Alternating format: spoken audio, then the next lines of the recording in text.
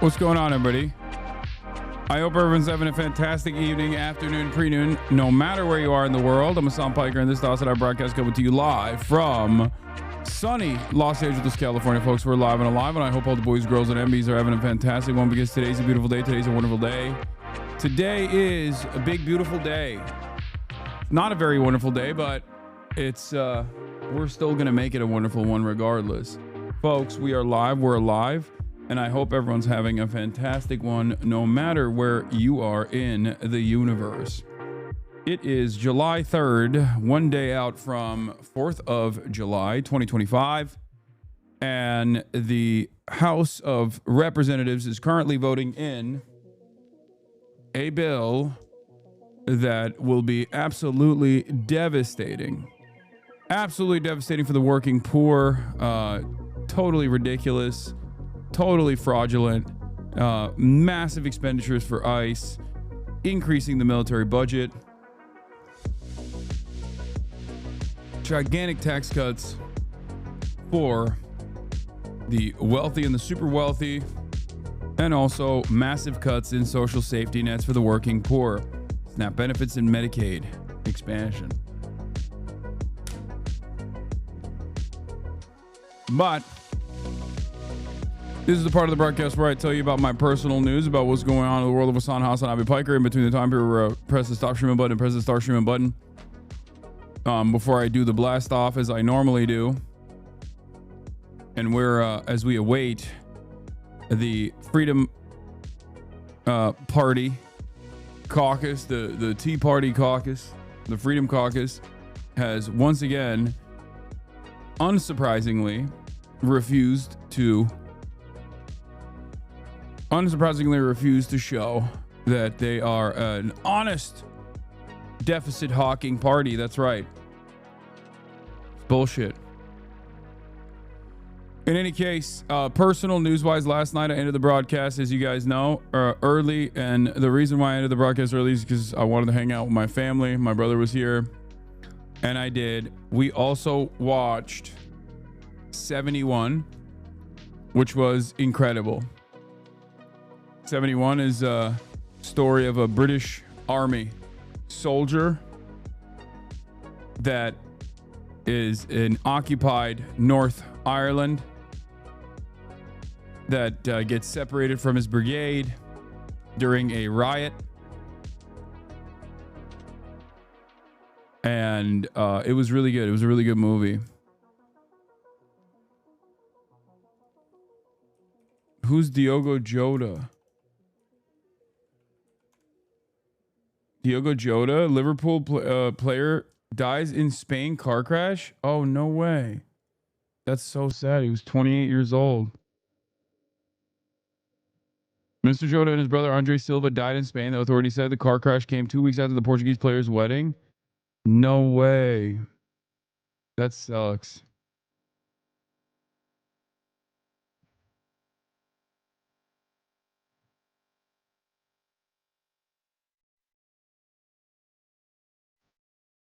He just won a European Championship and just got married. That is incredibly sad. The movie that I was watching was called 71. Okay. 71. That's the name of the movie.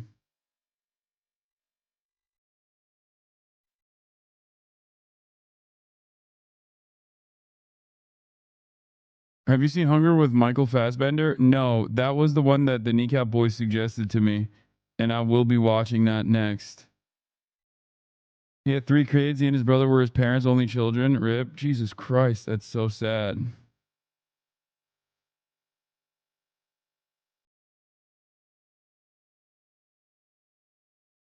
You're going to give me anxiety moving away from the vote like this right as the gap narrowed? Dude, what? Dude, here. What anxiety? What do you... It's over, okay? It's GG's. GG no re. You feel me? Here, we'll just tune into fucking Fox News and here. They were just barely hanging on. That they were really just trying to get this and then get to the 4th of July. The Tea Party caucus like buckled. The Freedom Caucus, the Freedom. 207 yays, 209 The fucking Tea Party car is buckled. Okay. Still look like we're just a few votes shy, 7 votes of the, 9 votes shy of that magic number. We're doing the math in real time. We go into journalism, so we don't have to do math. So I apologize if my counting is off. But the all indications here that Speaker Johnson is still on track for the victory. I saw a White House aide just a minute ago walk by, and I've been bugging this guy all day, and I've just said, Freedom Caucus is real. We'll see. Right, So you know what? Fuck it. I'm blasting it. As cautiously optimistic as they can, Sandra. But as Speaker Johnson made it very clear, he was going to get this to the president's desk and ready for the president's pen at any moment. Fair enough. We heard that confidence from him. We heard that confidence from Kevin Hassett, who advises the president on the economy at the White House, top of the hour. He said he's 100% sure that this will go through. Mark Meredith, we're watching the count. 208 yeas now for the Republicans on the House floor. Couple minutes left in voting. Trey Gowdy, want to bring you back in here. Mark, jump back in if you get a lawmaker who walks by you fresh off their vote. We'll certainly welcome their thoughts. But as far as the promises made by the Republicans, including what you just heard from the House Speaker a few moments ago, the promises for economic growth and prosperity that they are promising Americans will result from this bill. It won't. It'll shrink the GDP is what they're saying. So it's ironically not even economic prosperity on that end. Do we have a blast off meme or what? Yeah, I think the thing that we may not see is that the revenue actually, there are two ways to reduce the deficit. You can cut spending or you can increase revenue. I don't know that you're going to see that much increased revenue. The president's trying to get manufacturing here. That's going to take a while. But in terms of your tax returns, the Republicans would be smart to send out a mailer and say, this is what your tax returns would have been had the Democrats prevailed. I fucking hate Trey Gowdy so much. So that's their best Look at this point. kooky ass motherfucker. Look at this haircut, bro. What's the value of your life? But they do need to talk about safety. The number that matters there is the 9, not voting 9. Now, they're in their offices, they're working their way over, or they're on the phone with James Blair and the White House, Susie Wiles, saying, okay, we lost this round. Can you help us with X in the future?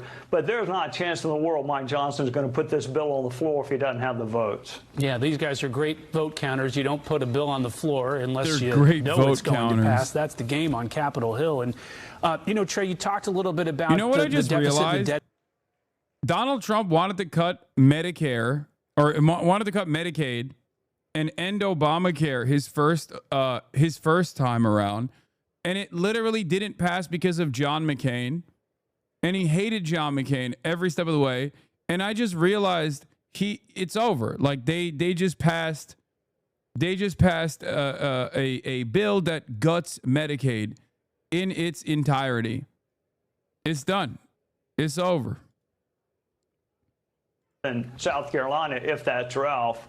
Okay, Trey, it's Fitzpatrick from Pennsylvania. Who did vote against the procedural vote in the middle of the night as well. So that's Brian Fitzpatrick R.I.P. in a very moderate district. I believe President Biden won his district in 2024. But Trey, go ahead, R.I.P. to people who are on SNAP. Yeah, I think the thing with the deficit, what drives our deficit and our debt's mandatory spending. And I've sat through many State of the Union addresses where it just didn't come up because it's not politically popular. Paul Ryan ran on entitlement reform, and they ran ads with him pushing Granny off a cliff in a wheelchair. So everybody talks about debt and deficits, but it's much more popular to spend than to cut. So I don't, until there is. Dude, he's talking about it like it's this is a fantastic accomplishment. He's like, it's much more popular to spend than to cut. He's right, which is crazy. But he's literally talking about expenditures for people, like life-saving expenditures for people. Yeah, I wonder why it's more popular to fund these programs than to cut them, dude. Well, but to your point, Eli. Yeah, big week. NATO. It's a list of wins he's put together, and President Trump is preparing to put together. I'm gonna fucking lose my mind. They're talking about this like it's a major W for Donald Trump. God damn it. Oh my God. These people are so incredibly stupid. They are so dumb. Everyone is so stupid. They just, another great victory for Donald Trump. Is he becoming president? Is he President Trump now? Is he President Trump? Like, please just factor in the impact. Please just do impact studies only going forward. Please, for the love of Christ. And that is going to be a very big, visible kind of party for him. Right. And again, this is a guy who, this is the guy who yesterday went to Alligator Alcatraz, right? This is a guy who knows how to brand and how to reach people and how to have a simple message, how to capture the public's imagination.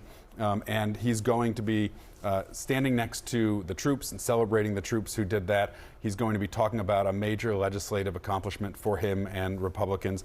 And those are really significant things.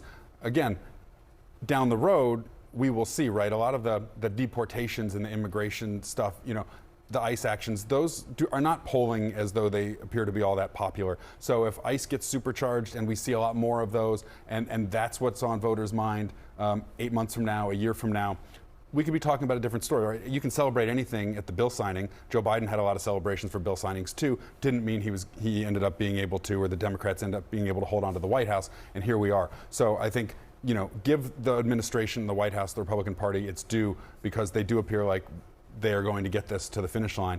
And it has been a string of wins, as they would say, over the last week or two. This is cool, man. Hey, but thanks. There is, a long way to go. Fantastic, by the way. This congressman, Representative Robert Bresnahan, sold his Centene stock, dumped it, okay? Centene provides healthcare exchanges for Medicaid. This congressman literally dumped stock in a Medicaid provider company right before this bill came to the floor. Don't be fooled. These guys know exactly what they're doing. Now, before you say insider trading, chat, it's worse than insider trading. Do you want to know why it's worse than insider trading? Because he's literally, he has the capacity to make or break this as a congressperson. Okay? It's not just that, oh, he knows that they have the votes for it, so this is the most opportune time to dump it. It's worse. It's market manipulation when you think about it.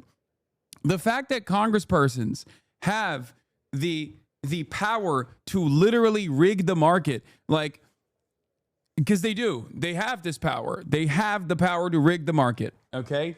It is market manipulation. It's not even like insider trading. It's one step above. What's crazy is I saw a post on one of those stupid Twitter, Wall Street Bets style accounts where they were like, damn, I can't believe Trump predicted exactly the point of market recovery. And it had 100,000 likes. And I didn't see anyone go, yeah, he didn't predict it. He caused it. It was showing it was showing the stock market dip, and then Trump going, buy now. This is the best time for you to buy. And then the stock market goes back on a rally, right? And now it's finally recovered back to the point it was at before Donald Trump talked about the tariffs. And it's thank God someone actually fucking responded to it, because this is what I saw. And it's he literally called the bottom. And I was like, yeah, I wonder why he called the bottom. Yeah, because he's the president. He didn't call the bottom. He created the bottom. And then he literally tweaked the faucet that was making the market bottom out. And right before he tweaked the faucet, he said, great time to buy.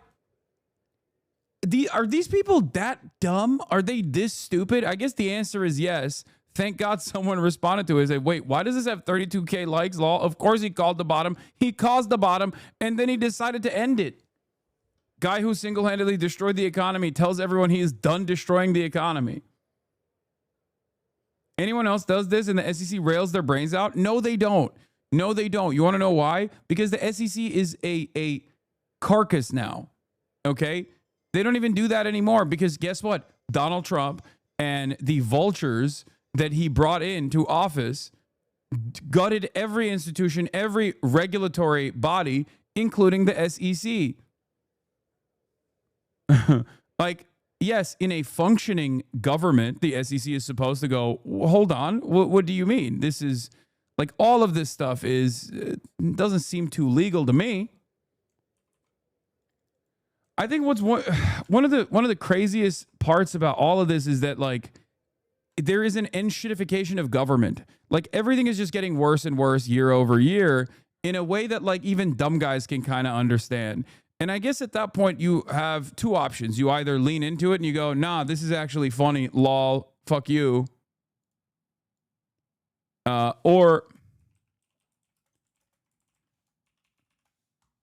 Or you just go, yeah, this is really messed up. I'm checking out. You know, I'm tapping out. I don't want to participate in this. I don't want to pay attention to this. I am not interested in this at all. You know? And so, yeah, if Democrats win the midterms, and you know, we have seen over and over again that the voters that turn out for Trump in a presidential year are not necessarily going to turn out for, you know, in those competitive races. The House passed it. The House initially came out with deep cuts, slammed it over to the Senate. The Senate literally added additional cuts that were even worse than the House's initial cuts. Then they passed it back to the House. The House said, okay, but this still has ginormous deficits. Maybe we won't vote for it because you have the Tea Party contingency within the Republicans who are like supposed to be quote unquote deficit hawks. They're not, obviously. They turned around and they said they voted on it. Okay. So now it's going to go to Donald Trump's desk and he's going to sign it and he's going to make a big show of it. And every dumb guy, get ready for every fucking moron whose parents are going to die, okay?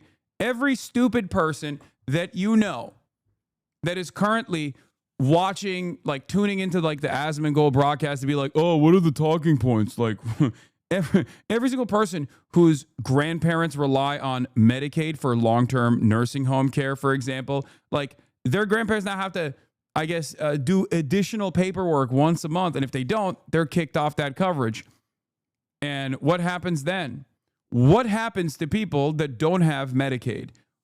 It's already an insane process to qualify for this stuff.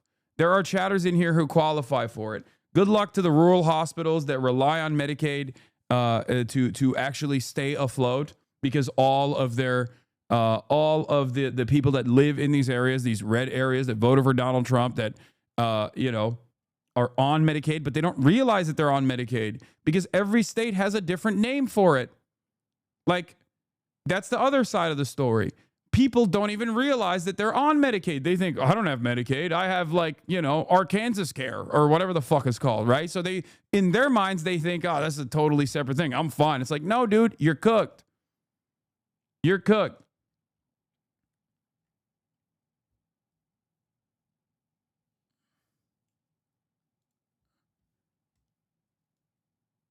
Three Democrats who died this year would have sunk Trump's big, beautiful bill. The deaths of Jerry Connolly, Sylvester Turnell, Raul Grijalva, and their impact on Trump's sprawling spending plan have reignited fears about an aging Democratic Party. President Donald Trump's big, beautiful bill spending squeaked through the House on Thursday morning in a 2015 and 2014 vote. Two Republicans, Thomas Massie and Warren Davison, voted against it. GOP Rep Andy Harris of Maryland, chair of the hardline House Freedom Caucus, voted present, and two other Republican reps as well. Our Home is the name? Okay. Open RSS? I don't know how to do that. I'm just going to do the paywall remover. Don't worry. I'm blasting the paywall. I'm hacking. I'm a hacker, man. Trust.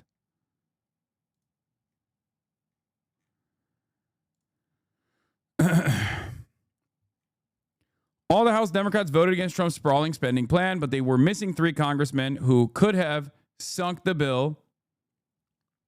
Bill's passage Thursday, just a day before the vote, the family of Representative Jerry Connolly confirmed the Virginia Democrat had died at age 75. Weeks after announcing his esophageal cancer had returned, Connolly had first revealed his diagnosis shortly after winning re-election last November. His passage was the third in a string of Democrat deaths in the House over the past 3 months, following the deaths of Representative Sylvester Turner, 70, Representative Raul Grijalva, 77 in March. Had all three been alive and voting as expected, the bill would have failed by a vote of 2017 to 2015. Or not 2015, sorry, 215. 217 versus 215. Now, of course, in that process, would the Freedom Caucus actually play ball? Most likely.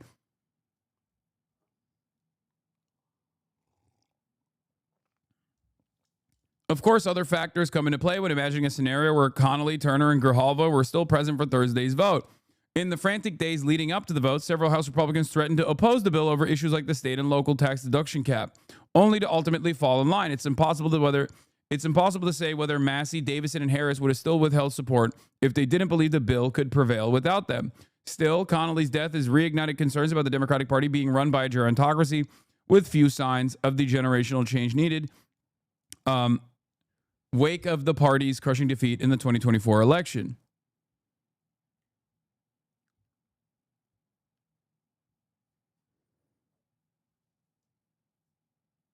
Fitzpatrick and Massey were the only no votes. This is when the bill was first passing, for the record. This is when the bill first passed the House of Representatives and made its way to Senate. How many Republicans have died? Evil never dies. I guess evil only dies if they're on the Democratic side, okay? But yeah, it's passed. It's over. The new agenda, the mega bill is now in motion. Now, there are a lot of unique things that the Republicans did that a Democratic Party could potentially take advantage of, but I'm holding my breath. I'm not holding my breath on waiting for the Democrats to take advantage of that. A new calculation trick that they implemented was the idea that the pre-existing tax cuts that were supposed to expire, okay, should not be factored into the deficit and should be made permanent. That was the new math that they decided to apply, which is just bullshit, okay? It's not how this works, obviously. There's a reason why those tax cuts are calculated in the way in 10-year increments. That is because they have to pass the CBO estimations, and they also have to pass a budget reconciliation, a more rigid analysis that budget reconciliation has. And that's the reason why they sunset those. That's the reason why tax cuts are slated to sunset. And now they've made that permanent with a simple vote in the Senate. They just rammed it through. They were like, this technically doesn't impact the deficit because it's already pre-existing tax cuts.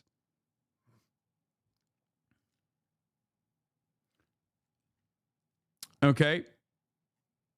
The filibuster obviously is a silly tool that doesn't work because you have the budget reconciliation that was the modus operandi in the past multiple administrations at this point, because it's the only way you can get a majority vote to win shit, to pass shit. And yeah, in spite of all of it, in spite of it all, they did it. They did the damn thing. Trump was able to whip the votes. ICE is going to go ham this weekend 100%. Oh, for sure. Do you think America is still robust to weather this? What? No, I think this is horrible. You are not aware of the Dems game? Yeah, he did it, dude. He did the dang thing. My goat. This is called sex appeal, okay? I don't want you, ladies, look away. You are not going to be able to pay attention to politics any longer because I'm showing you the sexiest man in Congress. A big badass over here.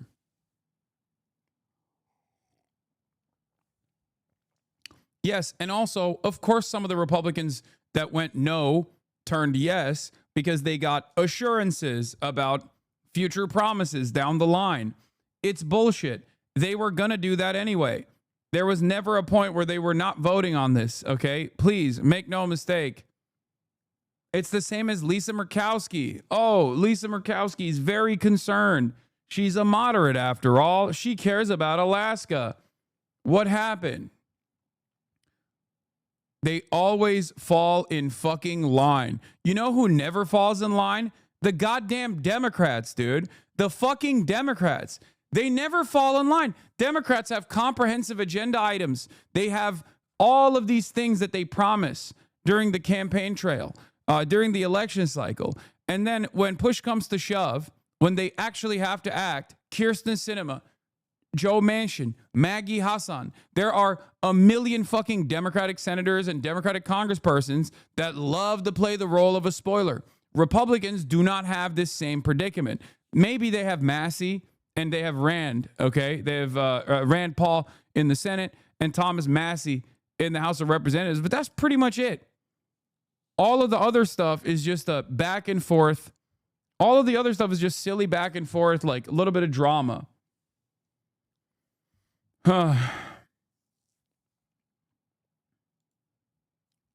Just remember that. A Dem takes office. It takes them 4 years to pass the We Love You bill, which grants a one-time $1,200 loan to black small business owners. Every time a Republican is in office, day one, they pass all the encompassing nasty motherfucker act that kills every living thing on God's green earth. It's true. It's true. We fucking hate you and we're going to kill you act passes in record speed time. Okay. It's every single time Republicans come into office, it's like, we fucking hate you and we're going to shoot you in the head act. And it's like, the act itself is, we fucking hate you, we're going to shoot you in the head. Melt the working poor legislation passes in alarming speed. Okay. You've never seen it. It fucking, it gives you whiplash. Yeah, yeah, Republican voters when Trump introduces the fuck you, I hope you starve and die bill.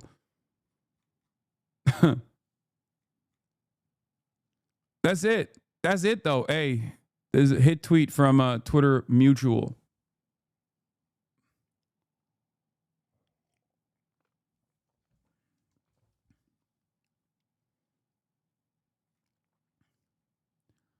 That's where we're at every single dang time, by the way. This is how it always goes. This is how it always is. Okay? It's like, did it pass? Yes, it did. It did pass. Okay? It did pass. At least I got the tax cuts, though. Oh, hell yeah, dude. Yeah, definitely. Me and Ma and Pa in the fucking trailer park, we are going to be cooking with this new tax cut. Thank God. Thank God. Oh, also, now I don't have health care because I have to literally check in once a month with the federal government or with my state government to tell them that I'm actually working. And the entire purpose of this paperwork is literally so I don't get that health care, by the way. Make no mistake. That is the whole purpose of this. The whole purpose of this bill, like the way that the insidious way that they cut Medicaid is by basically making you check in, okay? And then they're like, oh, sorry, you didn't look at this paperwork. It says that, it says that your coverage lapsed because your paperwork was wrong. You wrote your name wrong. Oops. Bye-bye. Don't die, okay? Once again, 2/3 of people on Medicaid are already fucking working, okay? 2/3 of people on Medicaid are already working. The idea that, like, this is to get them out, get them off their asses and go out to work is bullshit. It was never real. It's just to make the people that are already working on Medicaid get off Medicaid by putting paperwork in front of them, unnecessary paperwork in front of them.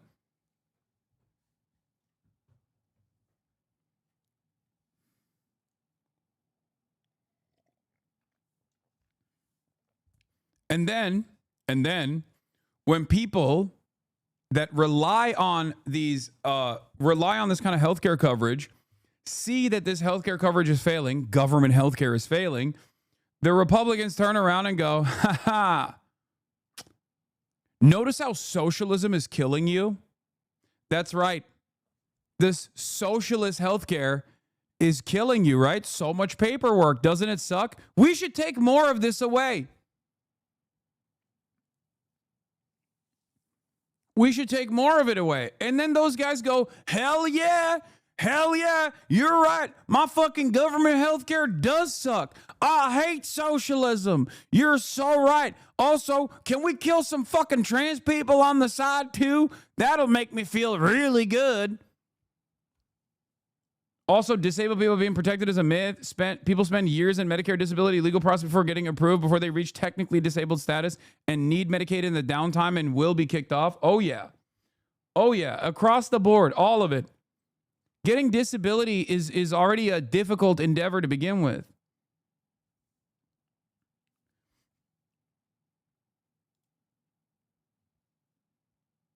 My grandpa can't verify his fucking identity with insurance by himself without my grandma's help. Half the time it gets denied because she's helping him too much. How do they expect people to do this shit multiple times a year? Every month, chatter. Every month. They don't. That's the whole point. They don't. They know that you won't be able to keep up with this. They know that many people are not going to be able to abide by these restrictions. And that's the whole point. That's why they get to say, oh, we're not cutting Medicaid, while they absolutely are cutting Medicaid. Adding any sort of additional hurdle in front of Medicaid recipients is going to cut Medicaid. And then you know what they're going to do? They've done this before. They've done this a million times.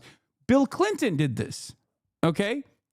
Bill Clinton did this with welfare reform. Democrats have done this in the past as well. Then they turn around and go, see, so many people are off Medicaid. It feels like we're making real progress here. Less people are relying on Medicaid than ever before. That seems awesome. That seems like America is now more prosperous than ever before. It's like, no, dude, it's because you kicked them off. They still need it. They just can't get it now. You fucking kicked them off. That's it. That's literally the whole point here. If your grandparents are on Medicare and you think they're covered, but they're in a nursing home, they're not, because Medicaid actually is what helps them pay for long-term care. If you're working, though, why wouldn't you get your health care from your job? Great question, chatter. Oh, my God. What a fucking incredible question. I wonder why. Maybe because some jobs don't fucking offer healthcare. And especially the jobs that don't offer healthcare are probably very low-paying jobs. So low that you can actually qualify for Medicaid. Have you thought about that? What if you got a fucking part-time job? What if you're doing gig economy work, which is like the only game in town now?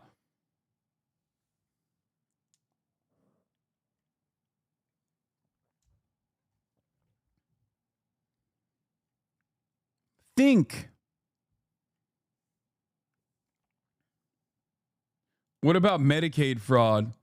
Yeah, exactly. Medicaid fraud. That's the other thing. The way these guys talk about Medicaid, you would think that Medicaid was actually just like paying poor people to sit at home and fucking eat chips and play fucking Call of Duty. That's not how this works. It's just healthcare, you fucking animal. That's all this is. There is no like scheme here. Okay? They literally were, I saw so many fucking Republicans be like, and I even joked about this as well, saying like, oh, lol, this is like Asmongold's fan base or whatever. But like, I saw so many Republicans be like, oh, people are no longer going to be able to sit at home and play video games in their mommy's basement. They have to get a job. It's like, dude, that's not how this works. Like, Medicaid is not a fucking payment plan for unemployed people. It's just healthcare, you fucking demon. You have it when you got your dick shot off at the congressional baseball game. You got premium fucking healthcare so they could sew your cock back onto your fucking pants, Steve Scalise. That happened for you. Why? Because you're a fucking congressperson. So you have platinum healthcare. Fucking asshole. Cutting spending in this bill, getting rid of a lot of waste, fraud, and abuse, putting work requirements, for example, in a program like Medicaid so that the truly disabled and needy will be able to get better access to Medicaid because those able-bodied adults who are turning down work, the 35-year-old who's sitting at his mom's basement playing video games, is going to have to go get a job again. Those are going to be good things for the economy, but it's also something that helps reduce waste, fraud, and abuse and saves hundreds of billions of dollars in those programs.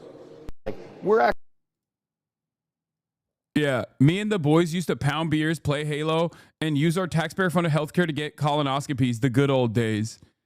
People.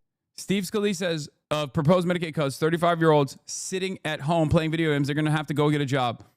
And by the way, it's a good thing for them. Their mom doesn't want them sitting in the basement playing video games anyway. Like, what is this? Like, how would someone's healthcare being paid for by the government, because they're so fucking poor, 2/3 of which are still, they have jobs.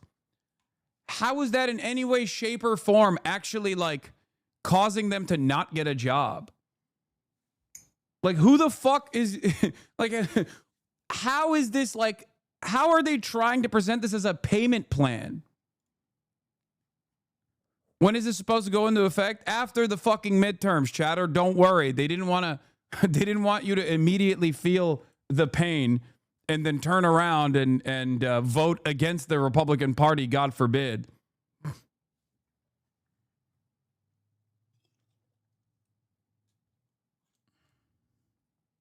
I think.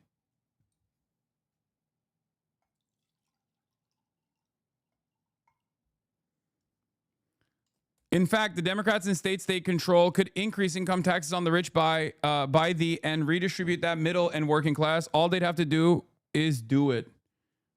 Before you insist Dems have no power to reduce Trump tax cuts for billionaires they say they oppose, remember, they have the power to now try to change state tax laws or to effectively repeal or reduce those tax cuts in 15 states where Dems control the legislature and governorship. That is what a serious opposition party would do, but it's not clear Dems are a serious opposition. Example. And then the example David Sirota uses is Kathy Hochul's refusal to fucking pass even a modest increase in the super wealthy that Zohran Mamdani was suggesting for New York City.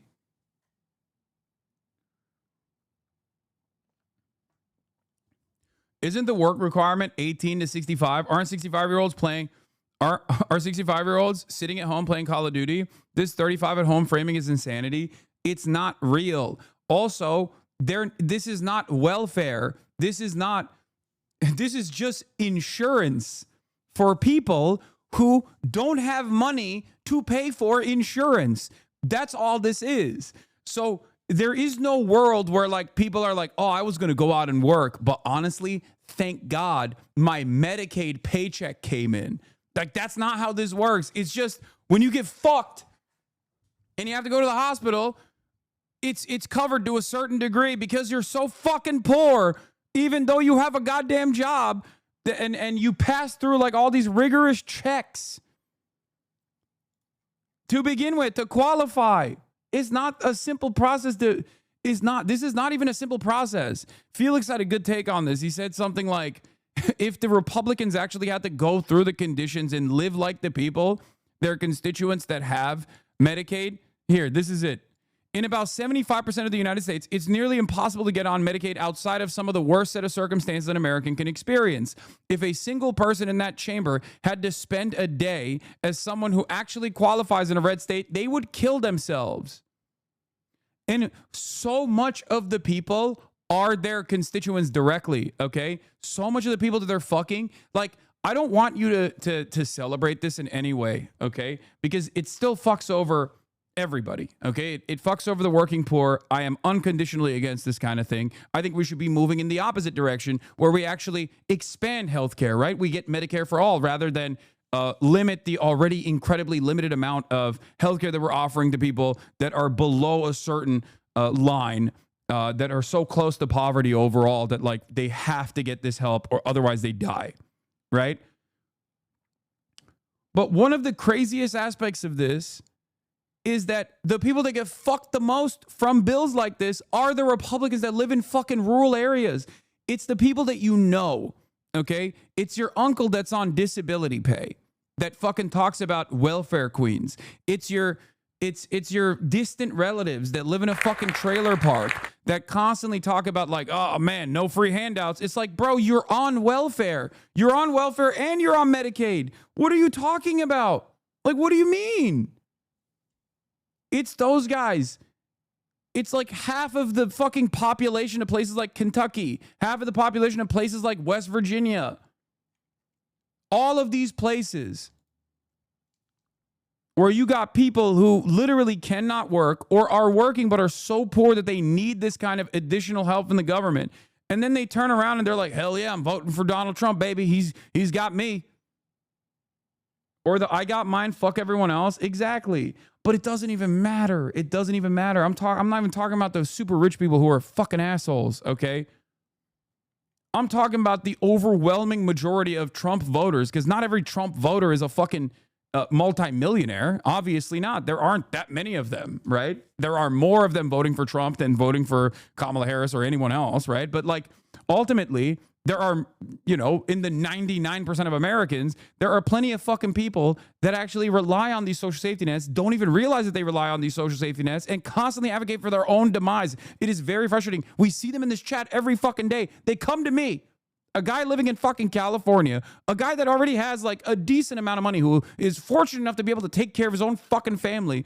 And they say, from their position of a working class American that relies on these social safety nets, they say, fuck you, you fucking idiot. Get wrecked. Oh, I bet you're malding now. I bet you're fucking malding, dude. It's like, yeah, I am. Because clearly I care about your fucking parents than you do. That's why I'm malding.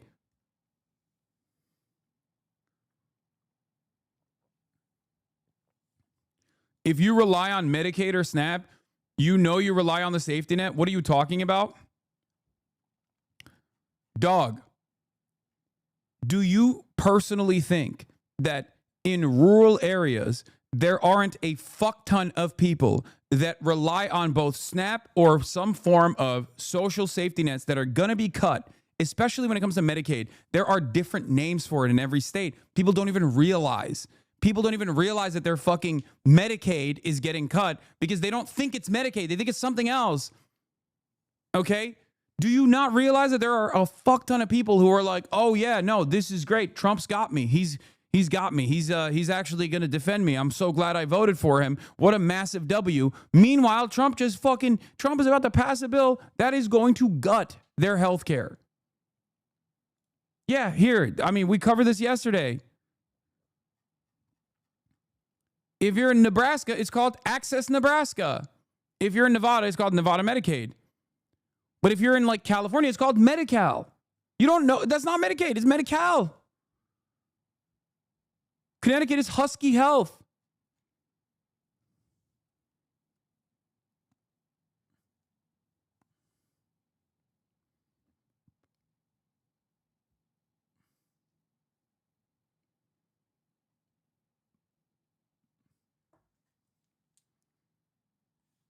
Don't worry, they'll be saved by the Trump 1000 and a new bank account.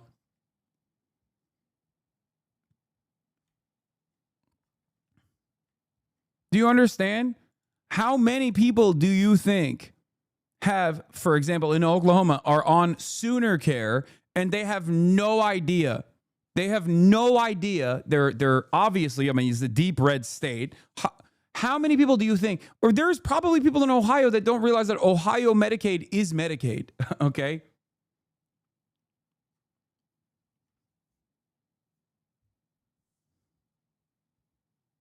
One in 4 Oklahomans are on Sooner Care. Are they at least increasing quality of care? What? No. Look at American healthcare broadly. We fail on every metric. No, this is not about increasing quality of care. As a matter of fact, it's going to decrease quality of care. You want to know why? Because not only will people not be able to pay for healthcare, so they can't go to the fucking doctor because they don't have healthcare any longer, because they fucking can't keep up with the paperwork necessary to maintain their fucking life-saving healthcare. But also on top of that, when less people go to the fucking rural hospitals because they're already in a state of disrepair and they heavily rely on fucking Medicare, or Medicaid payments, okay? Then those hospitals shut down. And then the existing hospitals that are now in a 100-mile vicinity that are in these big cities are now overwhelmed with the extra people that are using the emergency rooms for the most part.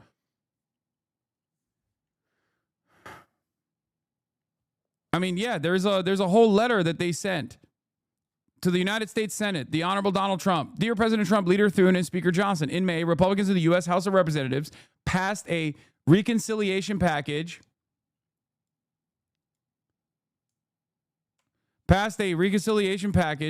That, if enacted, will impose the largest cuts to health care in the United States history, slashing funding for Medicaid and Affordable Care Act by more than $1 trillion and triggering more than $500 billion in Medicare cuts.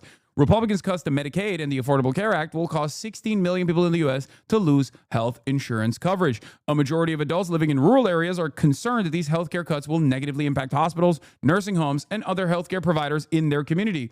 They are right to be worried, as these cuts will have devastating consequences for health outcomes, costs, and jobs, and the economic success of rural communities. Today, we write to you. Today, we write to provide you with the detailed information about rural hospitals that are uniquely at risk of financial distress and even closure, conversion, or service reductions because of the cuts in the House passed reconciliation package. The information provided by Cecil G. Sheps, Center for Health Services, research at the University of North Carolina Sheps Center, illustrates that your party's reconciliation bill will mean what your party's reconciliation bill will mean for the health of Americans living in rural communities.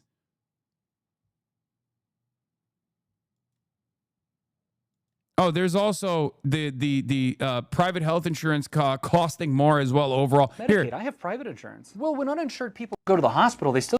Here. Why would I care about Medicaid? I have private insurance. Well, when uninsured people go to the hospital, they still get treated, especially if it's an emergency. And if they can't pay for those treatments, the hospital has to. So if you imagine 20% of the services that a hospital is offering are not being paid for, they have to raise prices for everyone else to cover that 20%. So then my insurance gets charged more and then they pass it off to me so my prices go up too. Yeah, exactly. Sign this? Oh. Wait, but the 20% has to be paid no matter what. So either it comes out of higher insurance rates or it comes out of Medicaid, which is paid from my taxes. I mean, I'm paying the same amount either way, right? Well, not quite. Because when people don't have Medicaid, the pool gets even bigger, which means that you pay more to make up for that. That doesn't make any sense. You said that hospitals have to cover lost income, not that their costs actually go up. Well, Medicaid gives people insurance, which is different than people not having insurance at all. Well, yeah, duh. Yeah, fair. What I meant is that when people have insurance, they're more likely to get preventative care. When they don't, they're probably waiting until it's an emergency. But emergency rooms are already astronomically more expensive to operate than primary care. And on top of that, people are now coming in with more complicated problems that require more expensive services, which cost hospitals. By the way, the hospital system is already busted right now in this country, partially as a consequence of private health care and the way that we have refused to nationalize the healthcare system in general. Okay? Hospitals already rely on donations to begin with. They rely on government subsidies to begin with to even operate. But then also on top of that, they are for profit. Okay? There's only one aspect of the hospitals where they can't deny you some kind of health care, and that is emergency rooms. So the emergency rooms are basically fucking overcrowded all the time. It is it's unironically a Band-Aid solution to long-term care. If people actually had the opportunity, if hospitals were free, if the healthcare system was nationalized, and people had an opportunity to go to the doctor more frequently, they would be less reliant on the emergency rooms. Okay? So when the emergency rooms are constantly overloaded, the quality of care diminishes as a direct consequence of that. Okay? And they can't deny you coverage. They can't deny you healthcare in an emergency room. You're fucking dying. They have to treat you. A lot of the people that use the emergency rooms don't have the money to pay for that that treatment. Okay? So then hospitals will take that treatment that they just gave away to this person who was too poor to fucking pay for it and slam that into other treatments that they can do to other people that have healthcare. This is how your fucking premiums go up for private insurance as well. The greatest way to diminish the stress that emergency rooms experience is, of course, long-term preventative care. Going to general practitioners, having a general practitioner to begin with, and being able to go and visit them frequently, and have your doctor give you advice on what to do and what not to do, so that you don't have these sorts of issues. But we don't do any of that. We don't do any of that shit in this country. Everything is so busted. But hey, guess what? It's fantastic for the GDP. Do you understand? It is fucking amazing for the GDP. It makes my dick hard how hard this entire sector that literally is just a expensive middleman that should not exist gets to exist and gets to get so much fucking government subsidies in the process. Oh, I love it, dude. I fucking love American GDP. Line goes up. Line goes up. Fuck yeah. It makes me so horny. I love when the line goes up. An entire fucking $1 trillion sector that literally should not exist. Even more money, so then the pool gets bigger. And then on top of that, you have to think about what happens when hospitals start closing. I have to drive further to get medical care. Maybe, but I mean, think about this. Even if you're in a nice area, some hospitals, especially in rural areas, have a higher percentage of patients that use Medicaid. And if they're not getting paid from Medicaid, they probably can't stay open. Then those hospitals probably shouldn't be open. If they need a government handout to be profitable, well, it's not a handout. Those hospitals are doing the exact same services as other hospitals. It's just due to who their patients are, the insurance that's Also, yeah, government handouts for hospitals. There's not a single hospital in the fucking nation that does not get a government handout, quote unquote. Okay? And they should. It should all be free. Every part of this should be dealt with through the government, okay? There should be no fucking profit incentive in any part of this process. Healthcare is an inelastic demand service, okay? Without it, you fucking die. This is literally Econ 101. It's not even, this is what you learn in the econ classes that you take. They don't pay a lot of attention to this concept after they just say inelastic demand and then they move on. And you're not supposed to think like, wait a minute, healthcare seems like that's an inelastic demand, which means that there needs to be severe government intervention, severe government regulation over this, because clearly if there's inelastic demand, that means that the people who are supplying could like set the prices to whatever they want to, and people still have to get it. Otherwise, they fucking die. Healthcare and pharmaceuticals and every part of the hospital system, every part of the healthcare system has to be not for profit. It's alarming that we have this concept and we're trying to eradicate this as well for the USPS, right? The United States Postal Service. It's not supposed to be for profit. Everybody understands, or at least most people understand, that it's not supposed to be for profit. It's a service that needs to exist, okay? You can apply that principle to healthcare as well, or should apply that principle to healthcare as well. But people seemingly don't do that. Reimbursing them is Medicaid. If they close, that means that there's more people in my emergency room the next time I fall off a ladder? A ladder did that to you. Oh, yeah, well, I fell on a pipe. Oh, okay. Well, I mean, it's everyone's emergency room. The thing is that those hospitals are competition. Hospitals want to make money too, and if they don't have competition, they're going to raise their prices. So even though I have private insurance, kicking people off Medicaid means that you're doing work that you're not being compensated for. So you need to raise your prices, which means passing that on to my insurance company, who then passes it on to me, which means I have less money. It also means that I drive further and wait longer for probably more rushed medical care. Yeah.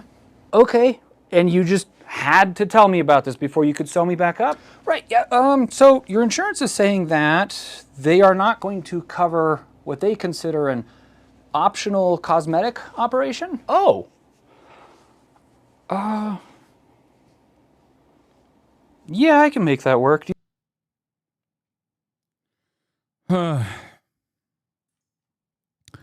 It's already happening.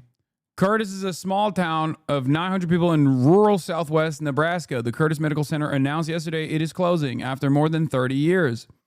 It is the only healthcare provider in the community. They blame Trump's Medicaid cuts. And this just into our newsroom, a medical center in Curtis deciding to close.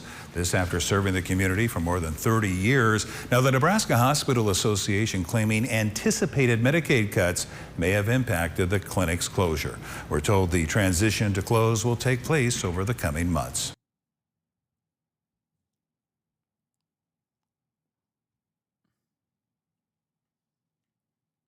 Related.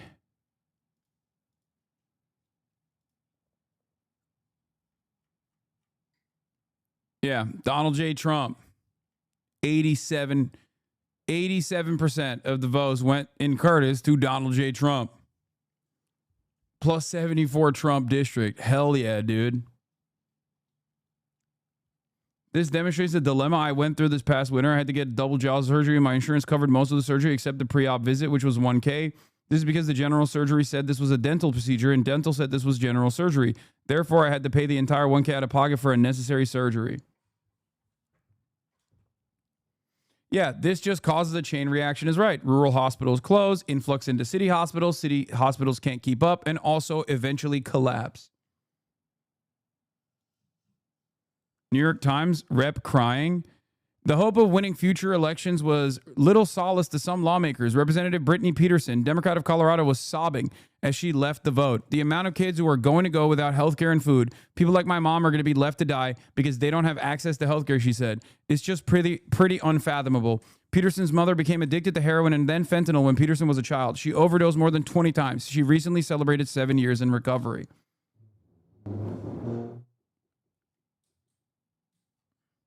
This is the one aspect where Democratic ineptitude certainly plays a role in Republicans dominating like this, but this is a clear case of the Republicans being overtly evil, okay? When it comes to domestic engineering, I talk about this all the fucking time.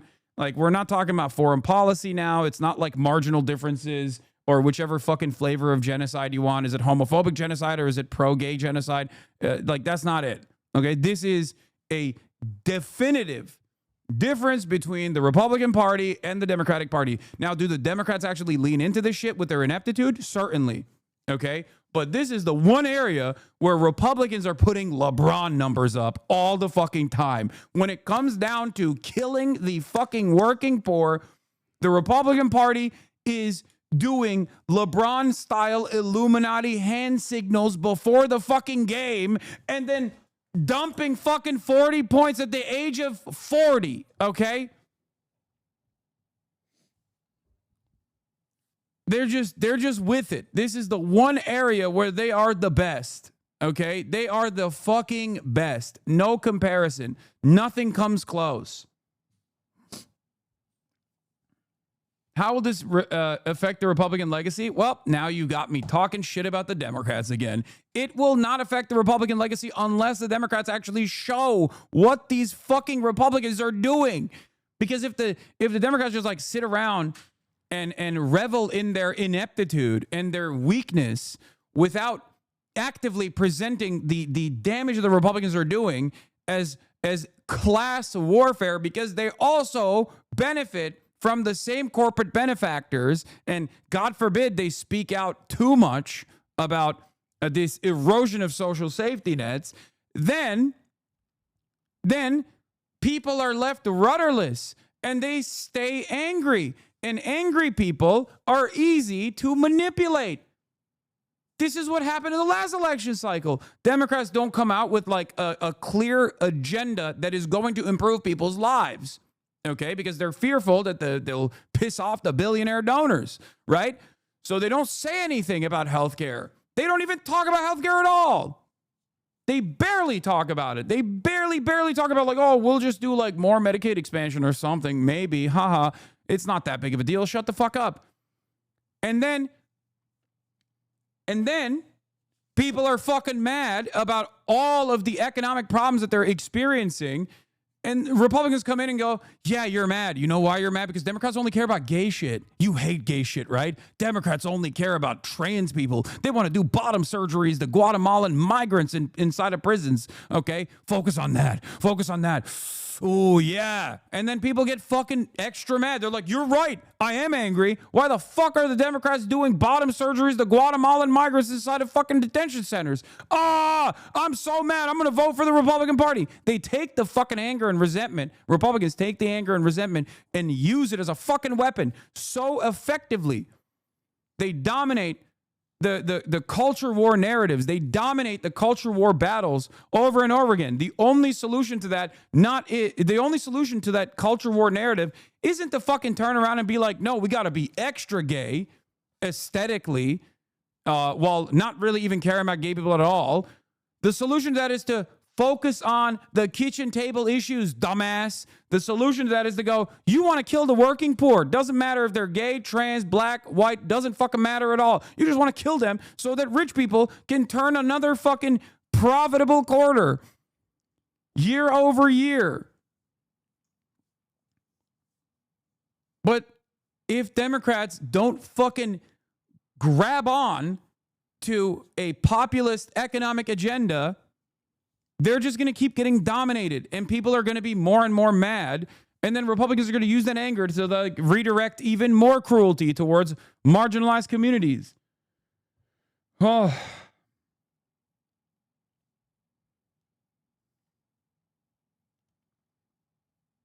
Speaker is taking questions on the bill live. Let's hear what he has to, what this fucking porno demon has to say.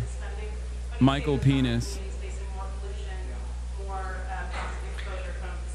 Look, I think a lot of the estimations about what this legislation would do in a negative manner to communities in my state or any other are far overblown. I can tell you that this bill is going to be a great thing for everybody around the country, my constituents especially. What's good for Louisiana is good for America. We've got great tax policy here. I think they're going to feel this pretty quickly. Oh, they're going to Wages feel it will all right. rise. When the remaining rural hospitals in Louisiana close down, they're going to feel it so good. Increase dramatically. I think unemployment will be low. We're going to duplicate what we did in the Let's first take a look at his state, okay? Let's take a look at Louisiana, one of the worst states for wealth disparity in the entire nation. How many people are going to get kicked off their health care in the state of Louisiana, you might be asking, with this new big, beautiful bill? The number is 267,550. That's right. Here it is.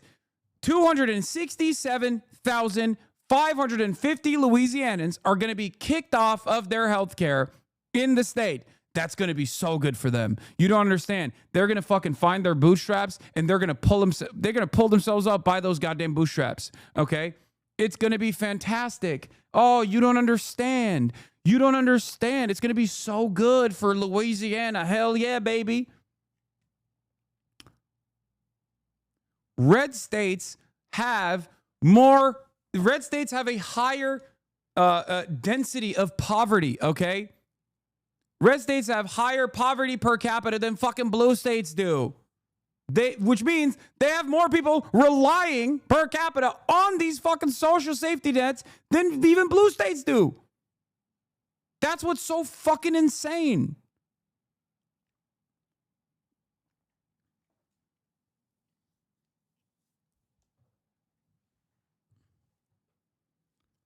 And the craziest part about this is that we have so much money. We have so much money. This is the wealthiest nation on the fucking planet, okay?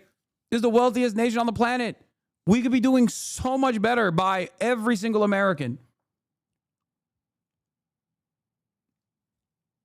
Yes, I said fat on accident. I was reading chat and I accidentally read something in the chat. Shut the fuck up. Stupids. Shut up, stupids. Offensive as the woos hold out Republicans going on to say Mr. Trump has many ways of making members do what he wants. The all-powerful party boss can be frightfully vindictive. Republicans live in constant fear. From Florida. How many people are going to get kicked off of healthcare in the state of Florida? Let's take a look. Let's take a look. Let's look at those numbers, baby. Get those numbers up. Get those numbers up. We got to get those numbers up, baby. In the state of Florida, okay, in the state of Florida, 1.9 million, almost 2 million people are going to lose their health care in the fucking state of Florida. Let's see how he's responding. The president came in and was trying to work with members to get them comfortable. Another thing to understand is, listen, at the end of the day, Donald Trump is a businessman, ladies and gentlemen. If he has to use the stick, he'll use it. If he has to use carrots, he'll do that too. He's about accomplishing the mission, period, point blank. And so a lot of colleagues saw yesterday was President Trump leading the Republican conference to make sure that we delivered on all the promises from last year's election. We were able to do that. His leadership, especially these last 36 hours, has been tremendous. You know, I told him today, he's the closer. He closed this deal.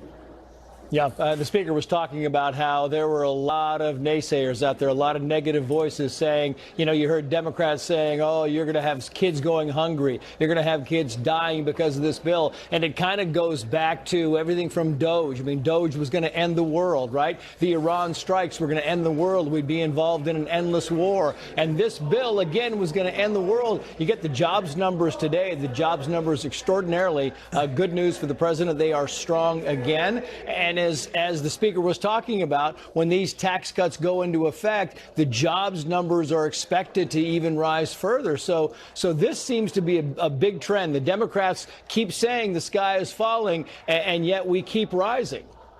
Listen, Trace, I'll tell you, by the way, nice suit, you look good. I will tell you this, it's about common sense policy. Low tax rates that allow people to thrive. Let working class people keep more of their money. Working class, middle class. I was a waiter when I was in college. I worked on tips. Being able to keep that in your pocket matters to people who are out there working hard every single day. It's about what they're doing on the administration side, cutting ridiculous regulation, stupid regulation that stifles investment, stifles capital formation, and stifles economic growth. You put those two things together with the... At this point, it's just autopilot. They do Reaganomics every time. Everybody knows it's fake. Everybody knows it's phony. It doesn't even fucking matter, though. It doesn't matter. It doesn't matter at all. Who is this for? He's just saying. He is just saying the fucking... he's just saying the talking points. That's it. And it doesn't even matter. Most people don't even realize the devastating impact. Okay? Most people don't even recognize the devastating impact. They're too busy. They're too poor. They're too broke to fucking take. They're too slammed to their fucking podcast in between the Uber deliveries that they're doing. And the podcasters are telling them, you know, trans people are killing you. They're killing your children. Undocumented migrants are going to do decapitations in every corner.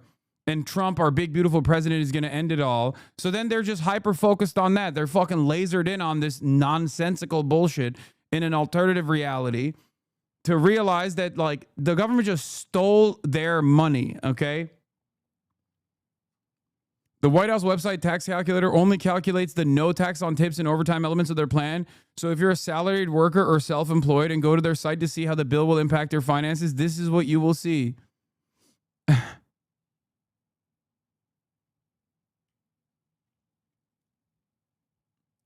One small victory in this hellscape is Elon cratering the Wisconsin Supreme Court election means we finally struck down the 1800s abortion ban here in Wisconsin.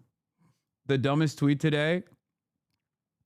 You'll notice all the Democrats will put out tweets that are basically the word for word the same. My favorite part of the talking point is blank million people will lose their health care. Pay special attention to the word of choice. Word choice of people. They won't say Americans because it's not Americans losing, it's the illegals. What are you saying?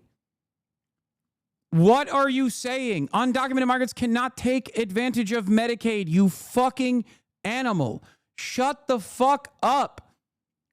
What are you saying? There are no migrants on Medicaid. They're just fucking lying. Ah! This is so stupid.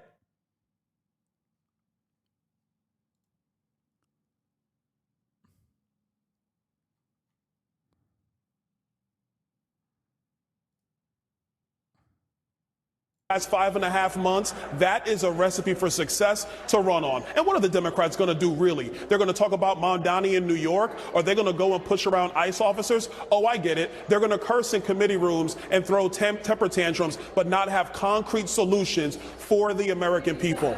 We feel good about our chances in the midterm elections. The wind is at our back. We need to go home and deliver results for the American people. And as long as we do that, we will keep the House majority and the Senate majority, and we will build on these successes for all of America. Congressman Byron Donalds, sir, congratulations to you and your party. Best of luck. Enjoy the 4th of July. We appreciate your time. Thank you. Well, meantime, the big, beautiful bill now heads to the White House, where President Trump expected to sign it into law tomorrow. That will happen, we are told, at 5 p.m. Eastern Time on July 4th. A huge win to kick off the holiday, the 249th birthday of this country. David Asman is standing by with more on the jobs numbers. Don't worry, the rich people's tax cuts come out instantly. Oh, my Lord. Holy moly. All right, let's take a look. Who benefits from Trump's mega bill? The ultra-rich, Dem lawmaker says. Let's take a look. Bring in now Democratic Congressman Robert Garcia of California. He's the newly minted ranking member of the House Oversight Committee. Congratulations on that election, Congressman. I wonder if Leader Jeffries, as we continue watching him here on the floor, gave any of you a heads up about what this magic minute would actually become here. Yeah, I mean, look, we're incredibly, obviously, proud of the leader. Doing a new third party, a new party announcement came. Holy shit! Finally, in that chamber, we've all been with him there. He's been now at it, I think, for over 7 hours, and he's out there not just speaking against a horrific bill for the American public, but he's also giving and creating time for folks to flood these offices. Calls are going into members' offices. Hasan, you know it's not every single person getting kicked off Medicare. Of course, that's the Republicans' end goal, but that's not what's happening here. Don't you think that hinders the message against this bill? What are you fucking saying, dude? What are you saying?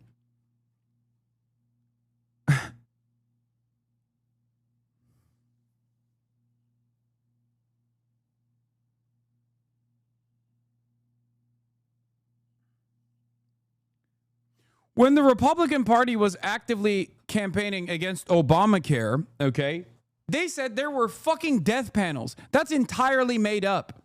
Okay, that's not a real thing at all.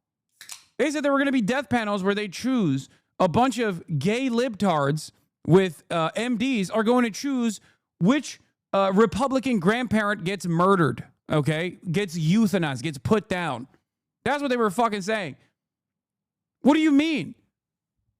The goal here is to kick off as many people off of Medicaid coverage as possible. The fuck are you talking about? Saying that these people are directly in the crosshairs and using those numbers is not inappropriate at all.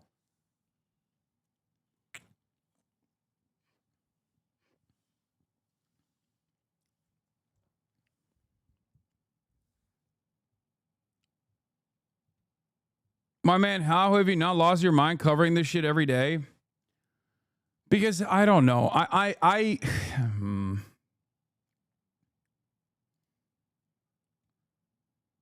New reporting reveals that Republican what? No, this is dumb shit. I don't know. The reason why I'm not losing my mind, I guess, is because I already know that this is devastating. And I already know my expectation is that Americans are going to be American politicians are always going to be absolute dog shit to the fucking working class.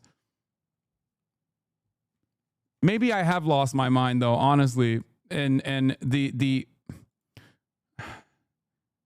I have lost my mind. What am I saying? I've lost my mind. I think that there is a change that we could actually implement in this fucking stupid ass country. So I must be a little crazy.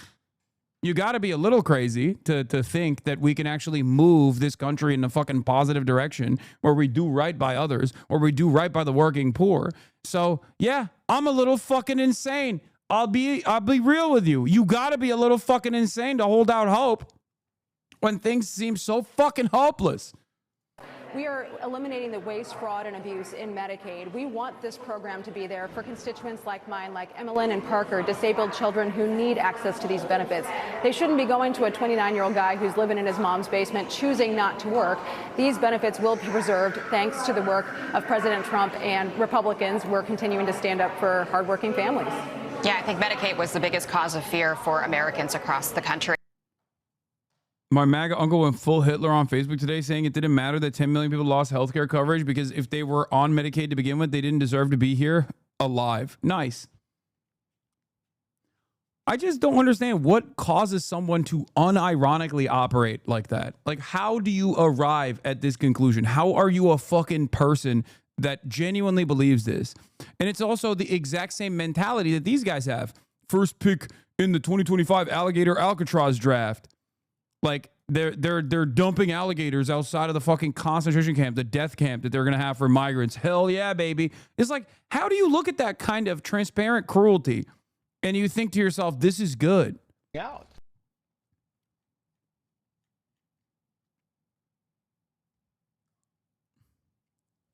I don't get it. I don't understand. I don't understand how someone becomes so selfish and so resentful and awful as a human being. Yeah, well, I just think it's interesting that all of a sudden people voted for Thomas Massie. Like, I don't remember voting for Thomas Massie with this. I remember voting for Donald Trump to get this bill passed. And I feel like a lot of Americans who voted for Donald Trump feel the same way, especially not only with Thomas Massie, but a lot of the other Republicans who are kind of leaning towards no. They didn't vote for these Congress people. They voted for President Trump. They voted for this. I don't remember voting for Thomas Massie. Okay, I guess you're not from his district, you know? That's kind of how this works. I don't know if you know this. He is a Republican representative in the House of Representatives. That's just not how things work. Okay. This mandate. And if you're going to vote no on this, then you're voting along with Democrats, especially Democrats like Maxine Dexter, who was on the Hill today dressed in a white robe, who also visited El Salvador to go see Kilmar Abrego Garcia, who killed Americans. Who killed Americans? Kilmar Abrego Garcia killed Americans. I guess you could say whatever the fuck you want. Dude, you can say whatever the fuck you want about undocumented immigrants, okay? Or even if they have proper work clearance. Like, this guy's a literal fucking union worker, okay, in the state. But because he's brown, you can say whatever the fuck you want on TV. You could be like, oh, he's a murderer. Same with Zohran Mamdani, also brown, Muslim guy, socialist. He wants to kill all Jews. Maybe he has killed Jews. Maybe he has tasted the blood of Jewish children and he wants more. Who cares? No one's going to check me. I can say whatever the fuck I want. It's crazy. It's actually crazy. You can say whatever the fuck you want about black people, brown people. You can say whatever you want, dude. It's awesome. Great stuff. That a lot of people are passionate about passing. If you're not siding with Republicans, then unfortunately you're siding with Democrats, anti-American. Might be leaving.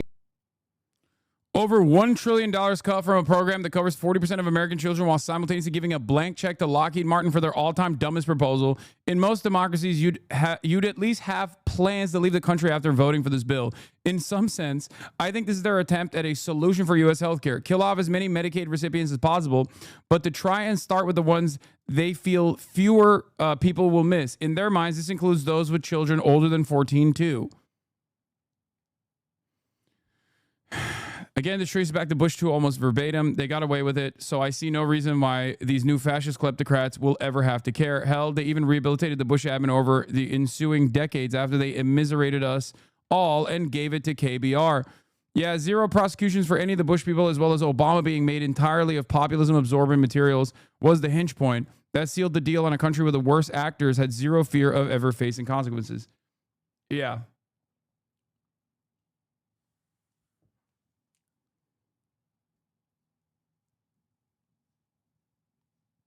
Oh, she apologized.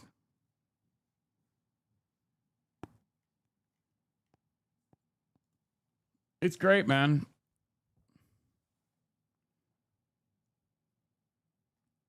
It's awesome. It's great. Fuck the working poor, you know? But guess what, dude? We got more money for some of the dumbest fucking hogs out there who are going to be doing black bagging, kidnapping operations without even revealing that they're members of law enforcement, okay? You got more ICE kidnappings that are imminent now. We will have more money for GEO and private prison contractors to set up concentration camps. More alligator Auschwitz all around the country. It's going to be awesome. The dudes who are working outdoors in 100-degree weather so you can get fucking avocados, okay? The dudes who are picking those fucking fruits and shit, they're going to get destroyed. They're going to be ripped away from their families, from their way of existence. They're going to get detained, kidnapped, and sent to El Salvador.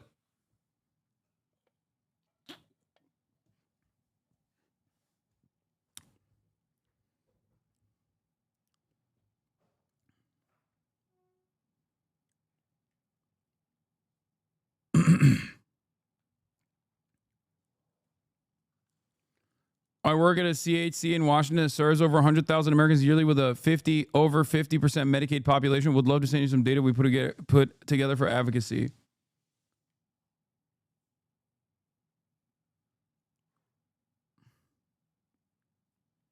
Didn't Trump just say we got so much money from the tariffs? Why aren't they at least using that rhetoric to say the deficit will be reduced by that revenue? What? Because it's also fake. It's fake bullshit. I'm telling you, yesterday, we were doing rain dances. We were praying for fucking rain, divine intervention to actually somehow disrupt this process. Because that is how fucking powerless the average American is to stop these sorts of things. These events are in motion. There's nothing you can do about it. Many people are oblivious to it. Okay? Liberal democracy at least makes you feel like you have a say in this process, but you fucking don't. If people were asked straightforwardly, like, do you think we should give a giant tax cut for the wealthy by cutting Medicaid for millions of Americans, by cutting SNAP benefits for millions of working poor Americans, I don't think there would be above a 10% approval for that, okay, in a straightforward referendum. No way, no how. But that's not how this stuff works. Pretty Big say in November, dude literally ran on this bill. Yeah, he ran on this bill. He did. Because if I recall correctly, he kept saying no cuts to Medicaid, no cuts to Medicaid. So no, I don't think he ran on this bill. You can say he ran on the tariffs. That's definitely true. But he abso-fucking-lutely did not run on cutting Medicaid so that rich people can get a tax cut. You don't have to defend Donald Trump on this especially. Oh my God, I'm on the tube. You're on the tube, lad.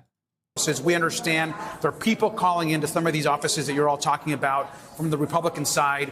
And he's really, I think, bringing life to important stories from across the country. A lot of us expected him. Yeah, he ran on a wall that Mexico was going to pay for. They didn't pay for it. He ran on tariffs that China was going to pay for. China didn't pay for it. He ran on mass deportations that were going to be great because there's so many criminals. They're not deporting criminals at all because all the fucking criminals that are undocumented migrants have already been prosecuted and are either in prison or have been deported already. He ran on no new wars, no more wars. He ran on ending the wars. Wars are still going on. Look at Russia and Ukraine. Russia is making new gains on the fucking battlefield. Israel has not even remotely stopped its fucking genocidal ambition in Gaza. Donald Trump has actually leaned into that. Then on top of that, we also fucking struck Iran, spending another $100 million to do that. Eggs are still fucking expensive. Milk is still fucking expensive. None of the prices came down. He lied about everything. And worst of all, you still got dumb fucks running around being like, nah, dog, we're winning so much. Why are we winning? Because the fucking libtards are mad. Brother, you're fucking stupid. Nothing in your life improved. You just have made up a villain in your mind to get angry at, okay? Are you tired of winning? So much winning. Mr. President, please, no more winning. We've won so much. To do something like this because he is that kind of a leader. But it's also really important for people to know that if this thing passes, 17 million people are going to likely lose their health care. Millions are going to lose their food assistance. ICE is going to be able to double the amount of detentions that they're doing across this country, targeting, as we all know, sometimes U.S. citizens and people with no due process. And all so that billionaires can get a massive tax cut. And so, I mean, we're incredibly proud of the leader. It may be that he breaks actually a record here in doing this, and it's a righteous cause to oppose this bill. And there is, I think, a fascinating parallel for those of us nerds like me who love Congress to note that the record that he would be breaking if he makes it would be an 8-hour and 32-minute record set by Kevin McCarthy when he was in the minority leadership role back in 2021, and Democrats were in the process of doing their own reconciliation on Build Back Better, a very different kind of BBB legislation. But one key aspect of this bill is that... I'm not kidding when I say this. I think if Democrats were real ones, they'd be doing like crazier shit. Like illegal things. Okay. If they truly wanted to stop this, they'd be pulling like fire alarms or some shit. They'd be getting arrested. Some of the most painful spending cuts, you talked about them, Medicaid, food stamp changes, they don't actually kick in until after the midterm elections. So does that make it harder for Democrats to campaign against them? You're talking to people in theory and based on projections, not necessarily tangibles. Now, I think people know what's happening with this bill. It's been very clear. I think that folks understand, and we're being flooded even in our offices with folks that are scared. They don't want to lose their health care. They understand the stakes of this bill. And so it's going to be very clear. Obviously, these will kick in a couple of years, the actual cuts themselves. But people know and are going to expect that their health care and American health care is going to move backwards, not forward. Less people will have coverage in this country, not more. And that is going to impact every single state across the country. Governors and states are going to have to make very difficult decisions about who stays on their state plans and what is actually funded. And so it is crazy to me to think that these Republicans are willing to throw their own constituents' health care aside so that their richest constituents can get a tax cut, so that Elon Musk can get a bigger tax cut, so that larger corporations can save and get more money, yet nothing for lower income folks, for middle class families who are looking at losing not just this, obviously, healthcare piece. Like the ICE expansions are so crazy.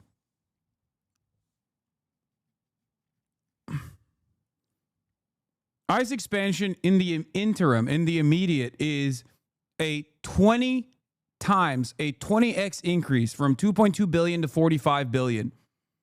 ICE's budget and the entire immigration enforcement budget is now, yearly budget, is now larger than the fucking Russian military. Okay? ICE becomes the highest funded federal law enforcement agency in history with more money per year at its disposal over the next 4 years in the budget of the FBI, DEA, ATF, U.S. Marshals, and Bureau of Prisons combined. $75 billion for ICE detention and removal, $65.6 billion for CBP infrastructure, hiring, and tech, $10 billion for the DHS, Department of Homeland Security slush fund, $3.5 billion for state enforcement, and more. The total number that they gave immigration enforcement is $175 billion with a B dollars. $175 billion. Why is Donald Trump spending so much money on immigration enforcement? Well, let's take a look at what Donald Trump has been doing so far as immigration enforcement. Doesn't like when someone says something mean about Israel, boom, that's immigration enforcement. Look at Mahmoud Khalil. Okay?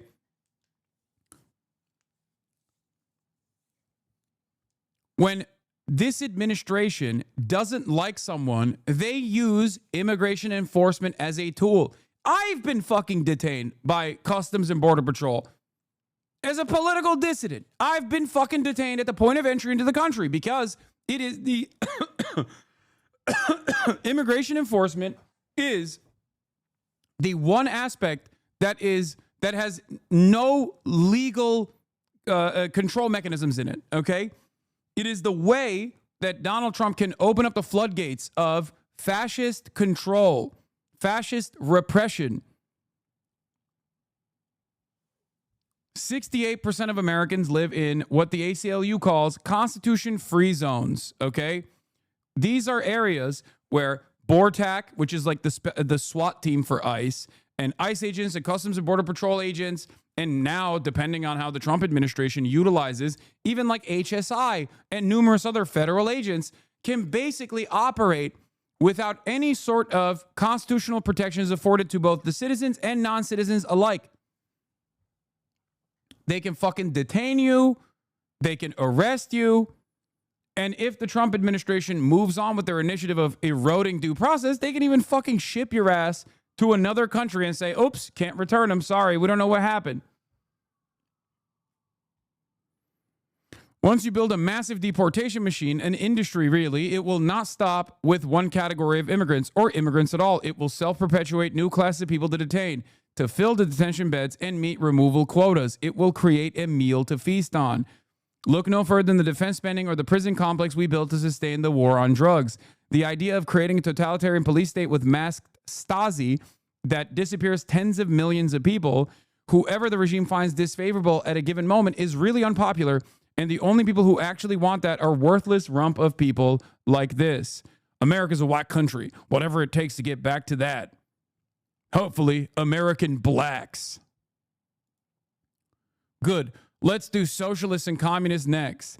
Here's a pic of he and I. I'm 5'11", and he's at least 3 inches taller, so you're not telling the truth. Breaking. The Desden father charged with child cruelty and animal abuse after security cameras captured him threatening his daughter, now has custody again of the 15-year-old girl. This is the guy.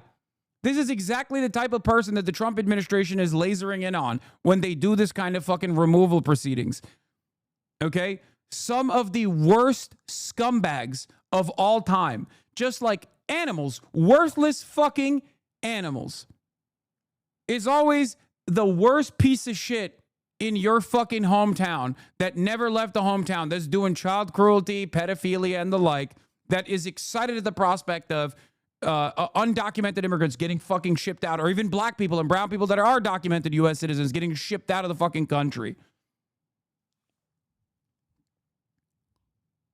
How do you design a future for this nation state by looking at some of the cruelest, most inconsequential psychopathic individuals? It's fucking insane.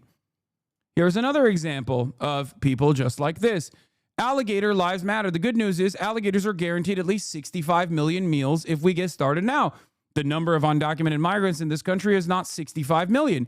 The number of the Hispanic and Latino population in this country, however, is 65 million, saying the quiet part out loud. Now, if you were to say, come on, Laura Loomer is some edge case. She's been banned off of every social media application. She has no power in the Republican Party. Maybe you were right at a certain point in time, but Donald Trump has called her a fucking free spirit after people were asking, why the fuck is Laura Loomer in your airplane, in your private jet, flying around and giving you advice? Laura Loomer herself has taken credit for all of the firings that took place in the Department of Homeland, not even the Department of Homeland Security, sorry, the national security apparatus in this country. She has Trump's ear. These are the kinds of fucking animals that are actually convincing Trump to do shit.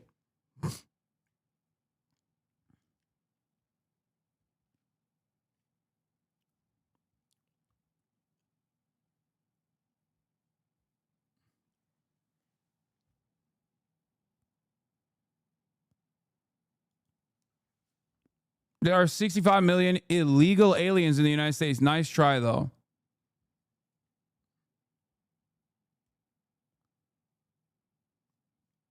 There aren't. Trump estimations that are bullshit, it says 20 million. The official estimation is 12 million.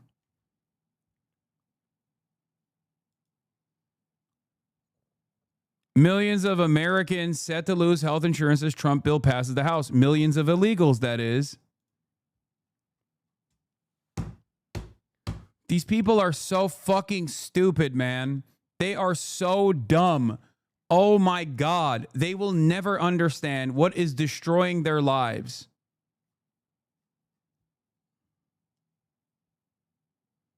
That's all it takes for these guys to be like back in the day, before the meta was blaming undocumented migrants for everything, was black people.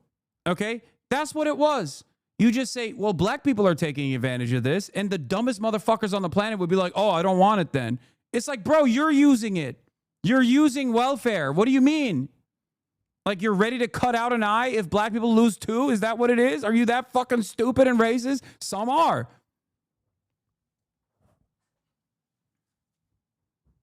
Some are. That's what the welfare queen mentality was about. Gutting social safety nets in this fucking country that give people a leg up in their most desperate times, okay, that allow them to survive, was picked apart because, you know, welfare queens. A black woman was taking advantage of the social safety net, so we have to take them away.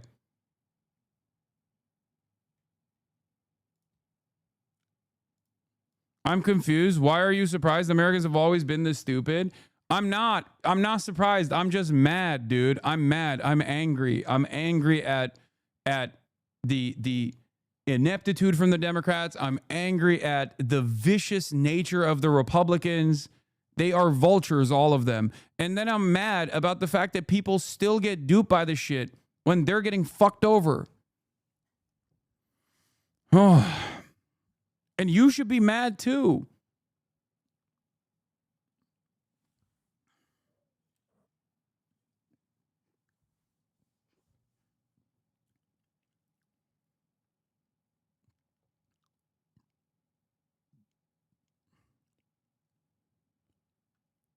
Oh.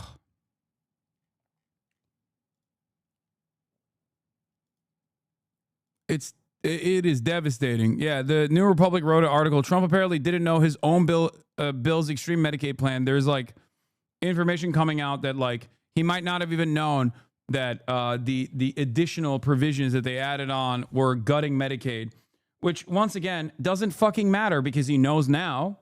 He can't play dumb any longer, but he's still pushing it through. So obviously he doesn't give a shit. But also those that are on food assistance and so much else. I will note that Musk has tweeted or posted rather multiple times against this bill, but I take your point about who could benefit based on these tax cuts.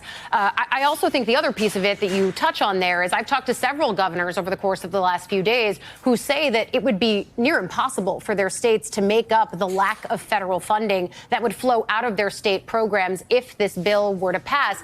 But I also would challenge you, in the 900 some odd pages, Congressman, do you see any silver linings there? Does it make sense to you at all when Republicans say, well, we're stopping taxes from going up, noting the fact that it's their bill from 2017 in the first place expiring that would cause those tax rates to go up? But is there anything in here that you see as potentially good, even as you warn of all of the bad pieces?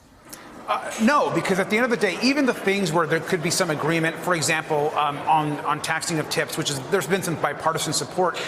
It's not set up to be permanent. It goes away. It's complex for people to be able to report it. So even the pieces where Republicans are trying to actually create something where there could have been bipartisan support, they didn't work with Democrats. It did nothing to actually reach across the aisle. And at the end of the day, middle-income people get absolutely nothing in this bill. All of the benefit goes to the ultra-rich.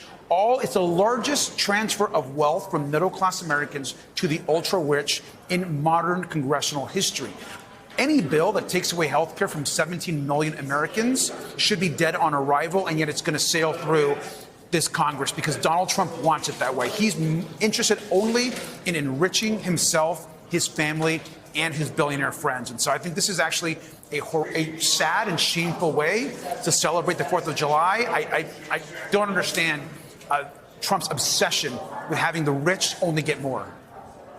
Congressman Robert Garcia, thank you for joining us. I'm sure we'll see you on the floor in the background of those shots of Hakeem Jeffries continuing throughout the day. Thank you.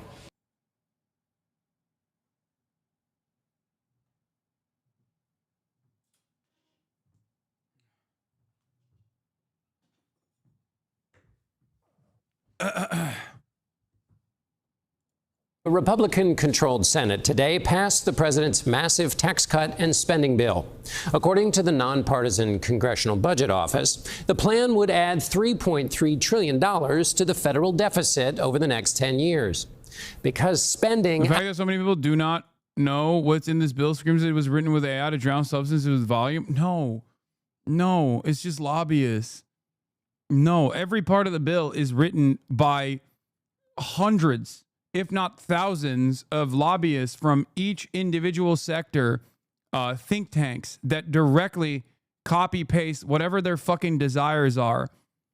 That's not how things work in Congress. It's not AI. It's real people writing these measures.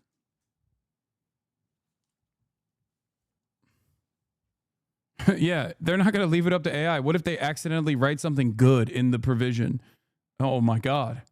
Because we all know nobody's fucking reading it. AI is used when you want it to fail. Okay? When you want something to fail, when you want like plausible deniability or whatever, that's when you use AI. You don't use AI when it matters. God forbid.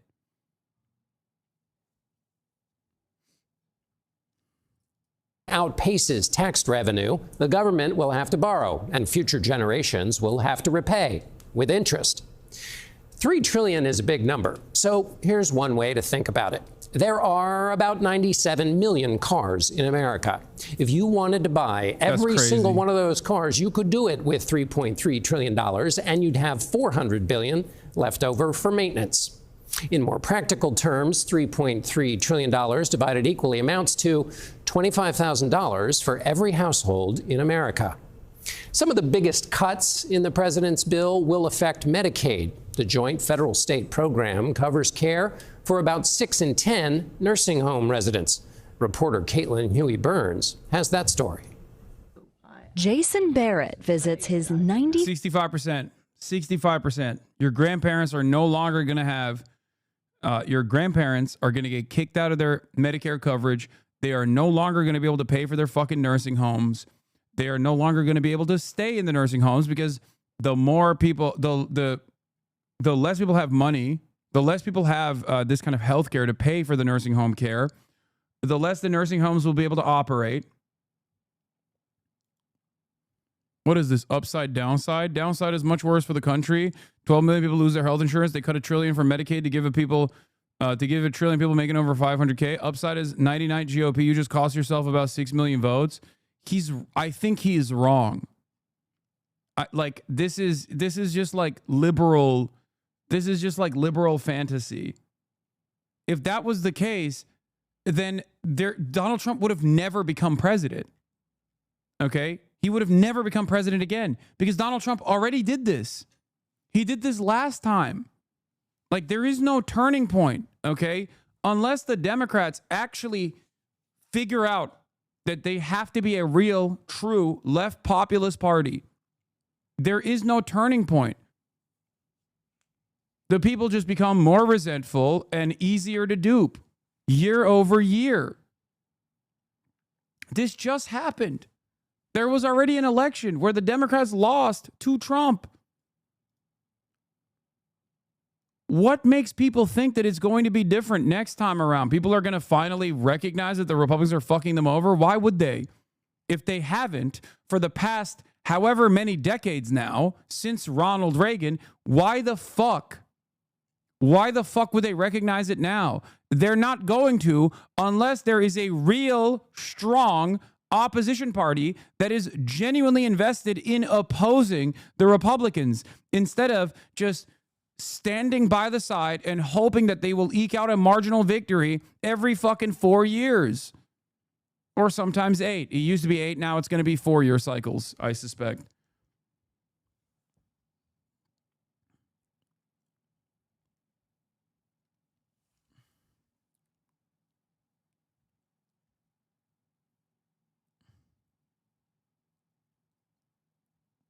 What time will you be talking about something other than American politics?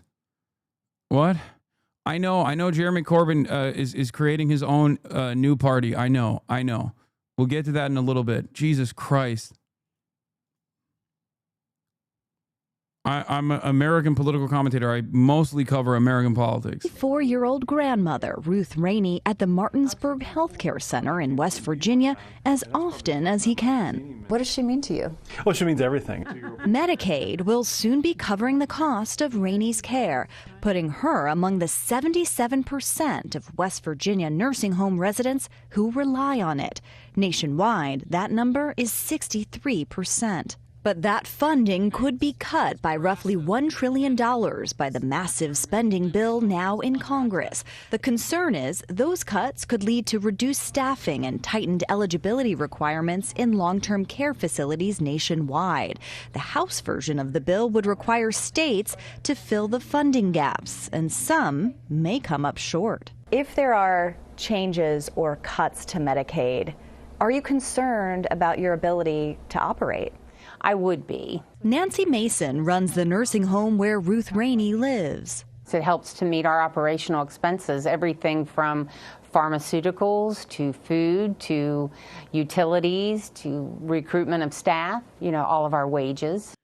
My MAGA cousin messaged me today about how disappointed he is because Trump said he wouldn't cut Medicaid and wouldn't start any new wars. I mean, yeah, good. Welcome them with open arms, okay? This is your opportunity. You have a unique opportunity to finally fucking move these goddamn people away from the stupidity that is the Republican Party. Don't make fun of them and do the fell for it again award, okay? These are your loved ones, your immediate loved ones.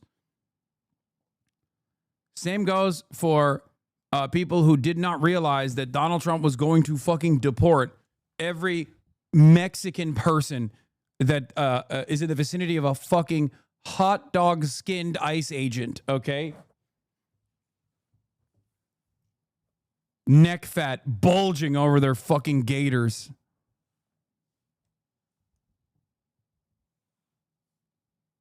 Use this as a radicalizing opportunity.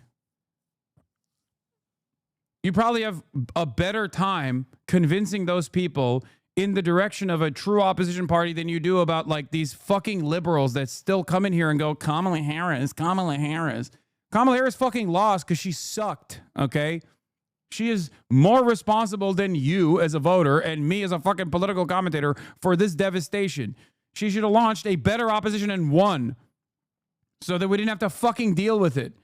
People are more ruthless about their favorite NBA teams than they are the Democratic Party. They don't even do team sports. It's something beyond team sports. They like develop parasocial relationships with politicians that don't give a fuck about them. It makes me crazy. Every Democratic Party voter is like a Jets fan. Year over year, they just keep getting dicked down. Doesn't fucking matter. Somehow we'll find a way. Somehow we have to act like, no, it's going to be different next year.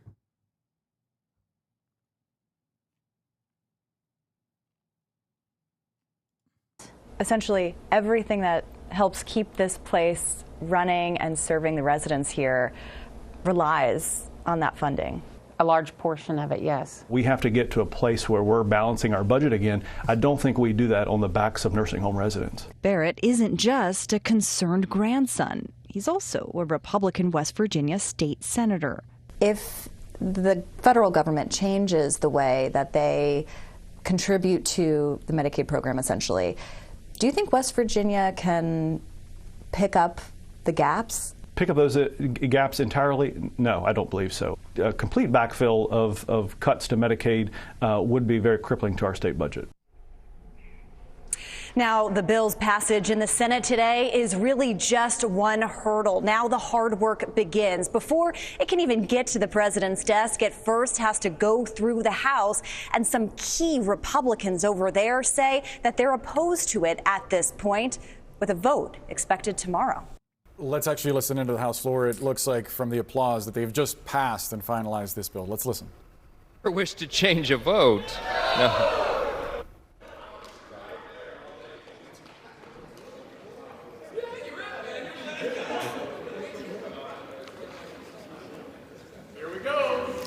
On this vote, the yeas are 218, the nays are 214. The motion is adopted.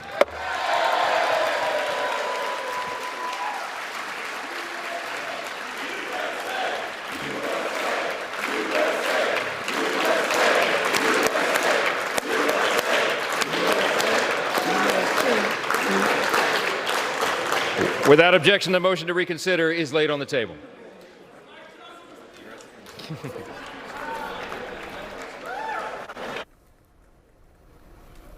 And with chants of USA Republicans securing arguably the biggest legislative win of President Trump's 2 terms. The final vote, 218 yay, 214 nay. Republicans getting this done and sending it now to the White House. Let's actually go there with CNN's Kristen Holmes. Kristen, I know the president was busy earlier with Idon Alexander, the American hostage that was released by Hamas earlier this year. Do you know if this has been watched closely by the White House, or was it presumed that it was going to pass?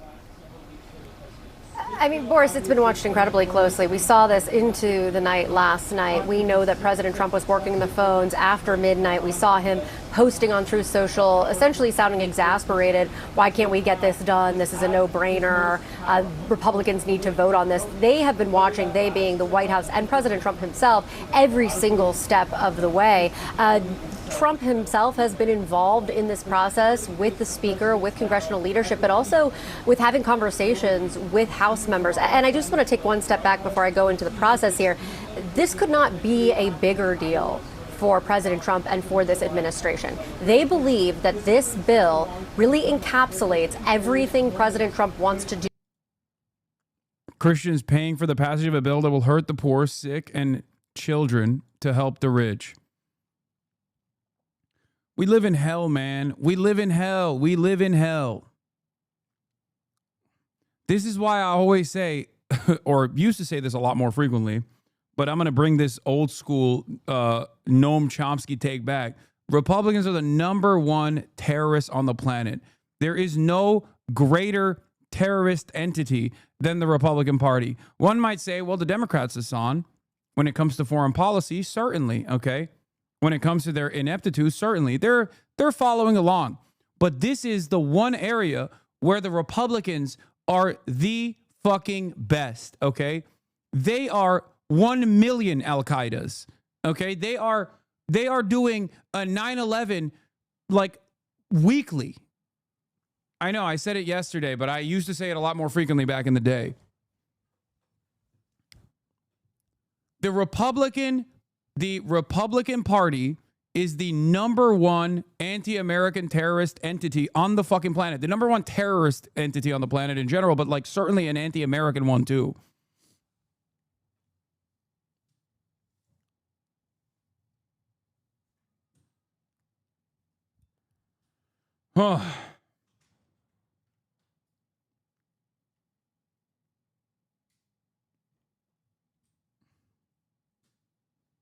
Incredible stuff.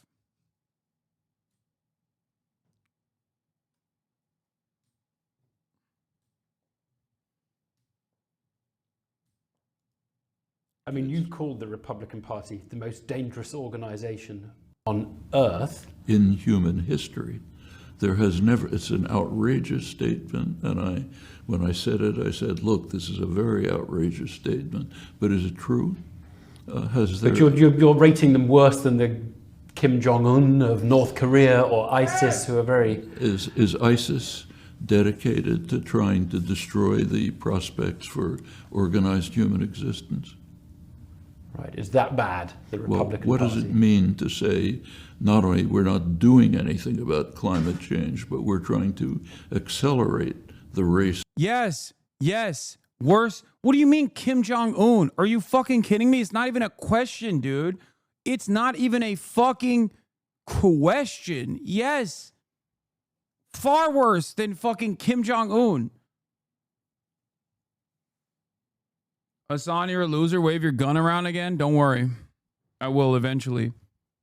How many fucking Iraqis did Kim Jong-un kill?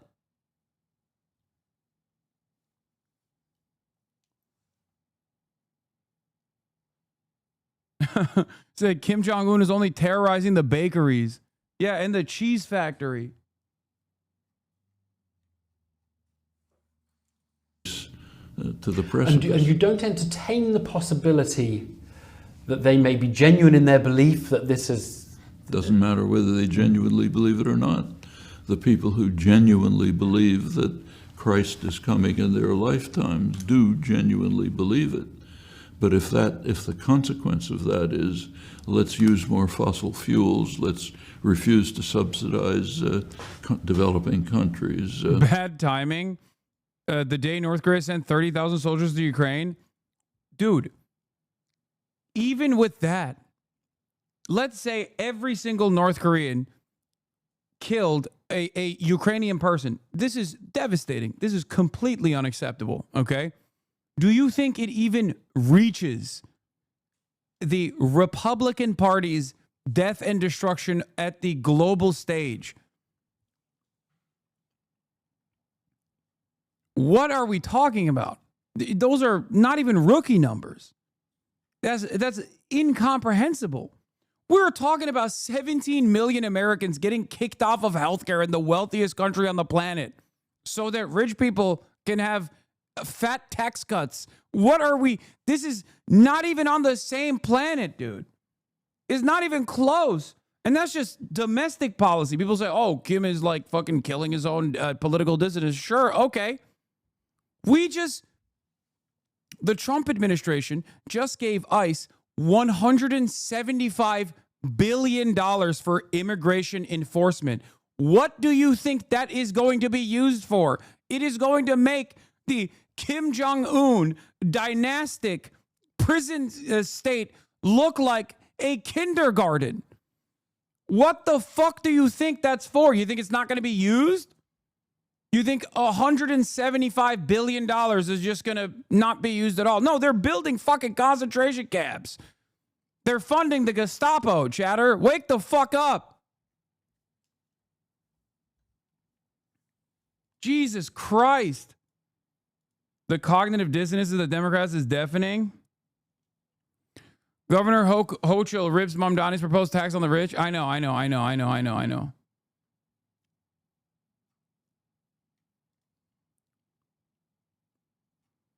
The ICE yearly budget is now larger than like virtually every other country's military. Okay? There's like 9 militaries that have a larger budget than ICE. That's one law enforcement entity in the country. One. Hasan was right about this since before the election. He called every step from the mass deportation to the camps. Yes. Every step of the way. And it's not even just before this election cycle. I've been warning about this for a long ass time, dude. It's not even new.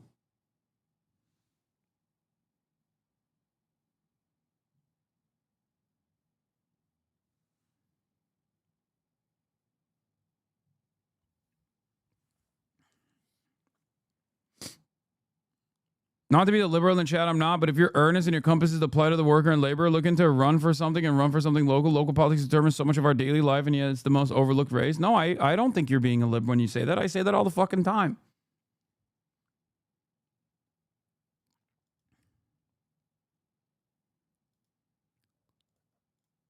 Do with his agenda, that his legacy is going to be sealed in some of the items that are in this bill. And that's why it was so important to President Trump to get this across the finish line. It has been something that has been weighing on the White House as they have been negotiating, having conversations, courting House members for months. I mean, I was told 2 days ago that they felt like they had these month-long relationships with House members, that they've been trying to address their problems for some time now. Now, the other problems with the bill, just to be clear, one of the other parts of this that I think might go unnoticed is how much this second term for President Trump is different than the first term. They have figured out in that 4 years that President Trump was not in office how to work the system in their favor. That was not something we saw during the chaotic first term. And, you know, in the last couple of days, we've been talking about this nonstop, this idea that, is the bill on the verge of collapse? And every time I spoke to White House officials, they said they like their odds. They think that they are feeling optimistic. And when I ask why, they just point me to what we've seen for the past 6 months, which was anytime President Trump has wanted to get something done in Congress, even with people opposing it, almost every time he has been able to strong arm something through the Senate, through the House that he wanted to get done in terms of his agenda. Now, part of that is there is a fear that President Trump, his team, will primary some of these House members. We saw that last night when he was posting online. He was kind of tapping into that fear. We also heard him directly say it when it came to Representative Thomas Massie or Senator Tom Tillis. But then there's also what we saw them doing behind the scenes, which was arriving at these meetings, the White House, with talking points for congressional leadership, for these House members who had serious concerns about parts of the bill. I spoke to one House member who was a no before they got to the White House. When they left the White House, they were a yes. And all the strong-arming, all the threats, all of that, in their mind, after the conversation with the White House team and going through all the aspects of the bill, they came to that conclusion on their own. They said that they were the ones who believed in the bill, even though they had been saying publicly that they were not sure about that. It was something that was very fascinating to hear. They understood how to talk to these House members in a way that they didn't the first term. It's really interesting. I mean, what you're almost saying there, Kristen, is it's sort of like the president and those around him. They're effectively the majority whip, right? They are whipping these votes and twisting arms to bring everyone home. Brianna, I don't know if that was directed at me, but I did lose IFB for about 2 minutes. If there, you could repeat that question. It was more an observation. I was just trying to slyly call back in, but I wasn't. Didn't even notice. So you are very smooth there. I wish for a future where the Democrats fought like a fraction as hard as the Republicans do for evil shit. Okay? If Democrats fought and did politics like half as aggressively for all the things that they promised on the campaign trail, they would be the most successful party on the planet. They would never lose an election. Like, they would never lose an election ever again. They would be putting up FDR numbers once again. We would have New Deal Democrats re-implemented. The American political structure would change dramatically. It would most likely breathe back life into the empire, too, for the record, if you're more predisposed with that sort of thing as well. Ironically enough, Republicans are accelerating the demise.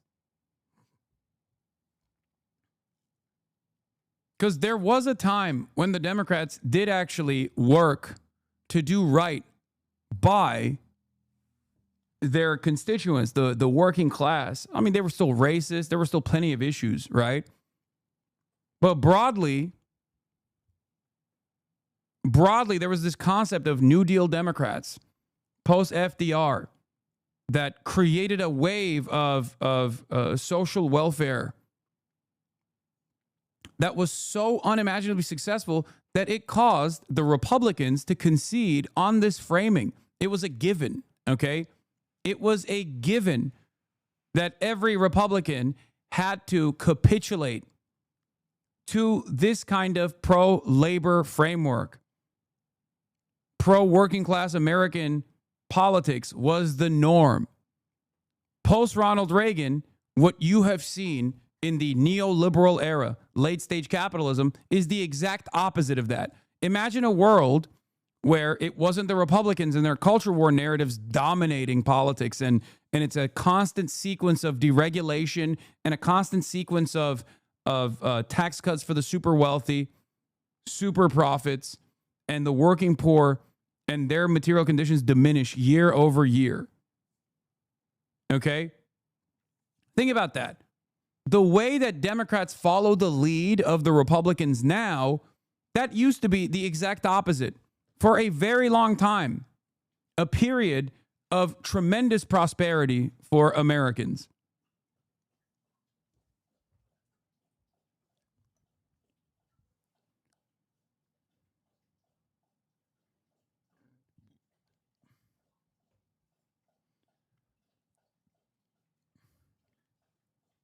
It could happen again. But not with the way that the Democratic Party is operating currently. Kristen. Okay, so, but he's effectively the majority whip, right? I mean, just how he whips these votes, calls people over, it sort of evokes that it sort of evokes that art that is very, it's difficult, honestly, on the Hill to do, but he's really sort of mastered how to do it and to use his clout with the action of just targeting each individual member. And you see here some of them taking selfies as they are celebrating this moment. He really has whipped these votes, Kristen. Yeah, and it's not just President Trump. I do think we need to be very clear here. They are using every lever that they have. We know that Senator J.D. Vance has relationships with some of. Do you think the downfall of America might be good for the global left? No, I don't think so. Because there is no downfall of America, at least in our lifetime. What we will experience is unprecedented violence and chaos and mechanisms of stability in the form of fascism.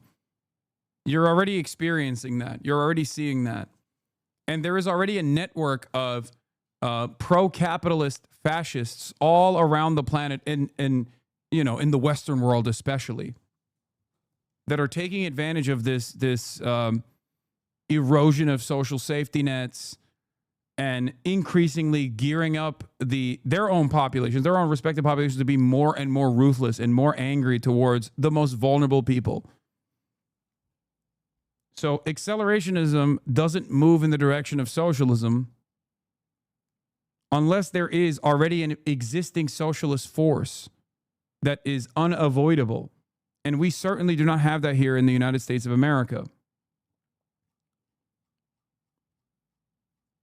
Accelerationism in America leads to fascism. That's it.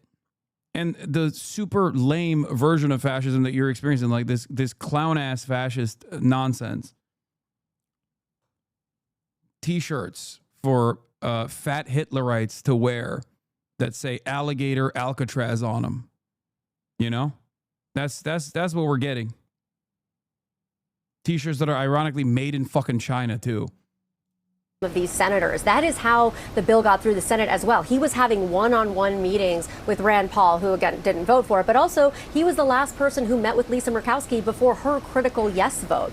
He was working every relationship he had, and it wasn't just him. It was all of the administration, all of the White House, their team up there every single day. And when it comes to the end game here, which of course for some of these House members is getting reelected, for others it's getting this bill passed, it's their agenda, their legacy. I do want to read you one thing that someone told me this morning, and I wrote it down because it goes to show you where his power is. And this was from a lawmaker who told me, Trump is in the strongest position of anyone in generations, probably ever, in terms of impacting primary. I heard you talk today about reps' effectiveness and their use of anger people have, in contrast with the Dems, but there's also that they actually use their supermajority to pass whatever they want. They don't have a supermajority. Look, there are structural limitations to the Democrats getting their wishes across as well. Structural limitations such as it's harder to build things as opposed to break them. It's much easier to break shit.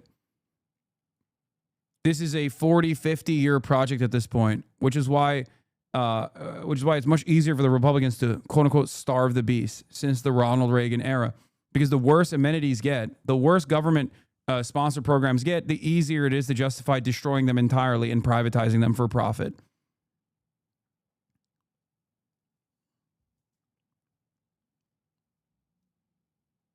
Okay? It's much, much more difficult, even if there was a willing, true opposition party in the form of the Democratic Party, and they were backed by the people.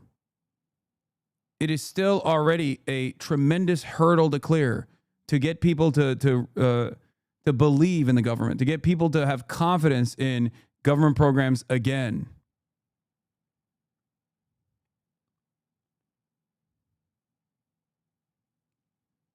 You understand?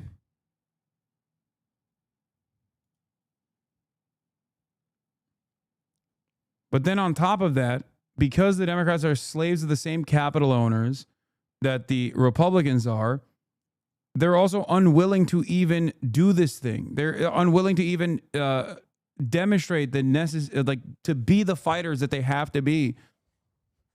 So there are structural limitations already But then there's also a lack of interest. That's why you have this controlled opposition structure in the Democratic Party. Primaries for Congress, so anyone coming from a hard right district, which is most or likely most of this conference, will have to deal with that. And he's just not going to tolerate people going against his agenda. And that was in the back of the minds of a lot of these members when they were casting this vote. We saw there was this whole scramble last night, I believe it was like midnight or 11, where they were saying, okay, we're not going to vote until tomorrow. We've decided, we're telling them we're not voting until tomorrow. Trump posts on Truth Social, we have the votes, we're going to vote now. Next thing we know, it's going into a vote. I mean, he's... What's the starving the beast angle for Medicaid? I can't understand what type of moneyed interest would oppose it. It's people who would not be a part of the private insurance market, so it's not them. The hospitals and their investors like it. Who benefits from cutting Medicaid? Is it just cruelty?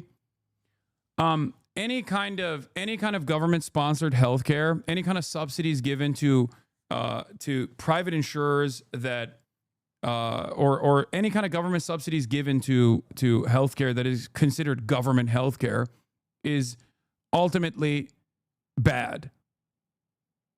It's the same principle behind austerity measures that are implemented in places with socialized healthcare systems so that you can brick the once robust medical coverage that was afforded to every single citizen unconditionally, like in the NHS.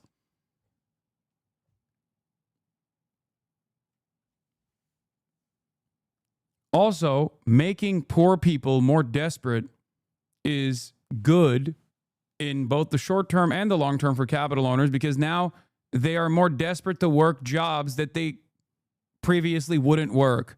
They're so desperate that they'll take on any kind of meager wages that are offered to them with no benefits whatsoever.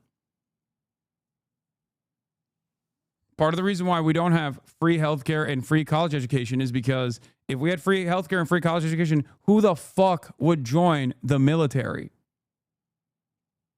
Who would join the military? Why do people join the military right now? They join because they want upward social mobility. They recognize the only way they can get it is through getting a college education. And the only way that they can pay for this incredibly costly endeavor is by selling your fucking body, mind, and soul to the state, to the Pentagon.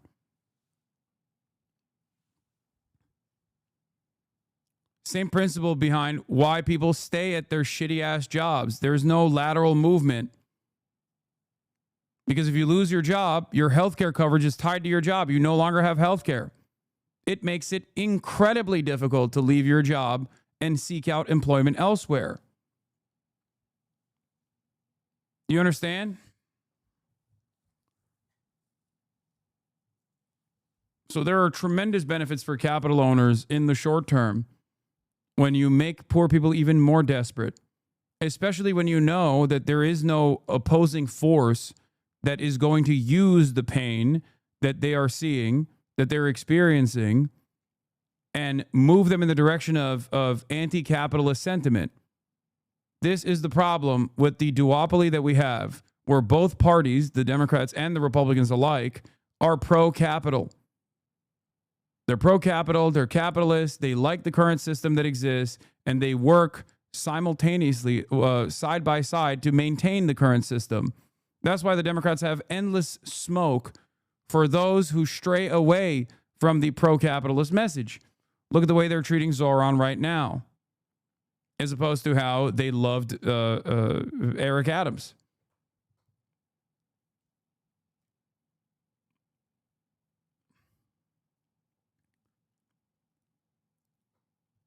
I'm not even saying that the Democrats need to be a socialist party, okay? They don't even want to be a social democratic party because that requires socialization.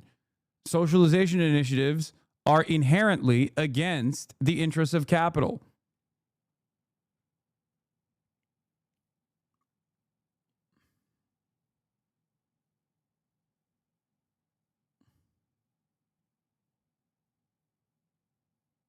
My dad is a conservative libertarian. Lol, even was like, it's getting to a point where he would vote Democrats because of Trump wrecking everything, but he's like, they're giving me nothing to vote for.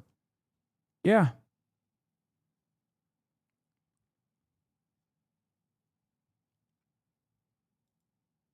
This provides more context. So much Trumpism is just Mitt Romney with tough guy marketing.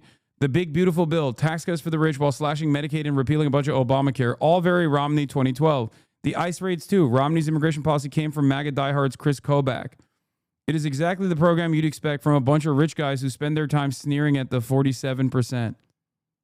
Yep. Trump is just the logical endpoint of republicanism. He's just the logical conclusion. Even his election denial, his election denialism. How many times did I talk about this? Trump's election denialism is just advancing the previous decades of Republicans doing the same thing. Even reasonable Republicans that were hailed as moderate champions, like Paul Ryan, have engaged in the lie that illegal immigrants are probably voting in these elections. George W. Bush did the same as well.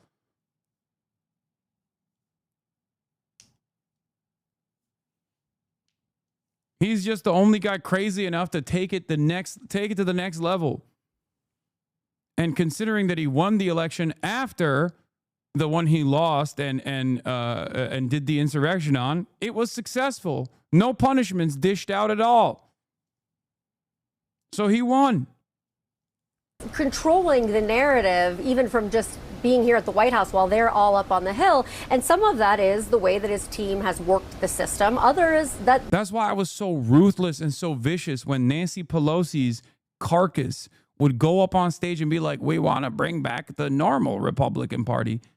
Bro, this is the normal Republican Party. Trump is the normal Republican Party.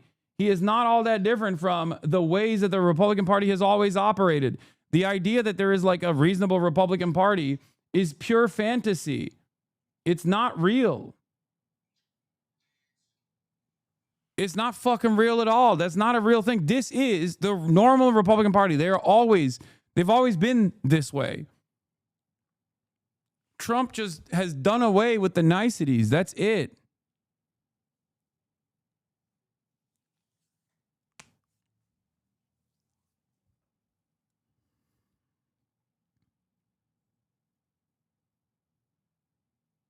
You can't even choose what famous people to have at a party. You only cared about Israel, kicked everyone else out. Nah, dog.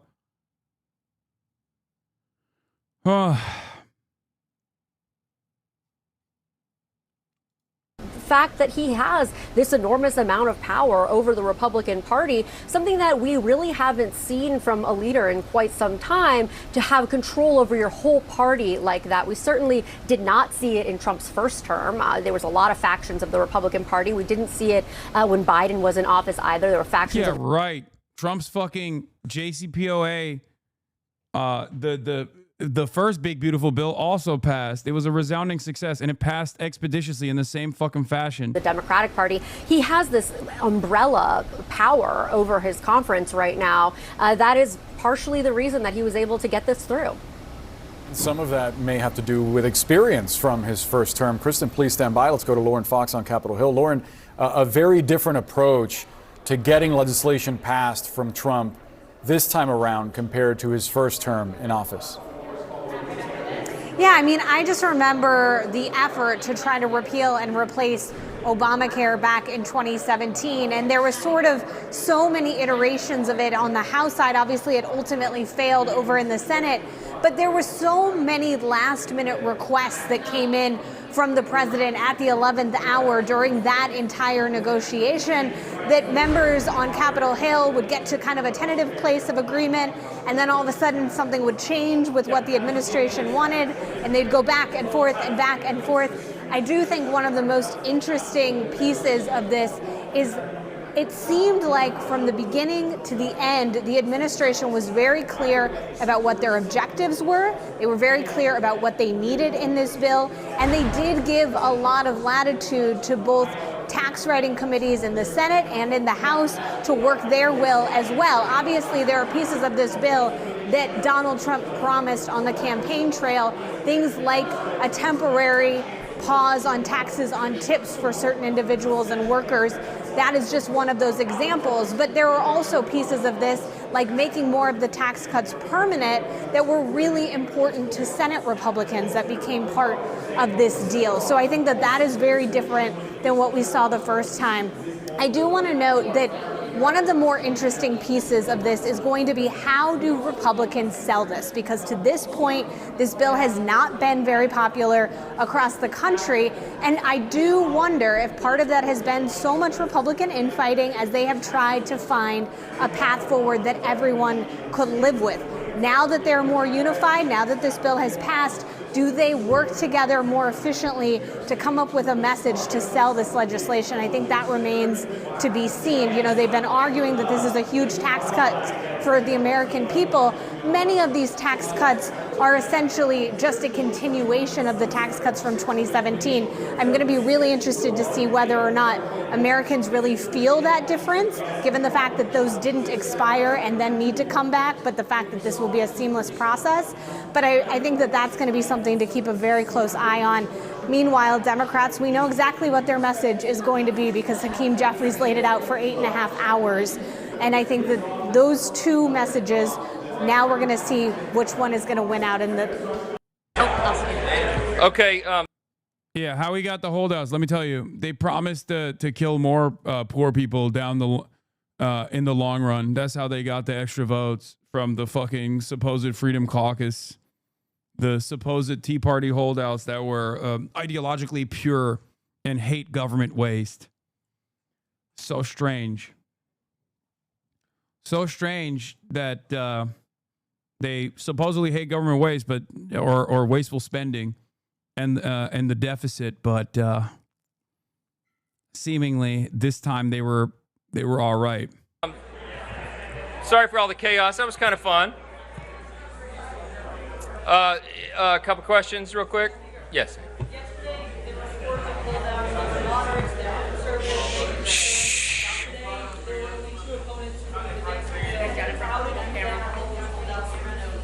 Yeah, so the question, you didn't hear it. It's kind of loud in here. The question was, how did we get the... It's not June 3rd. It's July 3rd, okay? The fucking date is wrong. Calm down. The holdouts to yes. Here's the...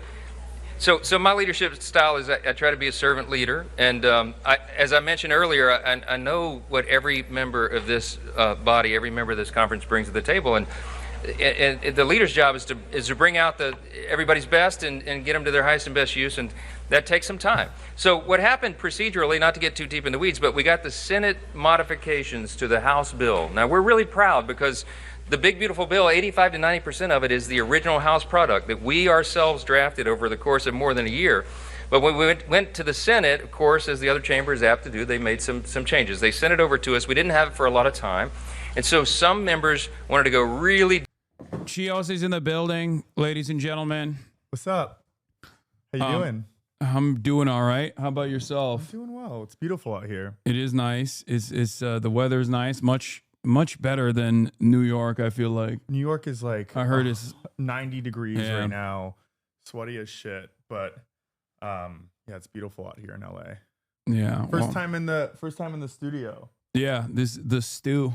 The stew. This is my base of operations. I like the suit jacket you dressed up for me today. Oh yeah, thank you. No, I yeah, exactly. I'm also wearing my merch as well. The new merch is going to be coming out soon, chat. Which is I didn't even plan austerity abroad, austerity at home, and it's got the IMF logo, which ironically enough we are experiencing the shock doctrine being implemented on American soil right now. I didn't even actually like time the merchandise for that, but this isn't live right now, right? No, that's from earlier. Okay, here I'll make this. I'll do a blast off meme. That's a good blast off meme. Okay. Yeah, terrible things happening in this country right now. Yeah. I didn't think they were going to be able to stop it at all. I had a little element of hope within me that the Tea Party would do the right thing. Maybe the Tea Party, just like they did with Obama. But they did not. Yeah, I was in the car going, Tea Party, save us. Who made that? Did you make that? Someone in the chat made it. Yeah.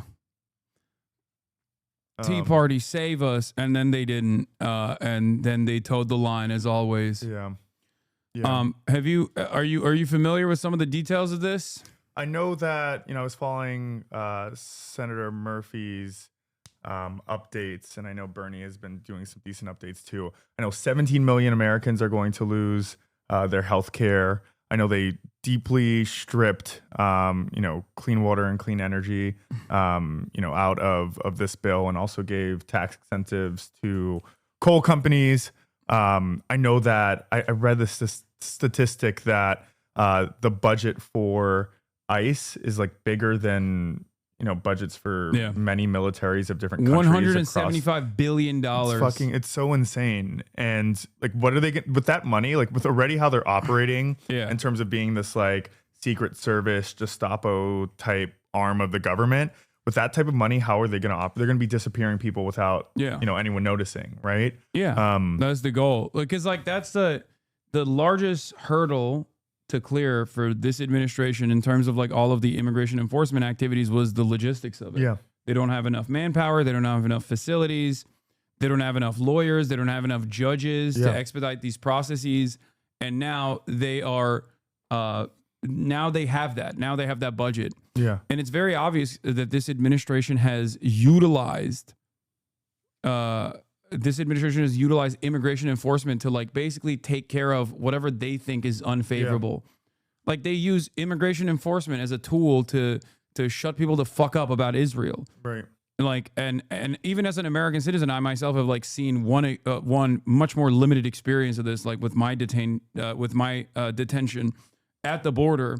But there are far more severe cases, far more consequential cases like Mahmoud Khalil, of course, Mohsen Mahdawi, things that are leading to some limited success in the courts, but this is precisely, this will expand. Yeah. Like this kind of repression is going to only expand from this point on.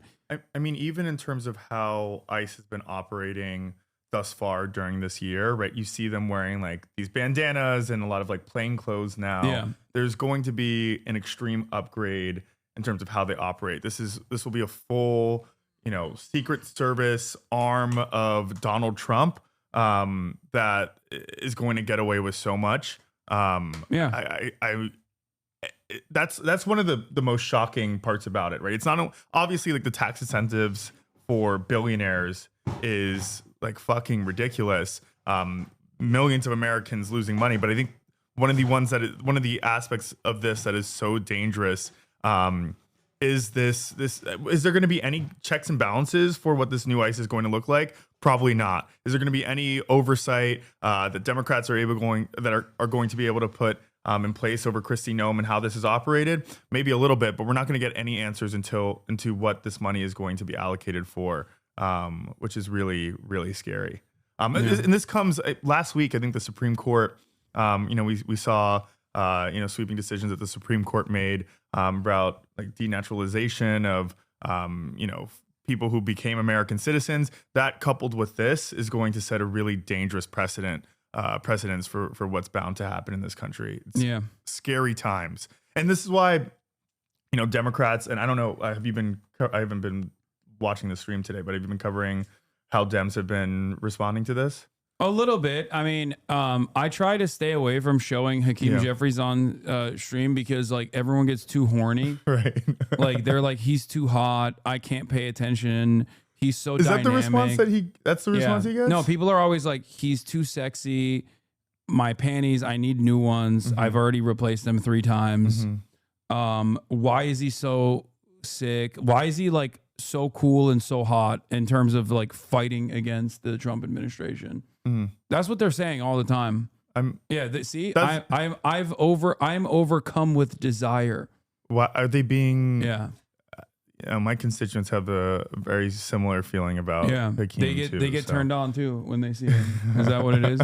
And then I can't even say Chuck Schumer. Like everyone starts going crazy. Like they love Chuck. Chuck too. Like, what is going on? It's like they throw their bras on stage. No, Chuck has to go. I'm being sarcastic. Okay. I think you understand that, right? I hope. My autism makes it hard for me to be sarcastic. I'm saying such insane I actually things. really did believe you. I'm That's sorry, crazy. I did. I didn't know if there was like a. I know the. That's insulting, honestly, to the chat. But You want some to drink? We got Dr. Pepper's. is Dr. Pepper off the BDS list? It's not on the BDS list. Okay. Diet Dr. Pepper, 0 sugar cream Diet soda. Coke is on the BDS the Yeah. BDS list. Yeah. Just crazy. Yeah, we need a Tea Party in the Democratic Party for sure. And I think now is like a really, I know that Dems are the minority right now, but in terms of how we communicate what is happening is the most important. Is the most important piece of this puzzle. We really need to win midterms next week. They can't next even year. hear you now. They're horny. They're horny. This is the most horny they've ever been because I'm showing both Chuck and Hakeem.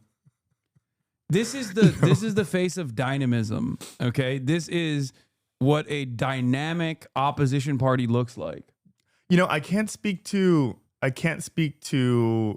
Chuck has lost a lot of love in New York, like even from like libs and folks in the center, but Hakeem still has like a, in the district that he represents, and we have some overlap. People love him. A lot of people do like him. I think there is a sizable amount of folks who have their issues, but older black folks in Bed-Stuy and Canarsie love him. Yeah. I'm truly shocked. I'm more so shocked at Nancy Pelosi because Hakeem Jeffries was groomed by Nancy Pelosi to be this person, right? Like he is Nancy Pelosi's hand-selected. He's Nancy Pelosi's like hand-selected speaker.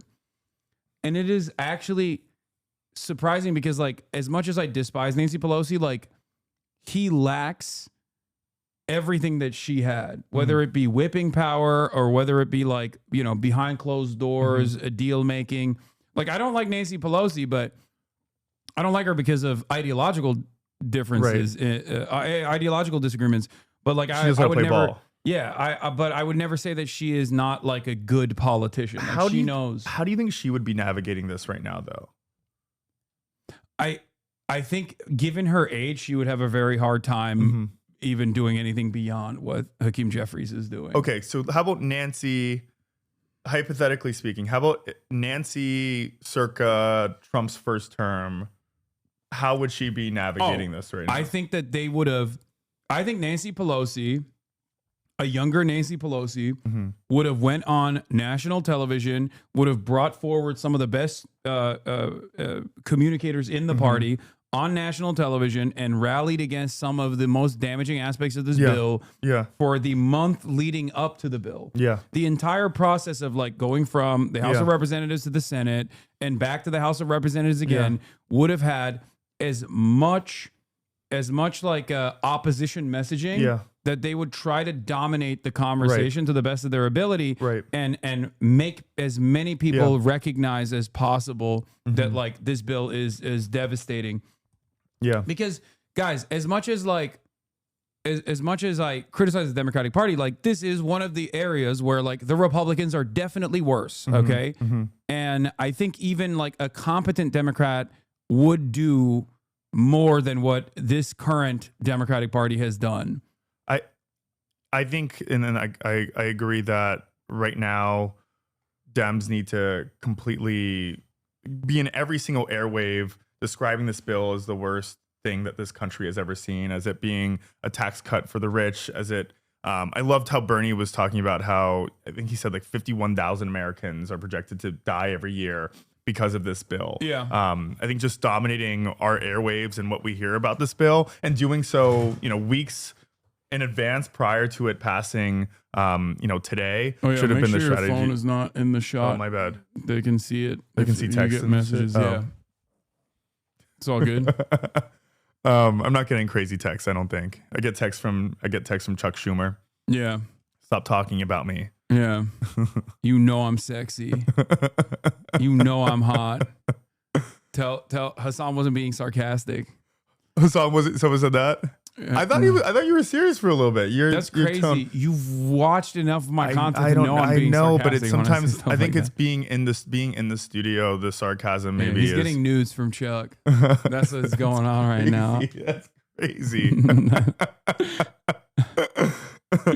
But yeah, I think they would have been more competent. Like another thing, I think Nancy Pelosi, old Nancy Pelosi, would have done what she did, done something similar to what she had done. Kaya, no, Kaya. Hold on, sorry, she's eating Fiona's food. You're so fat. Get over here. Come here, place. That's crazy. Didn't you have a different dog before? I had a pit bull back in the day. Yeah. His name was Fish. He passed away many years ago, though. Kaya, place. Okay, good girl. She doesn't eat her own food, but then she eats Fiona's food. It's crazy.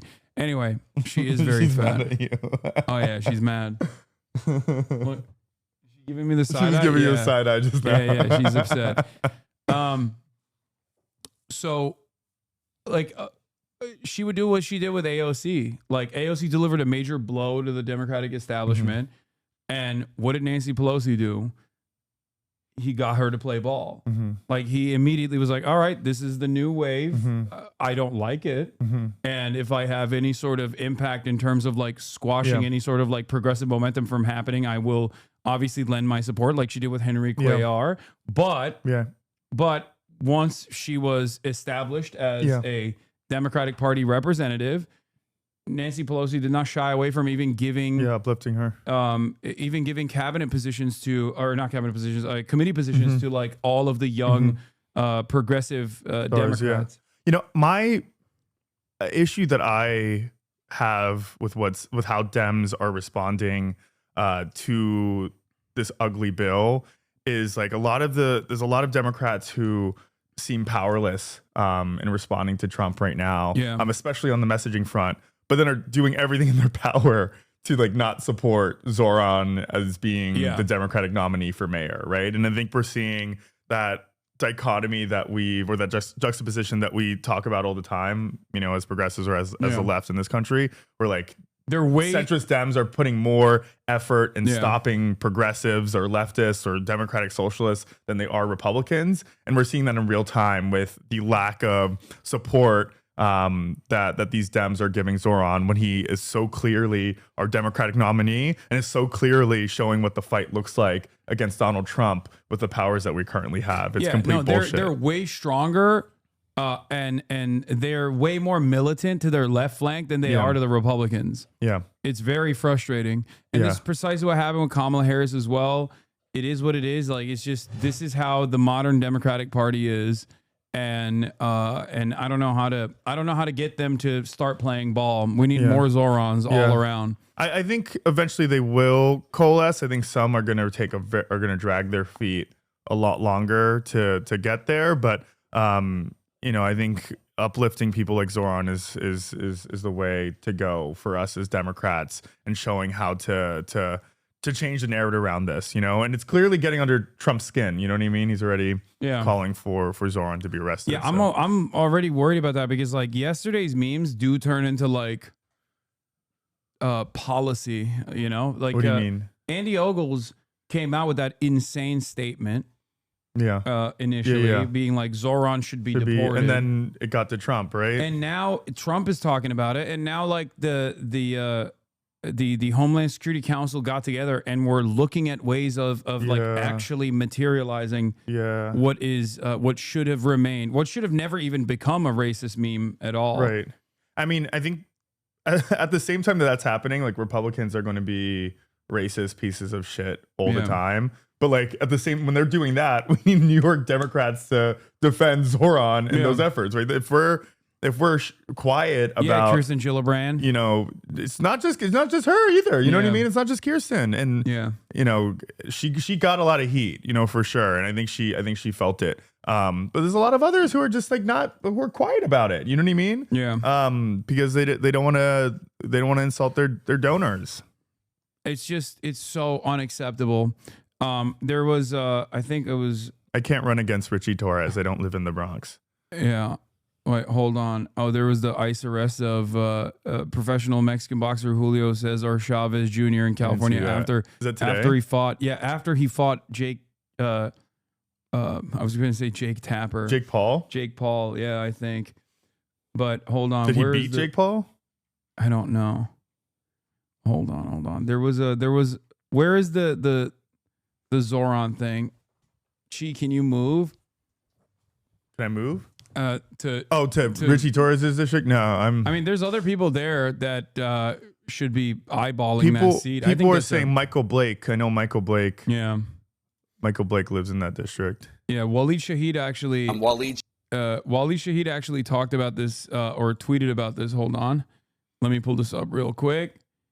Let me turn off the messages as well. Okay. Shout out Waleed. Yeah, Waleed talked about this this new analysis that came out on the CNN broadcast on Zohran Mamdani. The CNN coverage on Zohran Mamdani from 6:24 to 6:30.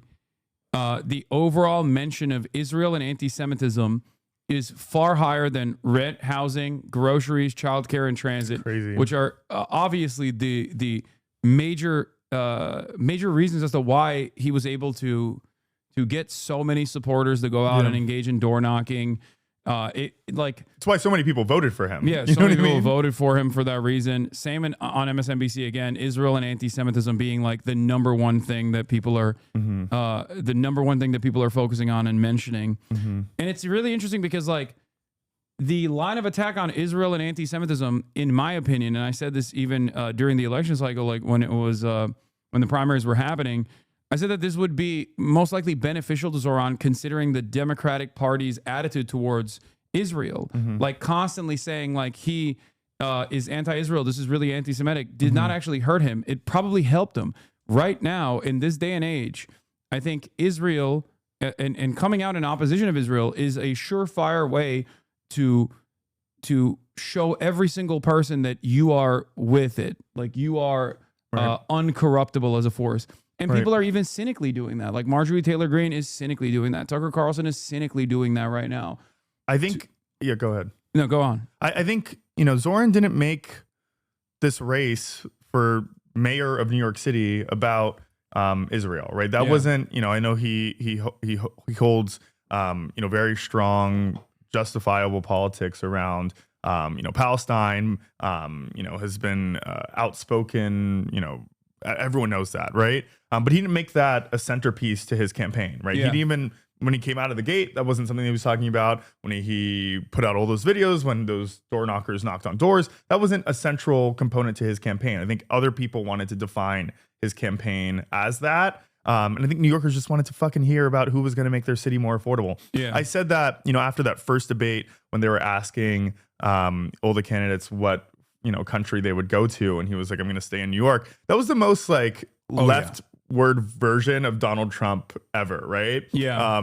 He was like, America first, New York first. I'm going to dedicate my mayoralty to New York City, and people fuck with that, right? When they can't pay their rent, when they can't afford groceries, they really appreciate that. They don't want to hear about a foreign country, especially when war is looming. You know what I mean? Especially, and the only time they do want to hear about the foreign country is when people say, why are our tax dollars going there instead of staying over here to fix the fucking roads? Yeah. And that is the most popular position. Yeah. So ironically enough, this constant media reformatting effort to try to whip people into shape on this issue is just basically a desperate way to cling on to the old ways of doing things. Because back in the day, if you said someone is anti-Semitic because of their opinions on Israel, that was it. You're done. Okay, no progressive would ever even dare to run for something like this. You know what I mean? There was a Ryan Grimm post that I refer back to showcase the ways in which, I mean, it's going to be hard to find it. Maybe Chad can help me. But in 2014, there was a post, I believe by, hold on. You searching for the the tweet from 2014? Or? No. He showed like a Facebook in order to showcase like how much things have changed on the issue of Israel. It was considered like a third rail when Jessica Ramos posted a Facebook post saying Palestine, like heart. Smiley, or in July 2014, Jessica Ramos posted a simple message on Facebook as Israel invaded Gaza. Palestine, heart. All hell broke loose. No, Fiona. Okay, you want to come in as well? Sure. Okay. Come on. Crazy. This is a real doghouse over here. All hell broke loose. This was the local coverage of the scandal. Dem official expresses sympathy with Gaza. Yeah, I saw this. Yeah. Like that is how dramatically different the media environment was back then. Yeah. And look at it now, where it's like there's a massive swing in the opposite direction. Yeah. As a direct consequence of how much violence people have seen. Right. I mean, I think that a lot of people knew that over the last year, especially in this year's New York City mayoral race, that a lot of Democrats were shifting their views on Israel, on Palestine. But even with a lot of the ads that were being spent against Zoran, they weren't speaking about Israel or anti-Semitism, right? They were saying he wanted to defund the police, raise people's taxes. It's never necessarily always about. Well, I think that's what Andrew Cuomo fucked up on, because I think he genuinely thought that this would be like, these people, I think, believe their own lies is what I mean. Like they truly think this will put an end to anyone's campaign. If you just like imply someone is anti-Semitic because of their anti-Israel positions, then it's over. Yeah. You know what I mean? It's done. You're cooked. Because why else would Andrew Cuomo spend so much time talking about this? Yeah. Ironically enough, you know who knows that Israel is not exactly the most popular thing to care about, nor is like cynically claiming people are anti-Semitic? AIPAC.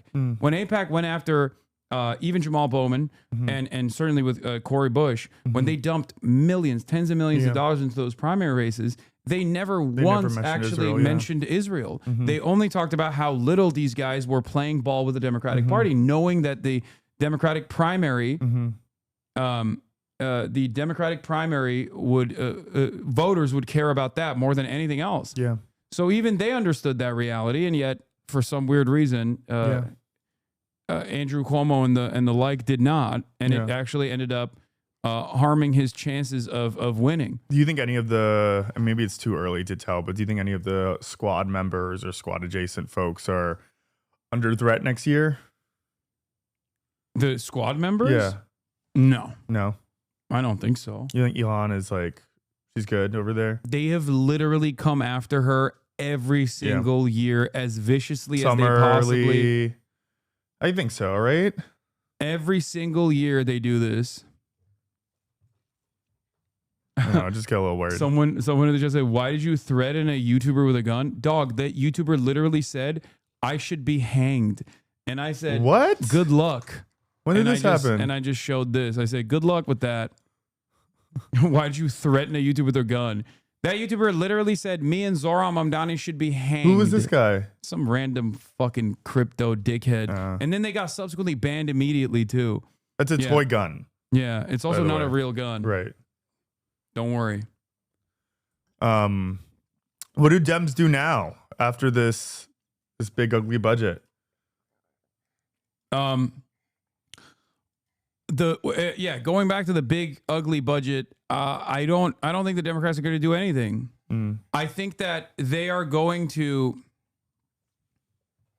basically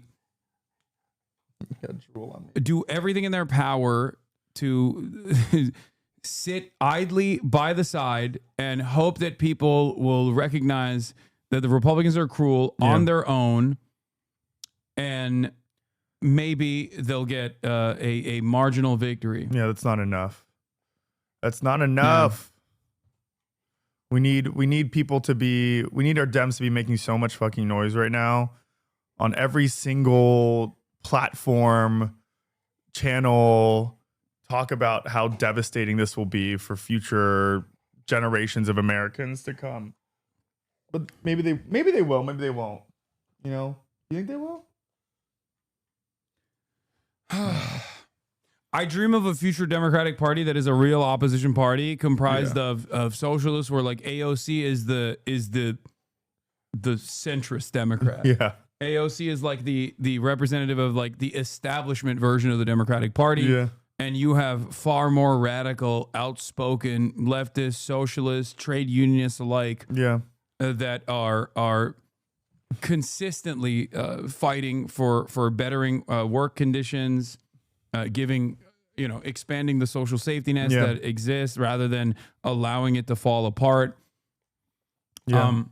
But I don't know. I don't know if that's ever going to happen. Who knows? Yeah.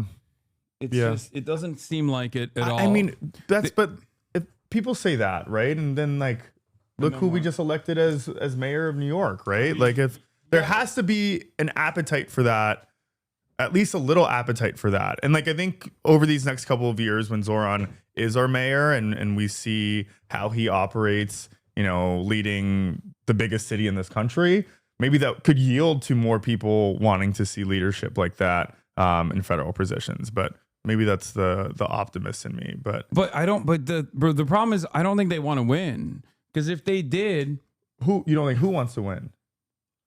I don't think the Democrats want to win. Yeah, that's the problem. Like, because if they did, they would at least be like doing things differently right now. If they did, they would be jumping on the Zoran bandwagon. Mm-hmm. I think I disagree with you. I agree and disagree with you. I think some Democrats, maybe the majority of Democrats, don't want to win because they can't accept the views from someone like a Zoran because of whomever got them elected, right? But I think there's a large portion within our party that is filled with people who are excited about a Zoran, who are still excited about an AOC, who will take this opportunity as a chance to run for office themselves, and be able to beat the big money that is keeping in power the Dems that don't want to win. I'll say like this. Yeah. I think the Democrats want to win, but they want to win on their own terms. And I think this past election cycle basically proved that point once again, where there is this 75-25 issue with Israel, and Kamala Harris did not separate herself from Joe Biden in any meaningful capacity. Yeah.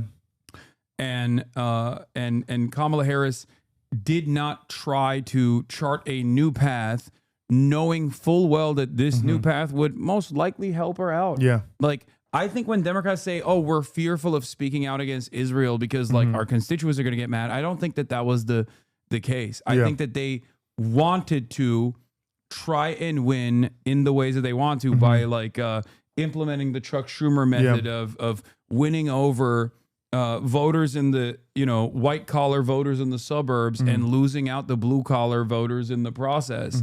Like that is how they wanted to win. And that was a failure. And now they're like, how do we get people back on board with our version of the Democratic Party, rather than do we listen to the masses? Do we listen to the voters?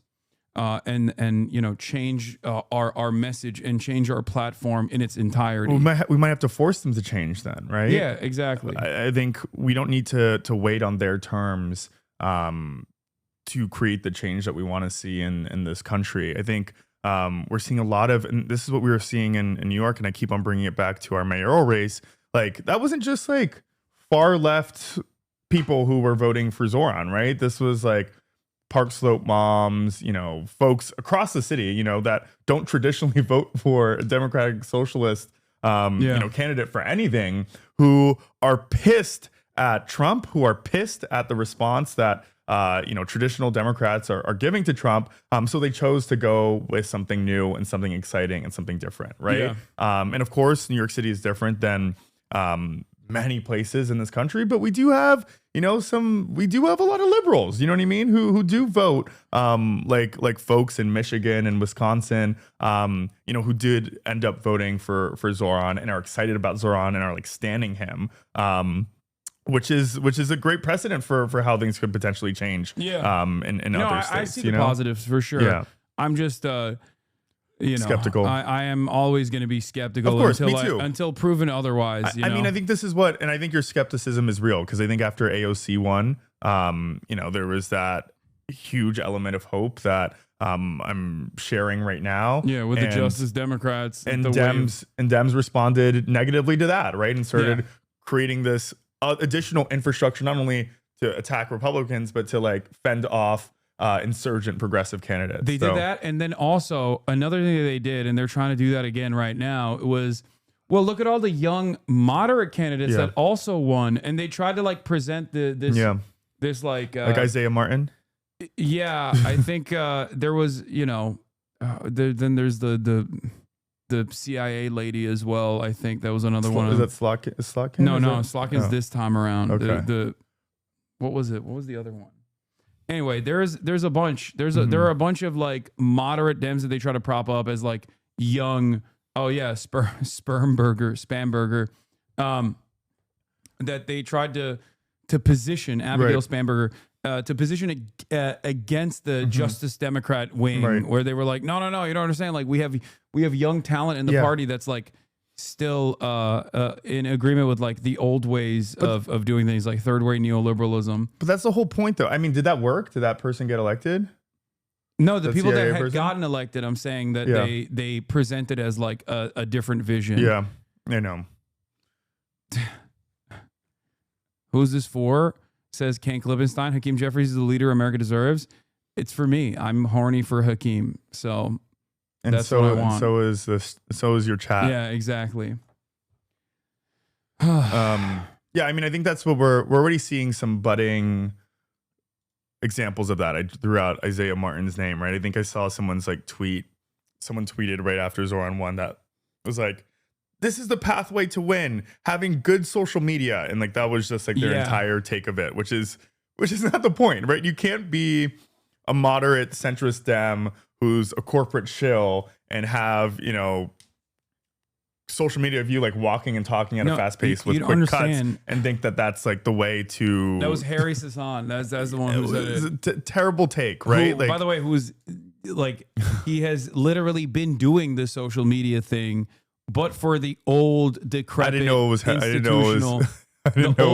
institutional Democrats, and they all failed. So obviously, like Kamala Harris did the Brad Summers shit. Like she had a social media. It was team. a very online campaign, right? She did a fuck ton of social media. Yeah. Just like she had the money advantage. Yeah.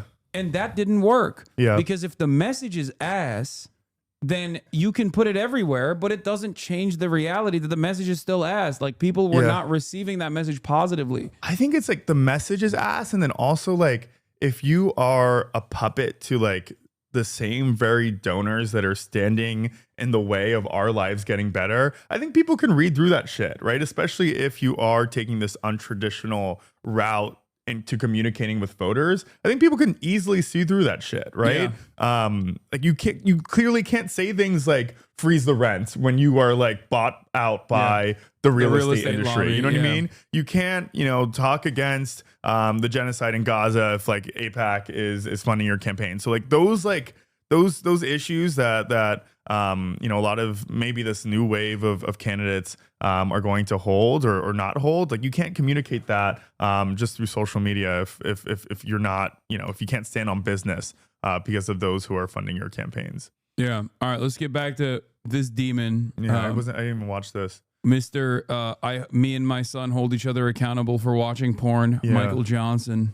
Deep in the weeds on the changes, and they wanted to fully understand what those amendments were and how they would interact with if you're closeted gay and Republican, you're evil. Wait, you think he's a? You don't think so? I have I have a gay vibe from him.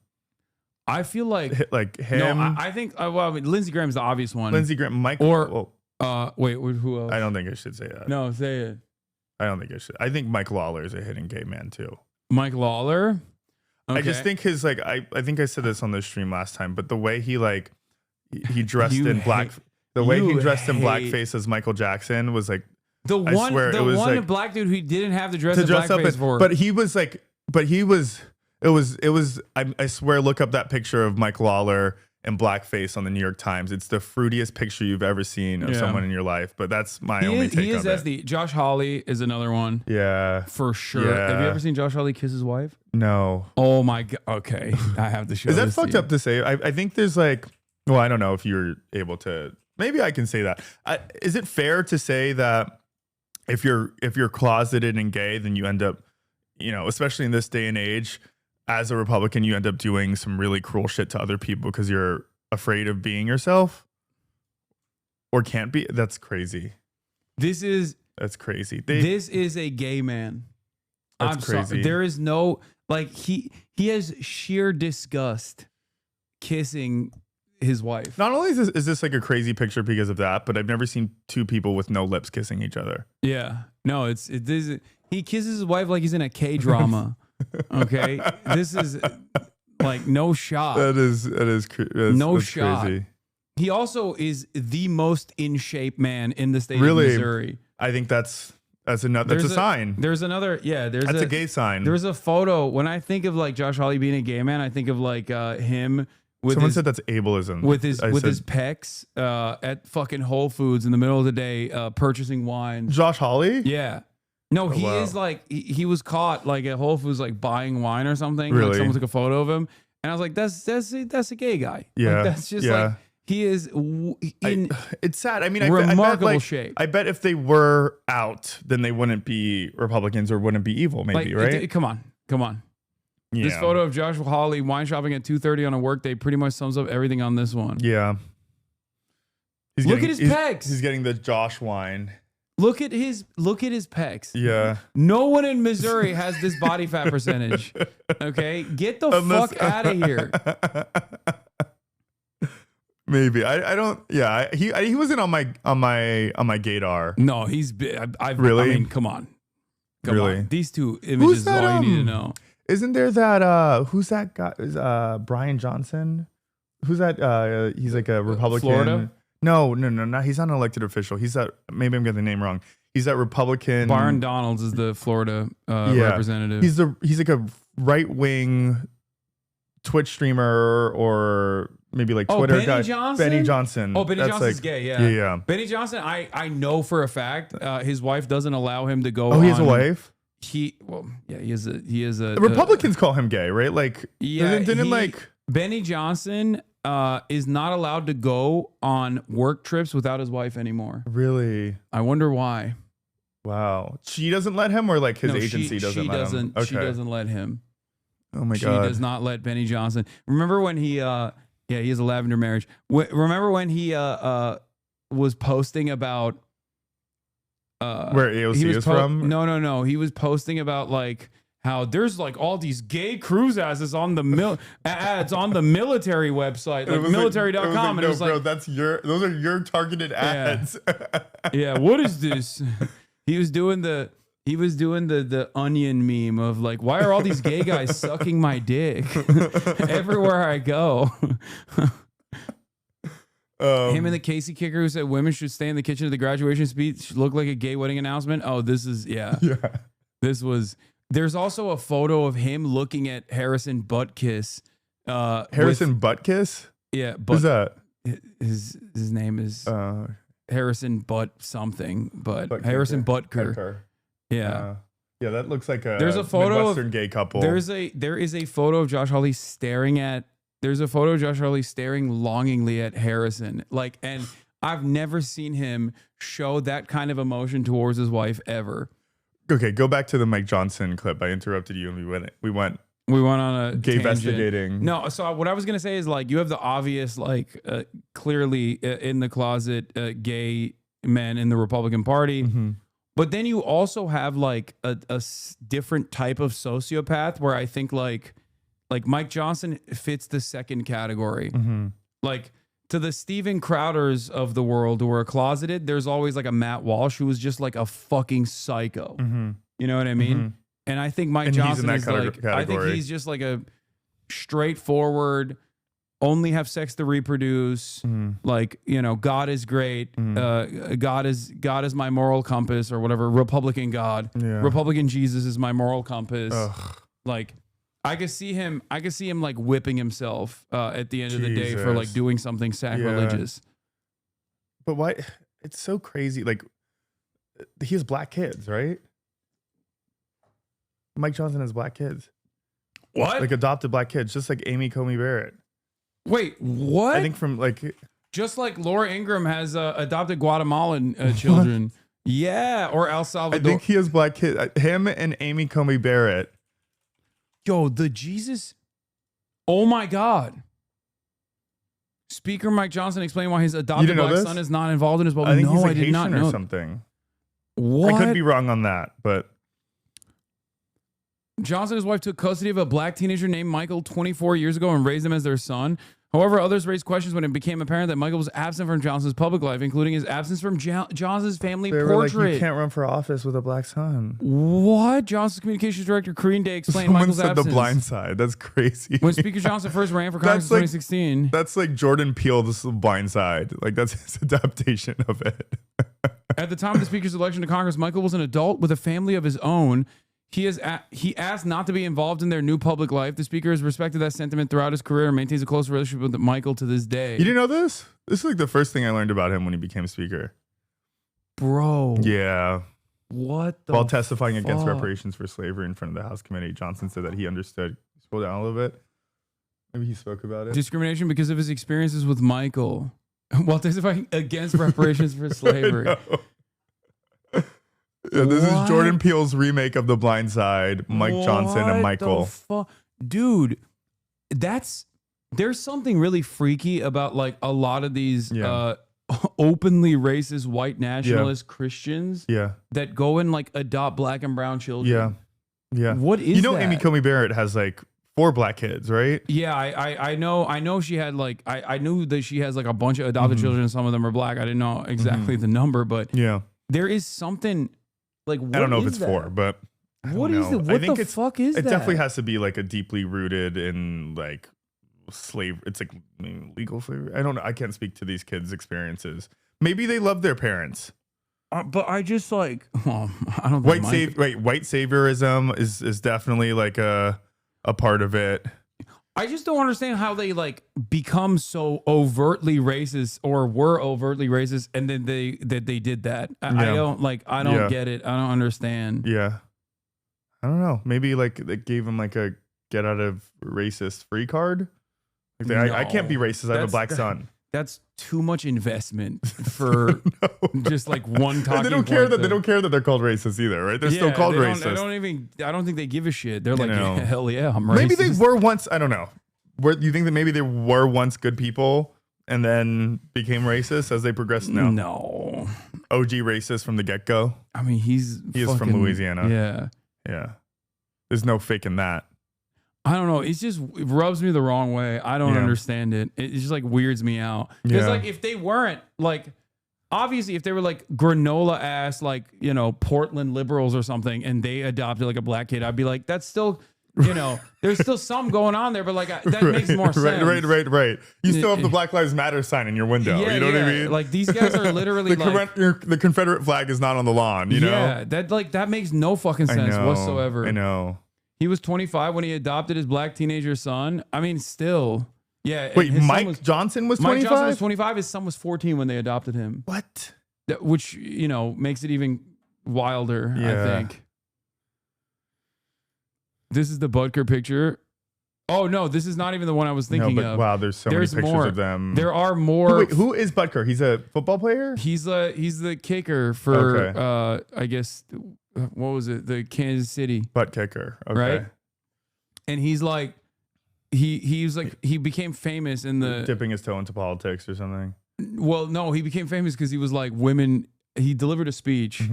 I forget where, but he was like saying how, you know, all you ladies that are graduating from college today, like you should be good wives to your husbands. Oh my god! Like it was. Oh, this is the one. This is the one. This is the one. This is the one. This is what I was thinking of. That's crazy. That's crazy. There's lust in his eyes. Yeah. There's love and lust. Anyway, we have strayed away. I know. I'm so sorry. There's so much shit happening today. Yeah. I knew as the leader that we would have to take the time to do that. And so some of that went into late into the night.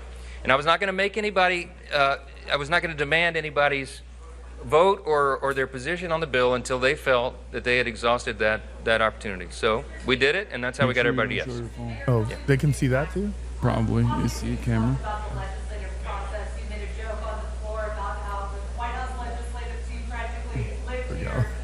I'm just making sure you don't leak anything.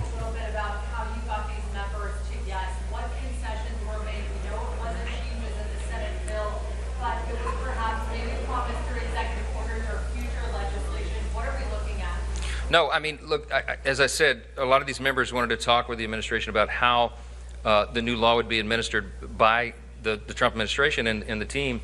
And I think they answered those questions. I don't think they exacted a lot of specific commitments or concessions or anything like that. It was just more an understanding how that would interact. How do you as you know, this president has been a bold leader. By money. I think that it's nihilism. Yeah. Like the world's money, gonna end anyways. Yeah. Power, but it's definitely nihilism. Like I think about Clarence Thomas a lot and like his evolution. Yeah. And I think he's like a really glaringly obvious case of that because he's a black man who grew up in an even more racist past. And I think in that process, he just realized at a certain point where he was like, no, I want to fucking make money for myself. Yeah. And I don't care who suffers as a direct consequence of my decisions. And I guess he also got one-shotted by fucking what's his face, Thomas Sowell. Like he read one Thomas Sowell book and he was like, wow, this is amazing. But he was always like, I think he was like initially a black nationalist, and then he like moved into this weird place where he still has some of that mentality, but also is like deeply white supremacist at the same time as well. So I think it's just like throughout his career, he just got increasingly more jaded and realized like there is no fixing this process. Right. So I might as well be a winner in this process and get something out of it. It's fucked up. This guy's a At last count, he's issued over maybe close to 160 executive orders so far. We're trying to codify as many of those as possible. So a lot of the discussions were about what executive orders will be forthcoming as it relates to the new legislation, and how can we be involved as a House to codify that and do all that in a coordinated Mike fashion. Johnson, The beauty of unified government circulated around Louisiana is that he used to frequent a gay bar in Shreveport called Central Station. They're gay-vestigating Mike Johnson. Damn. You got shooters out there, huh? That's cool.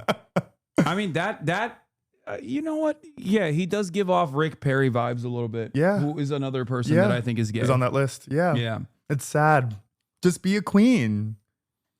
Just be a queen. Don't be evil. It's so easy. I can see that. Yeah, dude, he's on Grindr. It is known. There's also. Do you believe that? I don't know about that, but no, but there is that element of like I guess like the element of repression that he is like open about, because like he's the type of guy who says like he has openly revealed that him and his son have a porn app that they both use to keep each other accountable to not watch porn. And I feel like if you have this like if you're open about something like this, that means like you're looking at some stuff that you consider as like gross. Yeah. You know what I mean? You consider as like indecent. Yeah. And maybe it's gay stuff. Yeah. Who knows? Yeah. Ironically enough, did they ban porn yet? I mean, they're working on it. I think the Supreme Court did that. You have to show your age. They're working on it. Every state is like going through that process right now. That's next. Then we'll see some change in this country. The streets will be filled with people. I don't think so. I don't think these guys are. I don't think anything's gonna move Americans. Really? Yeah. Exactly how it can work and how it's supposed to work is that you have an interaction between the executive and the legislative branches, because that's what's best for the people, and that coordination is going to yield great results for the folks. So that was part of the discussion yesterday. Last question.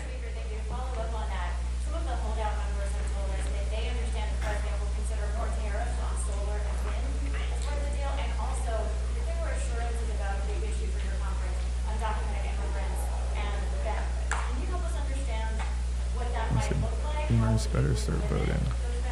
I literally don't know anything about that. I mean, I wasn't privy to the conversation. So I would tell you there's lots of rumor and conjecture and innuendo that floats around, especially when you got so many people wandering around the building. Congressman that sold stock right before the vote. Yeah.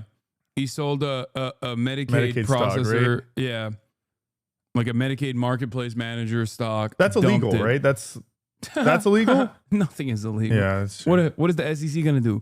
The SEC has become even more toothless under the Trump reign. They're not going to do anything.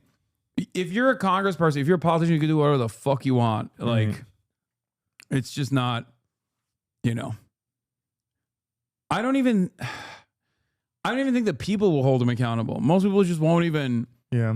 Most people won't even pay attention to that kind of stuff at this point. I don't know if have you gamed this out on. I don't know if you've done this on the stream, but you know, I know that Trump is seizing power everywhere, right? Mm-hmm. We believe that he's going to attempt to do some type of third term type shit, right? Oh yeah. What are you doing in that situation? I don't know. You getting out of here? I'm just gonna go. I'm just gonna take it one step at a time. I don't think I'll be getting out of here necessarily. Yeah. Although people do keep telling me to get the fuck out early. Mm-hmm. But I feel like I'm too stubborn. Yeah. To jump ship. You would fight like for your country back? I think so. You think so? I mean, yeah, I think who knows? Who knows what happens? We'll see. Yeah. But yeah, I don't think that I don't think that I think it's very likely that there might not be another general election, at least in the time frame that is supposed to happen. It's crazy. Especially with this new, I mean, like, are we at risk with this new fucking ICE? This ICE with all this money? Like, are we targets on their list? Oh, for sure. But I know that, like, as someone who has like some semblance, like a lot of financial security, as someone with a big platform, and as someone who is a natural born U.S. citizen, I'm like last on the pile. Totally. Like there are a bunch of other people that the Trump administration will go through before they arrive at people like myself, I think. Yeah. Which is, you know, I'm trying to stop it to the best of my ability with the limited, the limited capacity that I have as an American citizen with a platform. But before they get to someone like myself, I think they would most likely go after like first citizens that have been naturalized in the last like 5 to 10 years, and then they will move on to. This is what like the denaturalization process will look like by my estimations. Like they'll go after criminals, and then decide what is a criminal and what is not. Try to erode due process to the best of their ability. Oops, some people got arrested. How else are you going to deport 20 million people? We have to. We can't do due process any longer. Don't be ridiculous. And then eventually they'll move on to like natural born U.S. citizens, but it's like last on the line, I think. But we'll see. I mean, they sometimes do have a tendency to jump over more permissible targets, more vulnerable targets, like they did with Mahmoud Khalil. Like Mahmoud Khalil as a green card holder with an American wife and a child on the way was not the best target to go after. Right.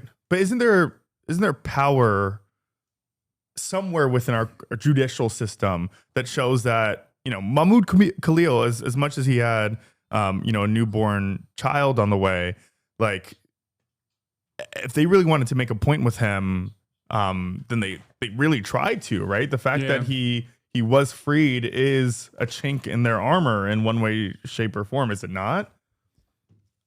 Yeah, I still at this point, but look at what the Supreme Court is doing. You know what I mean? Like they're very clearly playing ball with the administration in ways that you wouldn't even expect.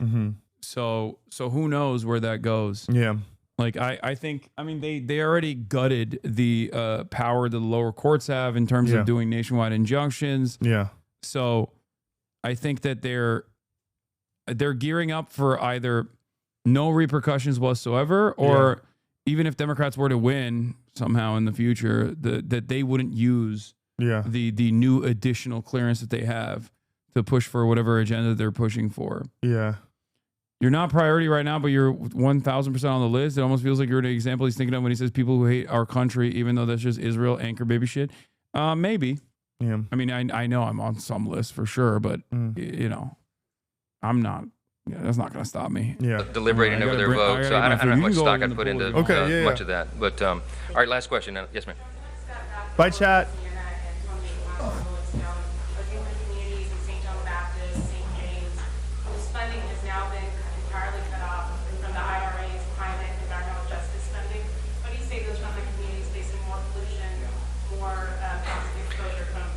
Look, I think a lot of the estimations about what this legislation would do in a negative manner to communities in my state or any other are far overblown. I can tell you that this bill is going to be a great thing for everybody around the country, my constituents especially. What's good for Louisiana is good for America. We've got great tax policy here. I think they're going to feel this pretty quickly.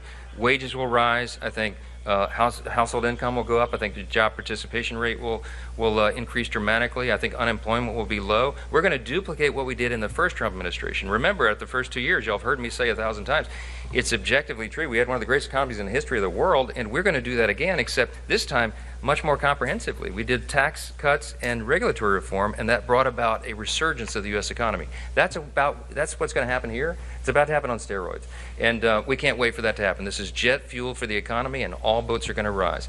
Oh my God, they're literally fucking repeating the fake ass, like openly, the open failure of this fake Reaganite bullshit. Workers across the nation are standing in. Rising tide lifts all boats.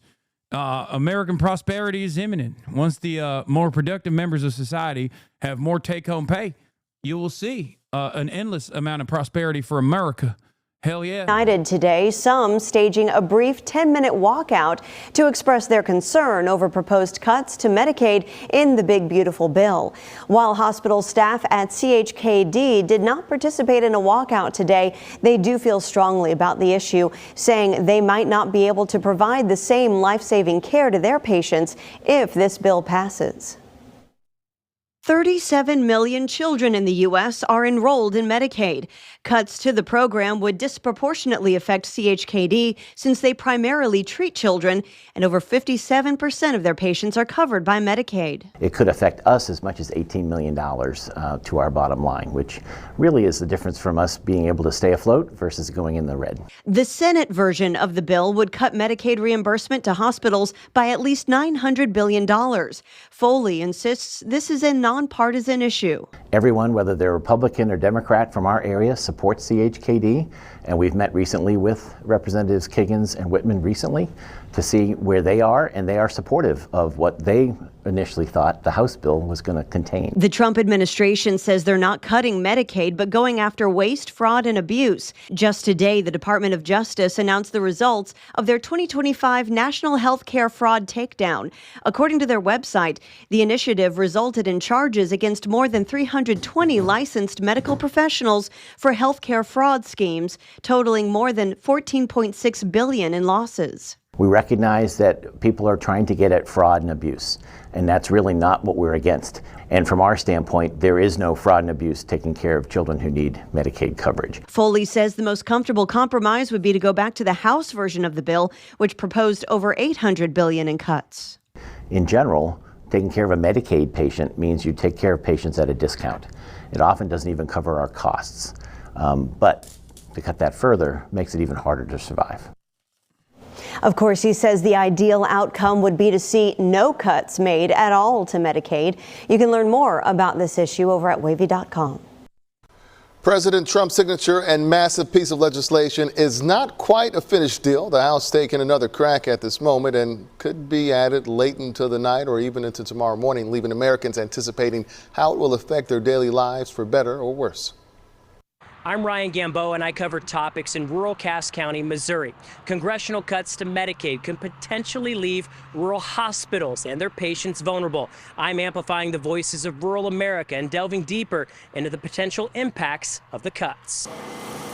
Dinner time in Harrisonville draws a crowd. Willie Ogden drove from Garden City, Missouri. 10-15 minutes. What he really came to do was pick up his mom from Cass Regional Medical Center. She just had some stomach issues, we'll put it like that. Jessica Thomas is eating for two. She's expecting a new baby in November. We are very excited. We prayed for this one. Thomas tells me she's a Medicaid recipient. It did pass. Access It's to a older, local hospital sometimes isn't it's an enough. older video. She's a high-risk pregnancy, and in her first delivery, Kansas City was her only option. An hour drive can definitely change a lot of things. The GOP-led Big Beautiful Bill that passed the Senate on Tuesday would cut over $1 trillion in Medicaid benefits. The Kaiser Family Foundation reported in May that 2 in 7 Missouri Medicaid recipients live in a rural area. Half of those recipients are children. The Missouri Hospital Association tells me changes to Medicaid will impact hospital service reimbursements, meaning some rural hospitals may need to cut services. We could be looking at a fairly large crisis relative to overall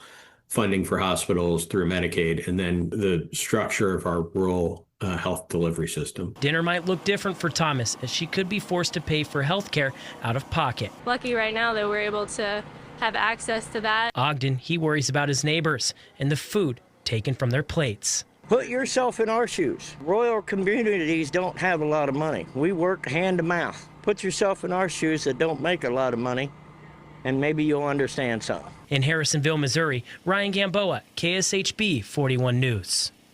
There's no shortage of food here in the Feeding Tampa Bay market. You got fresh produce, you have frozen items, anything that you could want.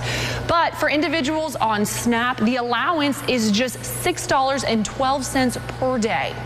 The shelves at Feeding Tampa Bay are stocked. For children that want to learn, for seniors that want to stay healthy, for families to be active, we want them to have access to the best food there is. Even with the help of a food bank, some need additional assistance. More than 250,000 households in the 10-county Tampa Bay region rely on SNAP benefits.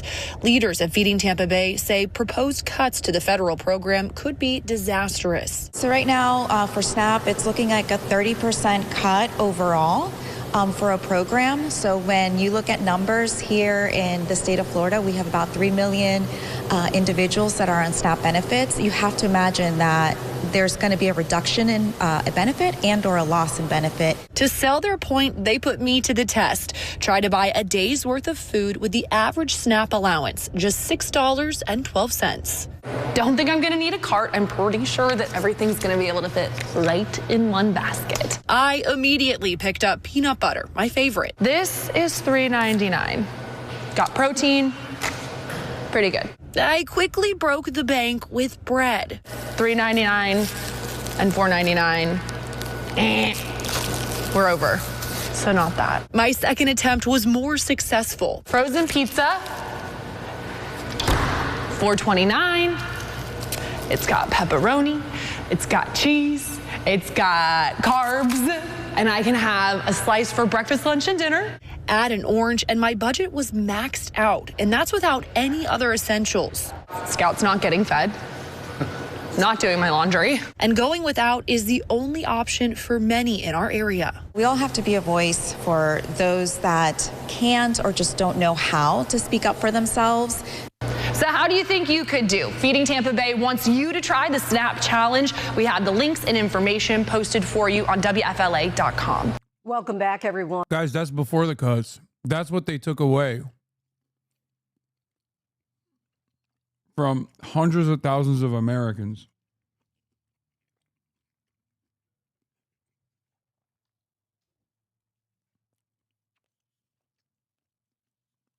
That's how fucked up this situation is. As Mary Bruce reported earlier tonight, the Senate is still working through a marathon series of votes on President Trump's so-called One Big Beautiful Bill.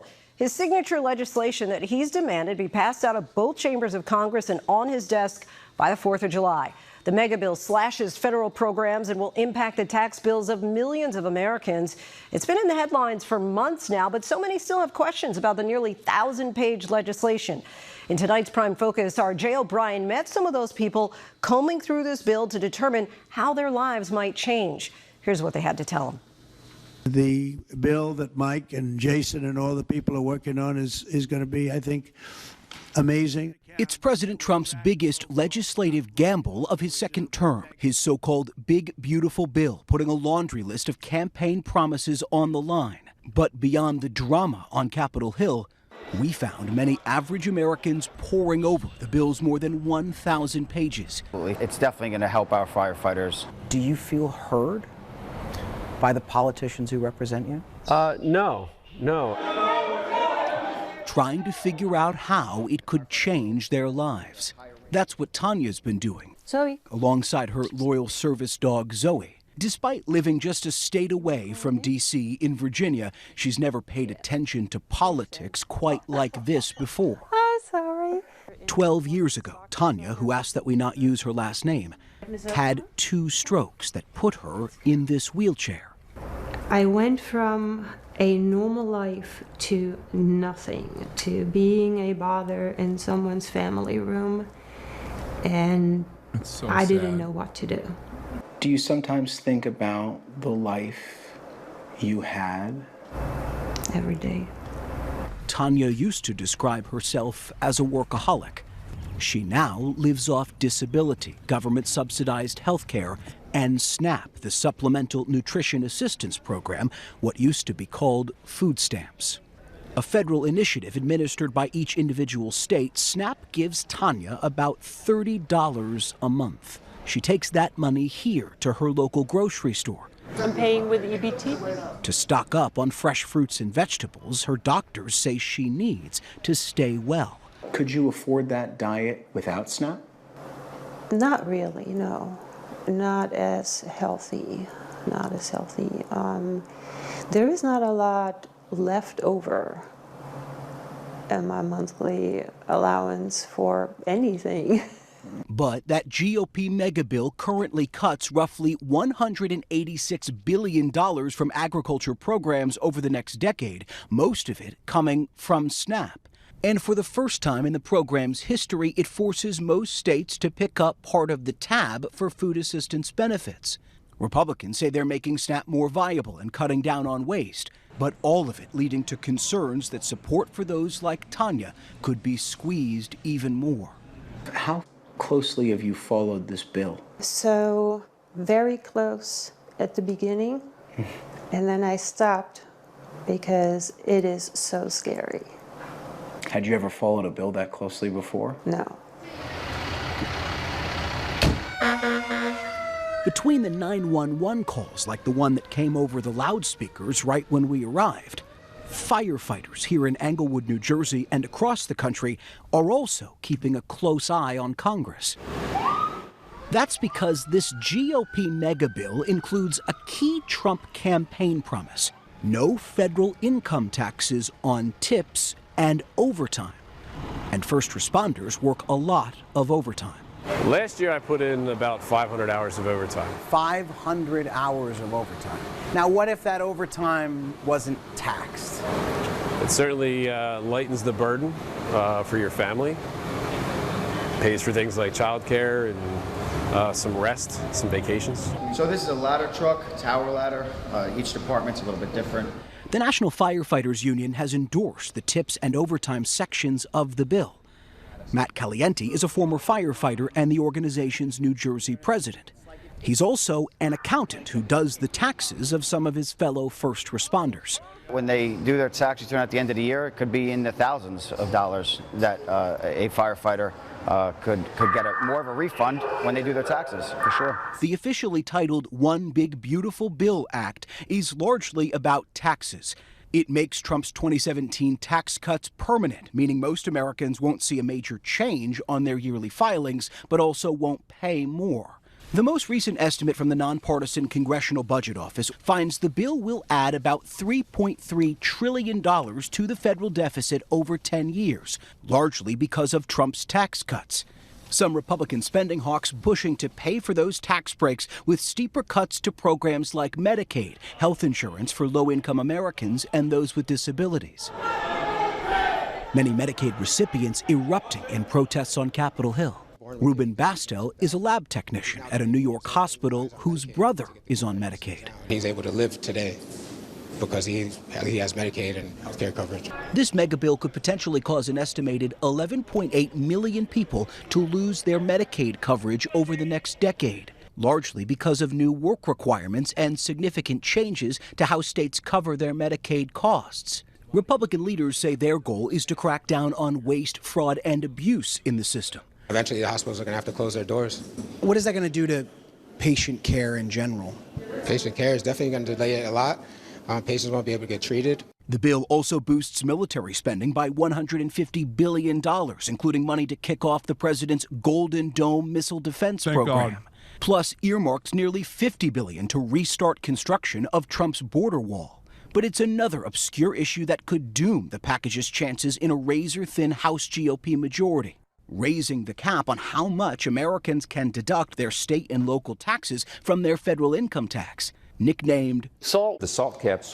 SALT. It's a make-or-break issue for Republicans from high-tax states like New York and California. But in the outskirts of Philadelphia, it's another tax portion of the bill that's worrying Micah Gold Markell. He's the founder of Solar States, a solar panel company where business has never been better, thanks to green energy tax incentives passed about 3 years ago under President Biden.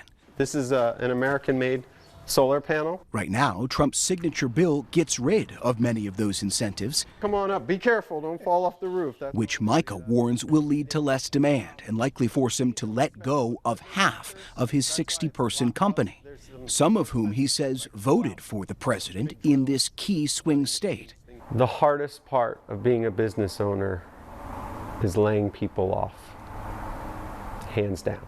You're sitting there telling them they got to stop their dreams. It's terrible. Are you worried you're going to have to do that more? Man, I'm really worried about that. Yeah.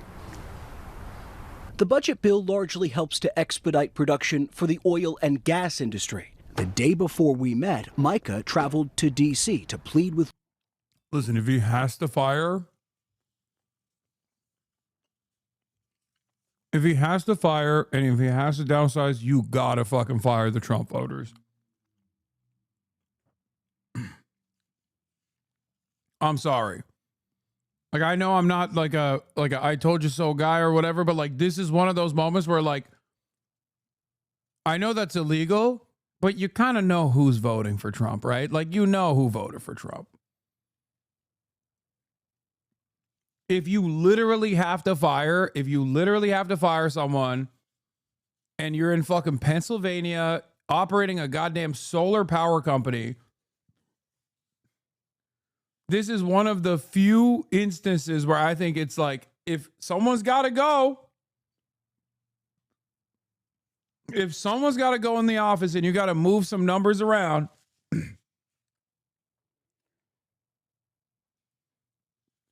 let's just say I would be looking closely at who came into work right after the election with a smile on their fucking face.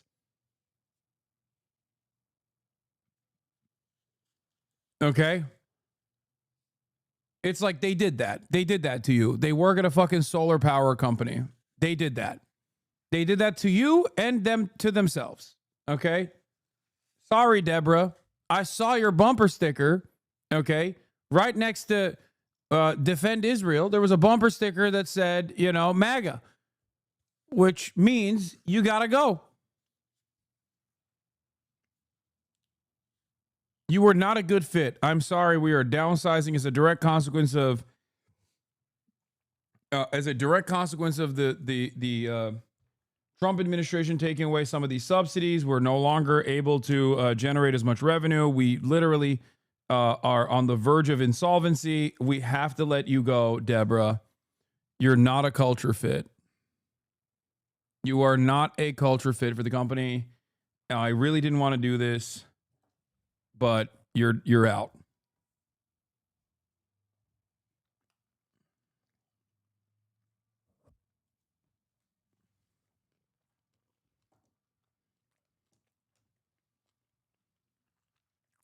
Lawmakers to give the same attention to green energy businesses. I think some think that the jobs are not real. And I don't know, other than to come in front of them and to tell them, I was born in West Philly. This is my job.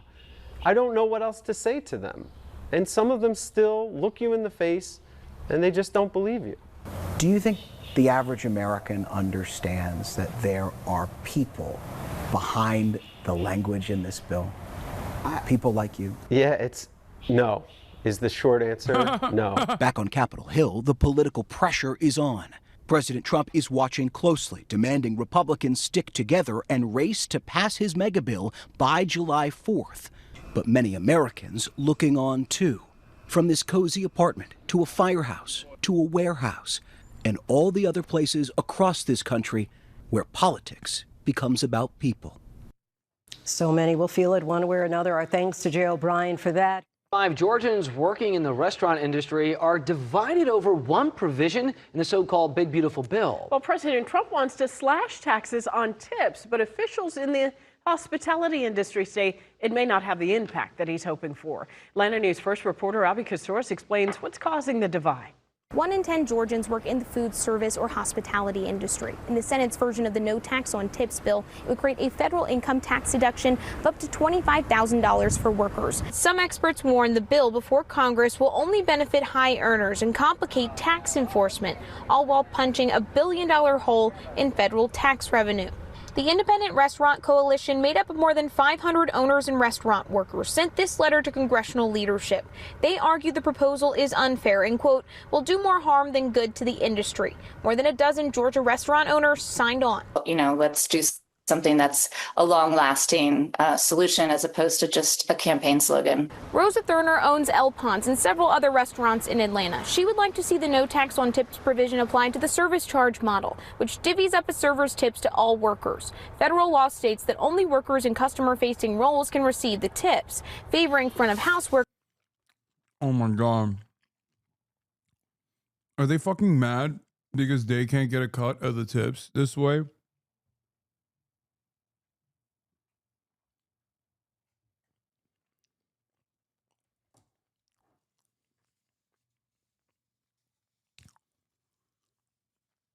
Because they say it's tip share,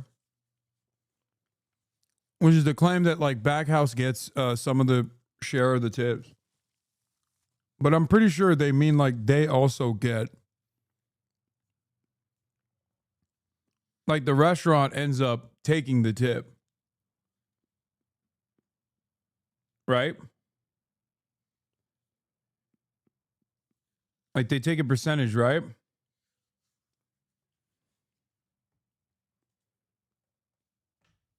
Which is so psychotic. Workers like servers, but not the support staff, like dishwashers and cooks. No tax on tips sounds like a really great idea, but a lot of things. I work in a, where is it? I work in a deli in Boston. My boss just says the jar is his because motherfucker named after the place.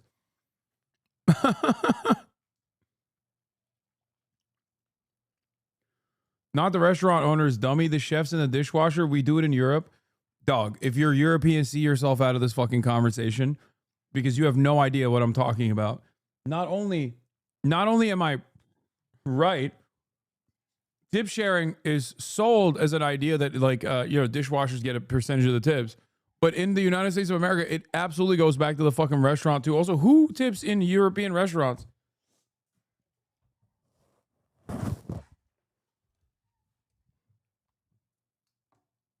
I didn't even realize that was like, Americucks do. Most people really, just quite a bit less. I thought there wasn't tipping culture in the EU. That's like part of the thing that Europeans always get mad about.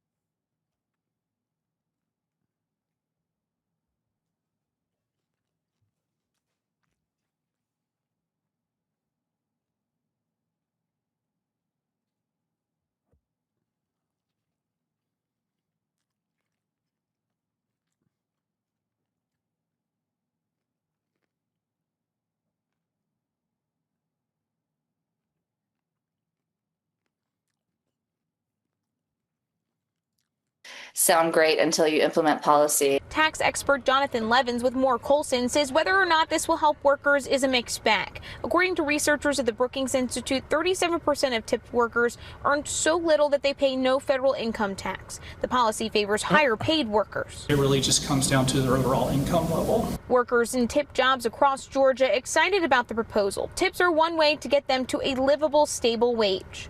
I do feel like we need to revisit how we're paid, especially in the service industry. The measure would last for 3 years. The president of the Independent Restaurant Coalition tells me that restaurants need consistency, not instability. If Congress passes the measure and then doesn't reinstate it, restaurants like Thurner's would have to change their payroll model again.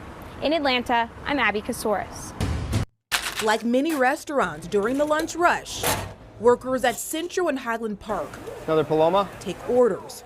So 3. Yeah, most tipped workers,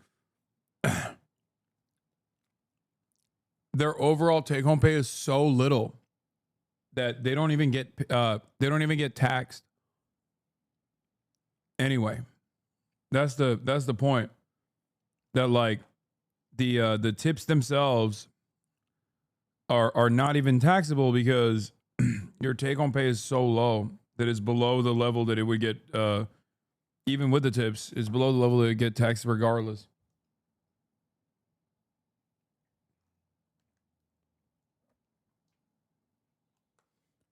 Three checks total. Relying on tips. Thanks, guys. For extra income.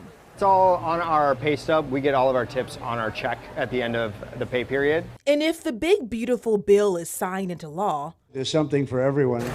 Every dollar made in tips would no longer be taxed. Any more money on our checks is going to be better. The no tax on tips, I think, is a really good idea.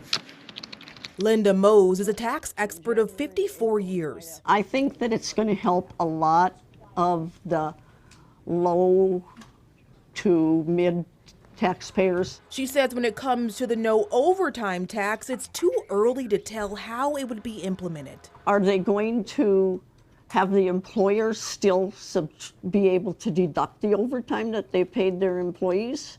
I worked as a waitress before they raised the tipped wage to $213.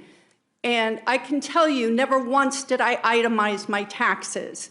Because when you're making that kind of money, you don't itemize your taxes, you take the standard deduction. So all this no tax on tips, it really doesn't work for normal people who use the standard deduction. So it's just a talking point.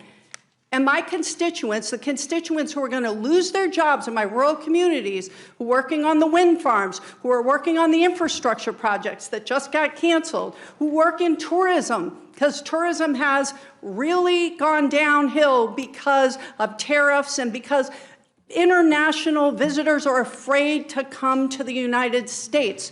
So our tourism industry is being crushed. All of those people can't eat a talking point. They can't pay their rent with a talking point. They can't buy birthday presents for their kids with a talking point.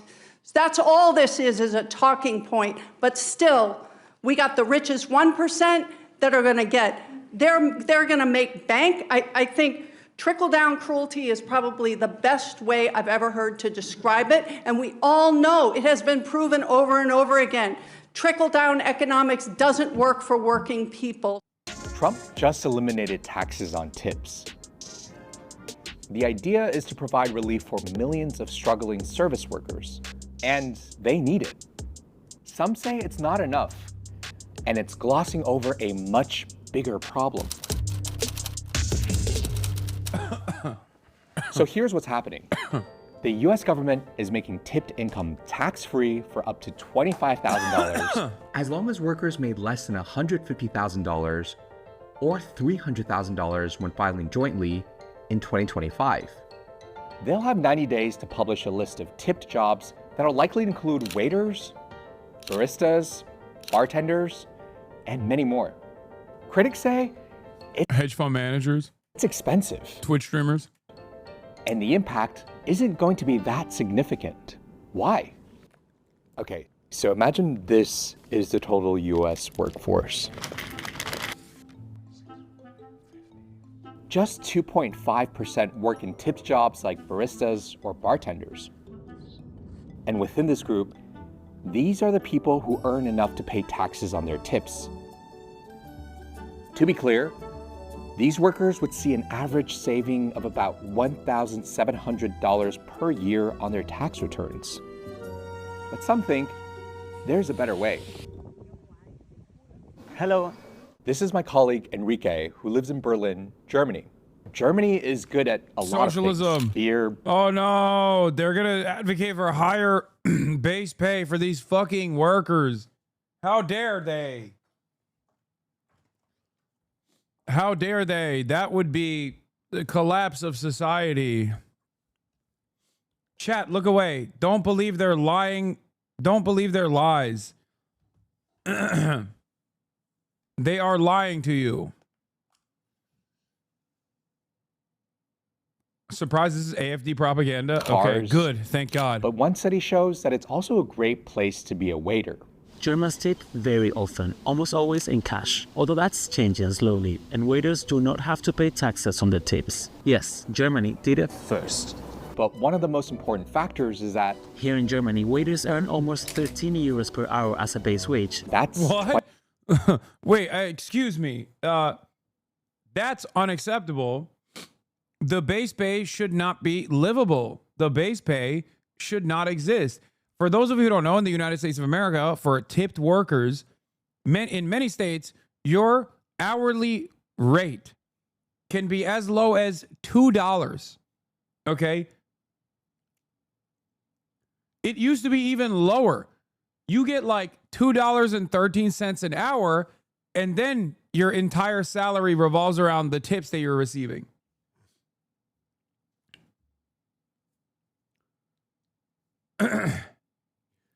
That's right. A lot of Americans don't know that there is a minimum wage beyond the regular minimum wage, the federal minimum wage. There is an even lower minimum wage out there in many states for tipped service sector employees.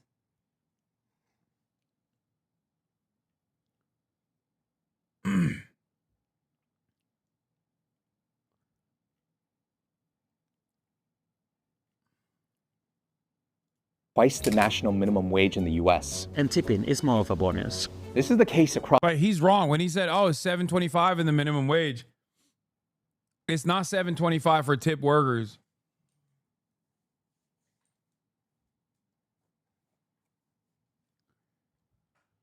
As a Hooters girl, I was paid $2.46 plus tips. If you made under federal minimum wage, they would pay you the difference on your paycheck. Yeah. Our minimum wage is even higher in Australia. Yes, but if you don't make the equivalent of $7.25 an hour in tips, the employer has to make up the difference. I think it's fucking insane that tipping is a price offsetting measure that capital owners love because they don't have to pay for their employees.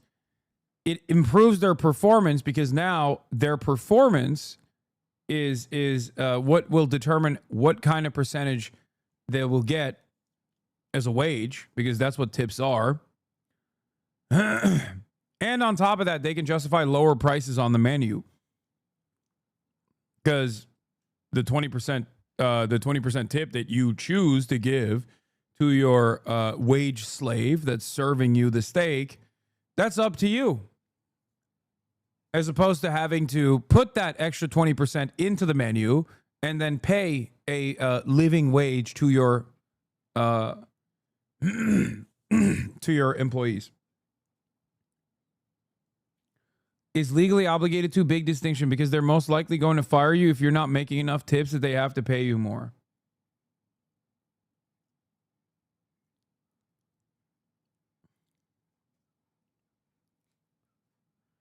To be honest, if you're an asshole owning class person, it's a genius scheme. It is. It's evil. It is truly evil. Across the continent, where tipping varies widely. Swedish restaurant goers, for example, tend to tip 4 times more than French ones. And Norwegians are the least cash-friendly. I'm often helpless when it comes to tipping, what the standard might be in a different country. My name is Stefan Gosling. Sometimes I do the odd study that's in my personal interest. This guy's a professor of tipping tips. Study is one of these. Most European waiters earn less than their American counterparts, but it matters less here because of the minimum wage. Advocates say that a higher minimum wage protects them when crises hit.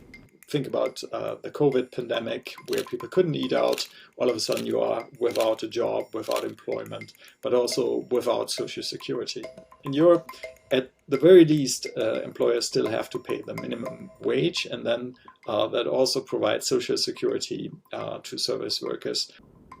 Some US states are already on board with this, and they've set minimum wages that are higher than the federal one, which has been $7.25 per hour since 2009. But it can go as low as $2.13 an hour in what is known as the tipped wage, which is when employers are allowed to pay less than the minimum wage if servers earn enough in tips during their shifts, which in this case comes out to about $5.12 an hour. Critics say that this whole system just makes service work precarious and unstable.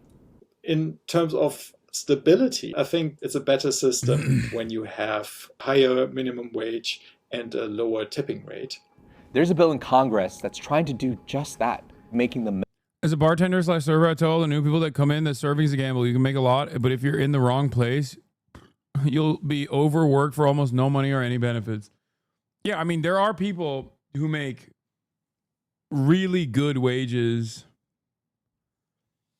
There are people who make really good wages by by bartending in like or you know, high profile restaurants where they're like working as like professional waiters.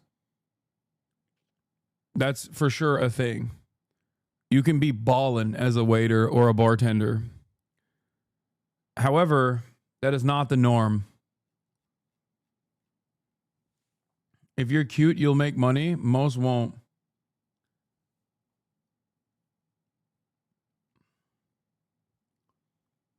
The catch is you need to be conventionally attractive or extremely charismatic.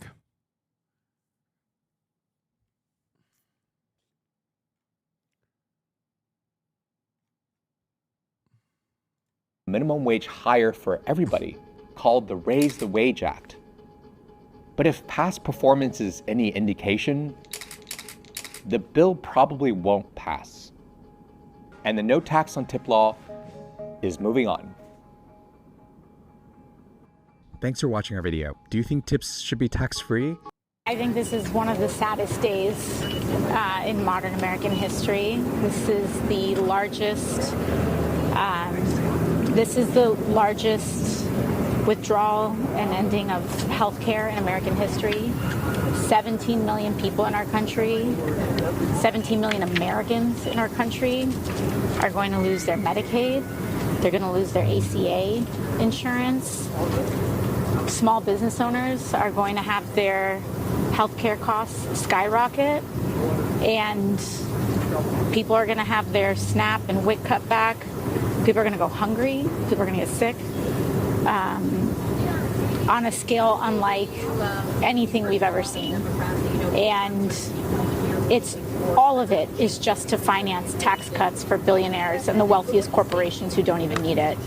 I don't think we have ever seen or are prepared for how catastrophic this is set to be for a lot of people. And I think it's devastating. And they're talking about this as though it's some tax cut. Even the stuff that they're talking about, taxes on tips, no tax on tips, that's only for people, that's only up to $25,000. And if you're making less than that, you're already kind of exempt from a lot of these things in the first place. So they're giving people crumbs and they're taking away the whole loaf. And it's just a genuinely really sad day for our country. What about Leader Jeffrey's final message, looking ahead to 2026, 2028? Well, you know, to Leader Jeffries' message, he's right. The best thing that we can do right now is press on And in order for us to salvage what we have and to build through, we have to chart a new course and a new path to our future. And we have to make sure that there are consequences. If you're on Medicaid, if you're on ACA, if you are on Medicare and rely on Medicaid to help with your long-term care, there has to be consequences to these votes. And we have to decide if this is just a joke or just for TV or if this is our real lives. And I hope people vote like it's our real lives.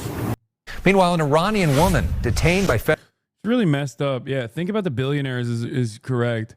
AOC consistently shows time and time again that she does not care about POC, people of capital. She does not care about POWs, people of wealth. Okay? That is, what is 1% if not the ultimate minority? What is the 1% of the 1% if not statistically the most minority you can get? Really messed up. Coming from a person who seemingly cares about minorities or POCs. Really, really messed up. Do billionaires have a right to exist? Yeah, it's terrifying that this is a question that we even have to ask nowadays. Do billionaires have a right to exist? Does New York City have a right to exist as a billionaire ethno-state? A lot of people are saying no. You're being quite... What is it? What's a... I'm thinking... anti-Semitic, but for capital, what would that look like? Because that's just anti-capitalist. You're being quite anti-capitalist, sweetie. It doesn't hit the same because, yeah, it's true. You're being classist. Yeah, you're being classist. It's disgusting classism. Nobody cares.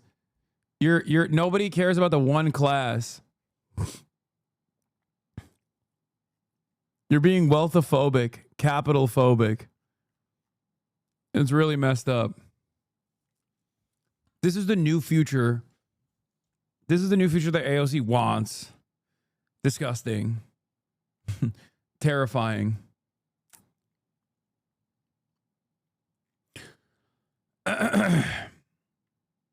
Anyway. Let's get back to reality, of course. MAGA mom detained by ICE. Her husband says he'll still support Trump. That is fucking insane. Okay. Federal agents. She and her family, all supporters of President Trump. See the MAGA hats.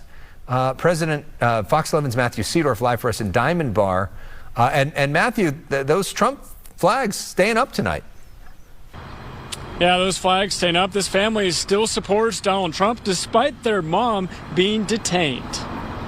The final moments home for an Iranian woman detained by immigration agents. Okay. It's getting increasingly more difficult to feel bad for some supporters, okay?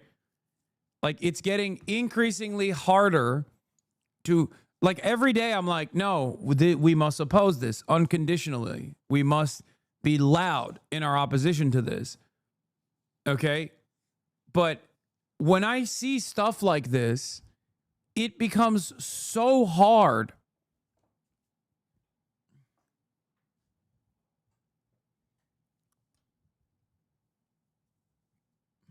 Thank you. A mother Monday going inside to say bye to her 4 kids. She came and kissed the kids and that was it. That's the last time I saw her. A proud President Trump supporting family in Diamond Bar. Election time was here. I had a full 3-4 flags out. Even while their mom faces immigration questions. Has your opinion changed on this? That's a good question. Somewhat it has, just because I'm going through it. I was very selfish before. But I'm still selfish now? Dude, what? Dude, what the fuck? He's Persian. Last thing he needs to be accused to be working with the Shah? What? Bro, that is crazy. That is crazy, brother. What the fuck is he saying? See right now is, okay, there's a reason for it. Arthur Sahakian's wife, Arpaneh, was born in Iran and moved to the United States when she was 3 as a refugee. She cashed a check, I believe it was less than $200, and this is all where it started. Then, about 15 years ago, her green card was revoked over a conviction related to theft. It's all misdemeanor stuff. Arthur says they've been going through the legal process towards regaining citizenship with check-ins every 6 months or so. She just went in April, and they said, okay, you're fine, you know, have a good day, we'll see you back in September or October. Then last week, the United States bombed 3 nuclear sites in Iran, increasing tensions and concerns of Iranian sleeper cells retaliating in the U.S. Bro, there has never been a moment where a guy got every single one of his wishes. And it's like a real monkey's paw situation. You're like a pro-Shah Iranian guy living in California. You finally get your reactionary right-wing Shah-style, Reza Pahlavi-style president back. You're super stoked. Then on top of that, he fucking bombs Iran, okay? And you're extra stoked. You're just throwing ropes at this point. You're like, oh my God, every single thing. I am Persian and everything I wanted, President Trump is giving me.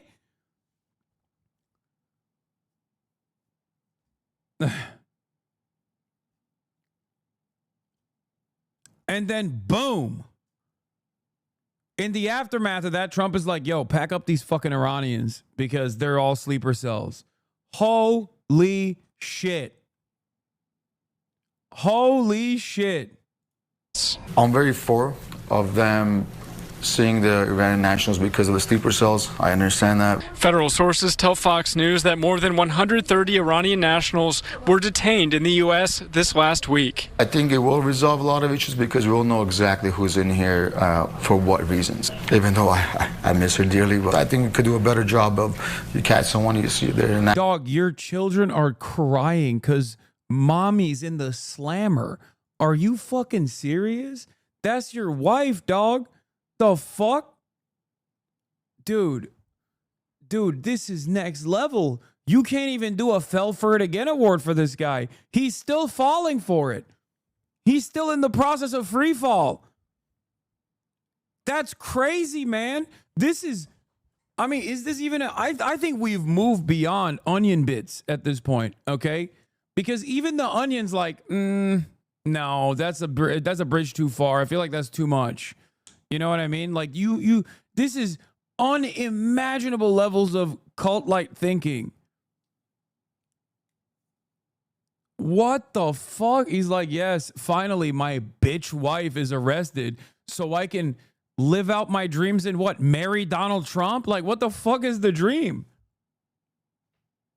This is, bro, the only thing that's worse than this is if you were getting arrested and you were like, and I think this is valid. I think it's valid. I love my President Trump. If he arrested me, there's a good reason for it. I'm a real piece of shit. I'm a criminal. I'm glad that he's arresting me and taking my criminal ass off the streets. That's it.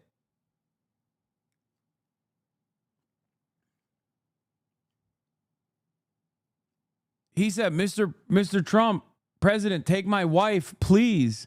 My wife is yours. I'm upset that you didn't take my children too. I was offering them up as well. Please take my children, Mr. President. You are the legend. National and do a background real quick and see if they have ties. He already said, oh, Mr. President, thank you for bombing my country where my family members live still. That was awesome. And now, thank you, Mr. President, for taking my wife away because you suspect her of being an Iranian sleeper cell agent, potentially.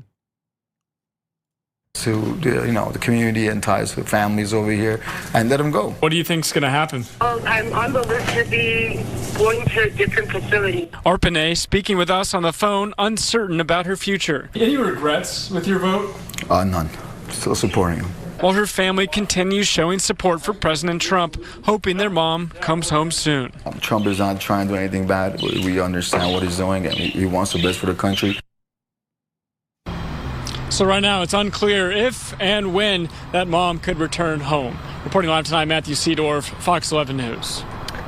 So the argument for getting rid of her would be what? That she's not in the country legally and she committed a crime? Exactly. Basically, it sounds like she lost her green card about 15 years ago and since then has been fighting to get it back. So right now, she does not have that green card and is considered to be in the country illegally. Yeah. Interesting. So this whole thing is a reminder that everybody has a different story and there's so many layers to it. And if you just talk in political slogans, it's not enough. You really have to listen to each and every person's story and try to make up individual decisions almost. All right, Matthew Seedorf, thank you for your reporting on this. Financially as well as emotionally. Trump voter and business owner whose workers were detained by ICE speaks out. Dude, what a crazy world we live in, man. I don't know what to say about that, dude. I don't know what to say about that. That's like, that really fucked me up. I'm not gonna lie. That was, wow. He's like, I still love my president. He's doing the right thing. He's getting these fucking illegals out of here, including my bitch wife. Is wild. He's like, not my wife. That's just a mistake. I'm sure that'll be fixed soon. It's like, I mean, that level of dick riding should be illegal, dude. Wow. He said he didn't regret his fucking vote, dude. He said he didn't regret his vote, dude. The admin literally bombed Iran and then decided that the mother of his children is a hostile entity, a sleeper cell, and packed her up. Friends. I know we always say, in the words of Michael Jamal Brooks, be kind to individuals, be ruthless to systems. But like, as this one chatter also pointed out, it's like, it's getting increasingly more difficult to be kind to individuals. Okay. If you're that kind of individual, I can't like it's so hard for me not to just make fun of you. That's crazy. Like, I know the process of deportation is a uniquely cruel endeavor. But like, you and your Trump supporting wife are currently experiencing this like horrifying endeavor. And you're just sitting there being like, I don't regret it. It's fine. The fuck are we doing? What are we doing? How am I supposed to feel bad about a guy who doesn't personally feel bad about what took place?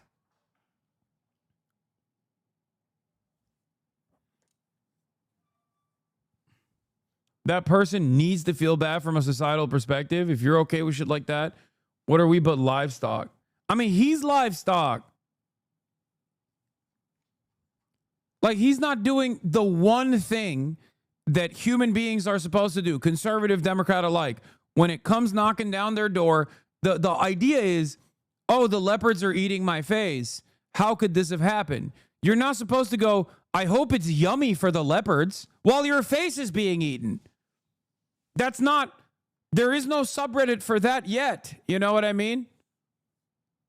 There's no moment where you're supposed to, up until this moment, we have not had an experience where the leopards are eating your face and you're going, oh, that's fine. Here, take my arm too. What the fuck? Like, it is a thing that animals have is self-preservation skills, okay?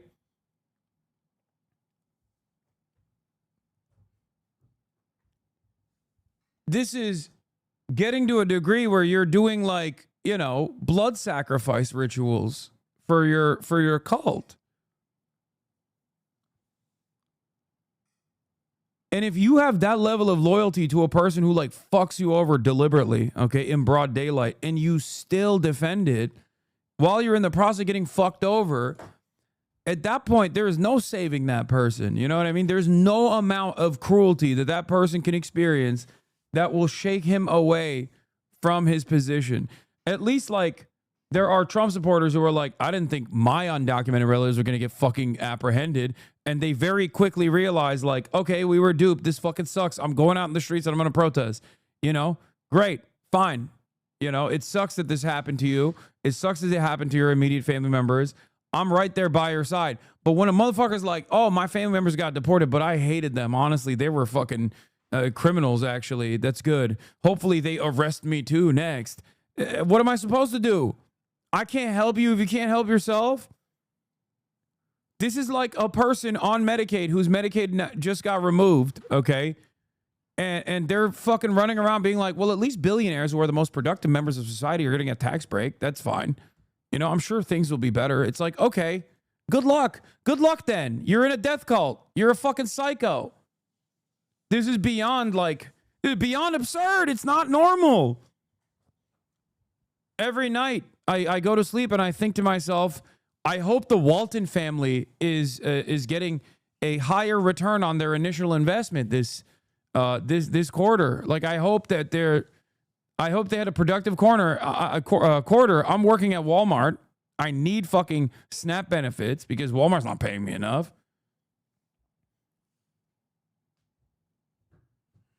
That's annoying. Anyway, here's the other side of it, which is a very common story. Trump voter and business owner whose workers were detained by ICE speaks out. Financially as well as emotionally. It takes a toll. You know, you get to know these guys. You become their friends, just not an employer, but a friend. And you see what happens to their family. It's quite a shock. They did everything right, and they all had their work permits. They all, a couple and few of them have driver's licenses. They worked with me on the Navy base, which had to go through intense security, and they found out all about their past. And no, this is good for you guys to hear, because a lot of people don't understand. Like, there are a fuck ton of migrant workers, okay? There are a fuck ton of migrant workers in this country that have the proper authorization, that have gone through rigorous background checks. Their immigration status is in limbo, like the lady that we just saw. For something so marginal, so inconsequential, she cashed a $200 fake check, okay? And then had her green card taken away in the process. That's a cruel-ass system, man. That is a ruthless and cruel-ass system. And it's the lack of care that we have as a society for some of these most marginalized people, some of the most vulnerable people that are simply just making ends meet. You know, they're here, they're working, they are going to ICE facilities with regular frequency to check in routinely. They have their court dates, they have their paperwork. They're trying to put pennies together so that they can get a lawyer to help them out throughout this process. And they're making pennies on the dollar on top of this. And then they're being called fucking criminals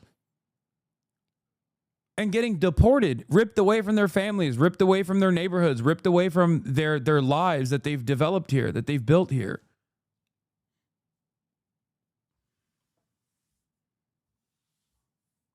Like, dudes who have been working here in this country for multiple decades. You know what I mean? White people don't give a shit. You're talking to a wall.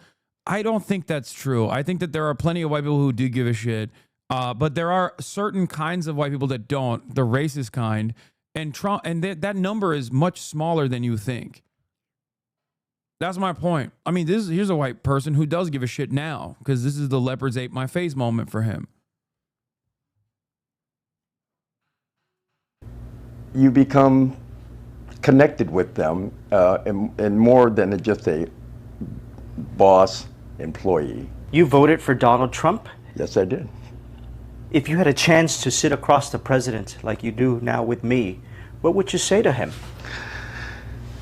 Well, you know, the buck stops there, right? I did not understand his wishes to go after people who are legally here and trying to do right by them and their families. What's up? And I didn't understand that that's what he was trying to do. From what I understood, from what he has said, and from what ICE officials have said, that is not at all what they're doing. And then all the representatives of them are stating the same thing. That's not what we're doing. We're going after the criminals. Well, what happened here? Yeah, I mean, look, at a certain point, you also have to realize, like, when there is not a single this guy's not watching my broadcast, man. You know, he's not a HasanAbi head. You all feel the way that you do when you're like, these guys are so dumb. But you have to remember, like, think about your parents. Some of your parents probably also have the same exact mentality. Okay. And part of the reason why they have that same exact mentality is because they're watching Fox, or even when they're watching MSNBC or CNN. Up until Trump became president and started doing these deportations, there was very little coverage on how fucking violent this shit was going to look like. And that's the reason why I place a lot of this blame on the Democratic Party as well, because they did not say a single damn thing. They did not counter message against this. They counter messaged. Not only did they not counter message against this, they messaged for this. They messaged in the direction, maybe not to the same severity, maybe not to the same level of ruthless cruelty, but they certainly wanted a militarized border. They wanted to fundraise for a piece of legislation that was going to do Trump's 2020 border policies. They did this on the fucking campaign trail. They said, build the wall. They kept propping up. Nice to meet you, man. They kept propping up Biden's like deportations as a fucking benefit. Not talking about how devastating this shit actually was.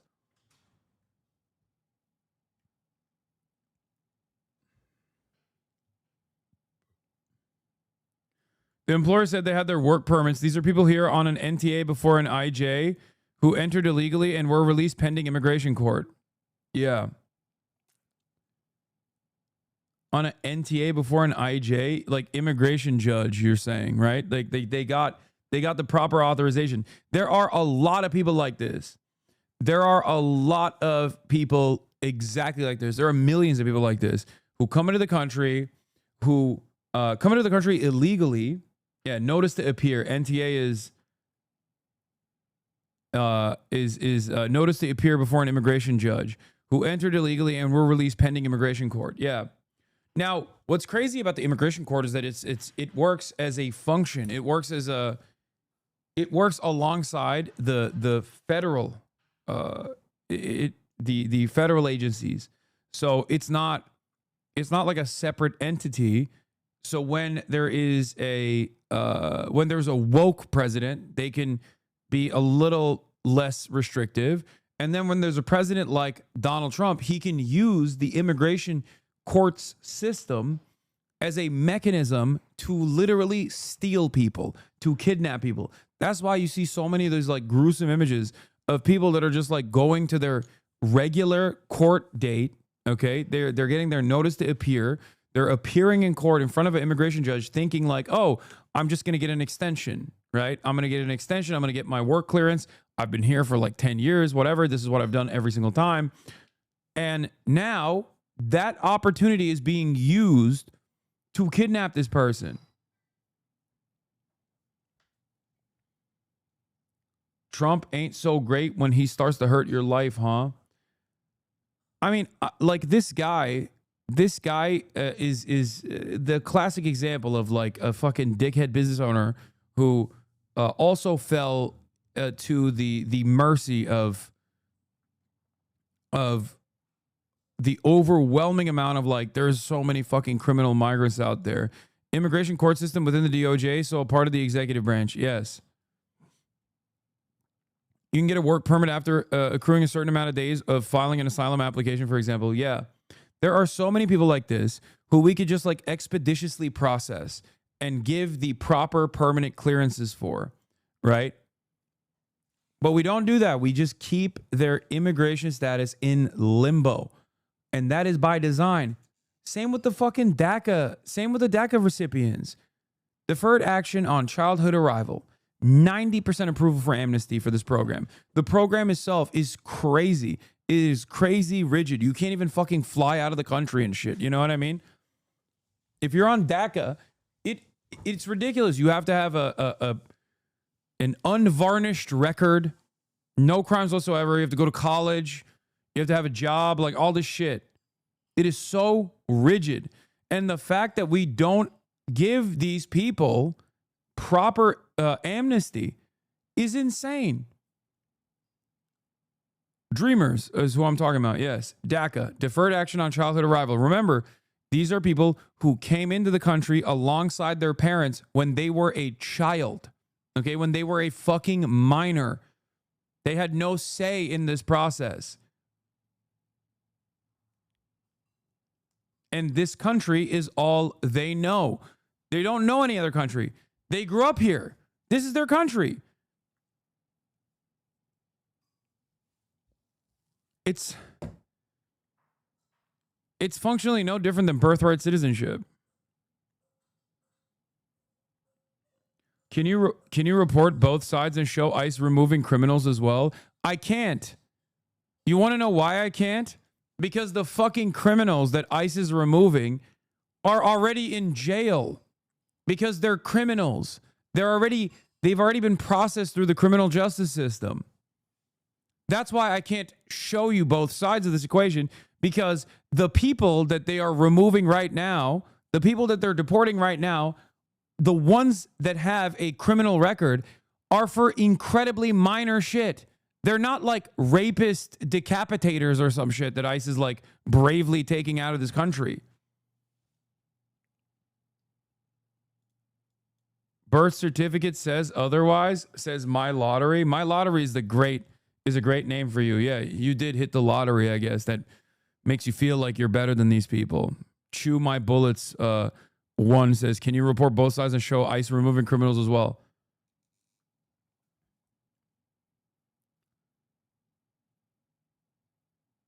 ICE is not removing criminals. That's why so many people turn around and say, well, they're criminals because they entered the country illegally. You know? That's why. That's why people have to do the classic goalpost shift. Trump didn't say he was going to remove everyone that fucking crossed the border, okay? He said he was going to go after these like rapist, drug dealer, vicious, violent types.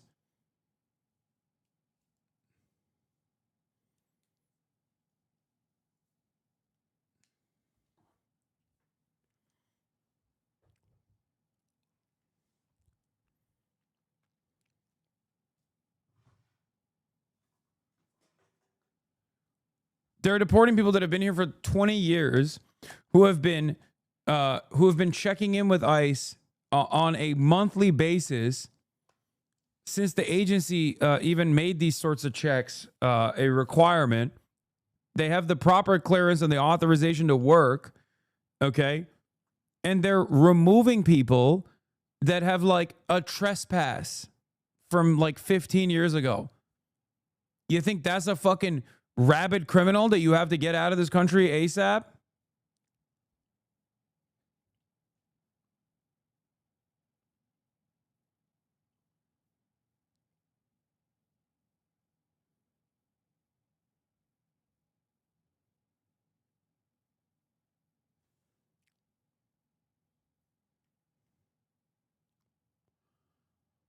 Yeah, 65% of the detainments have no criminal record.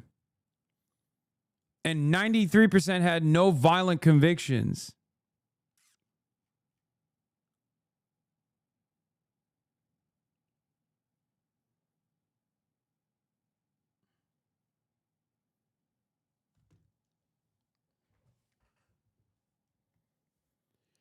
Oh. And the 7% that I'm willing to bet, if we looked into it, the 7% that they have violent convictions are either like got in a fucking bar fight, or the ones that actually have the heinous crimes on their record were already in prison and they're being removed from prison and being deported instead of going through the entire fucking sentence. Understand that.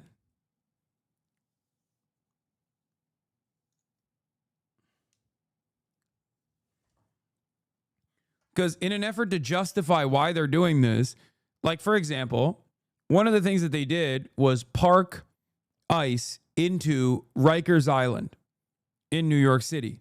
Why did they do that? Because they want to get people who have actually done any crimes whatsoever that are migrants to be deported so they can fucking beef up the numbers of criminals that they're apprehending and deporting. Okay?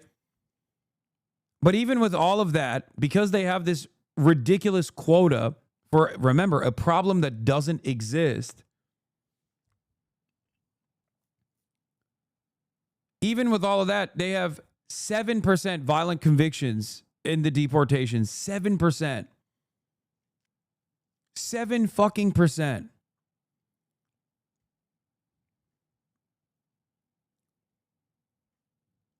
And even before these numbers came out, this is what my suspicion was. I told you that the majority of these people are not going to have any convictions whatsoever. And that the ones that do have some kind of conviction will be for like mail fraud or wire fraud or like trespassing or something minor. And that a very tiny number, a very, very tiny number will be people that actually have like kind of like a violent felony on their record. And those people are already in those people are already inside of these detention facilities to begin with. Because when Donald Trump was claiming that there are hundreds of thousands of people being murdered by undocumented migrants and like no one's doing anything, that meant that the police force under the Biden administration was capturing criminals, right? Let's say like an undocumented migrant did a heinous crime. They did a rape and like they did a murder, right? And then the police would capture this person and then they would look at their background. They'd look at their record and go, oh my God, he's an undocumented migrant. We have to release him. Do you think that's what was going on? Because if you don't believe that, then the idea that the Biden administration was doing catch and release for like actual fucking rapist criminals is insane.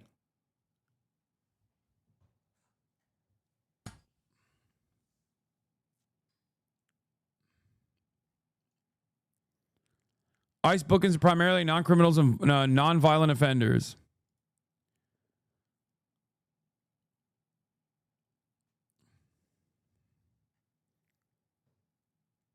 I want to know what kind of violent crimes that they've done as well. This understates the change in interior enforcement against non-criminals. This is mainly because ICE also booked some people into custody who were originally detained by Border Patrol. Hence, the pre-Trump numbers include many non-criminals who had never lived in the United States before. Since then, the Trump administration has put Border Patrol in charge of mass deportation in California and is making interior arrests all along the border, all along both the Mexican and Canadian borders. This means that the pre-Trump and post-Trump numbers are not directly comparable. We cannot say for certain how many peaceful individuals are being whisked off American streets by government agents. Yes, resisting arrest is considered a violent crime, by the way.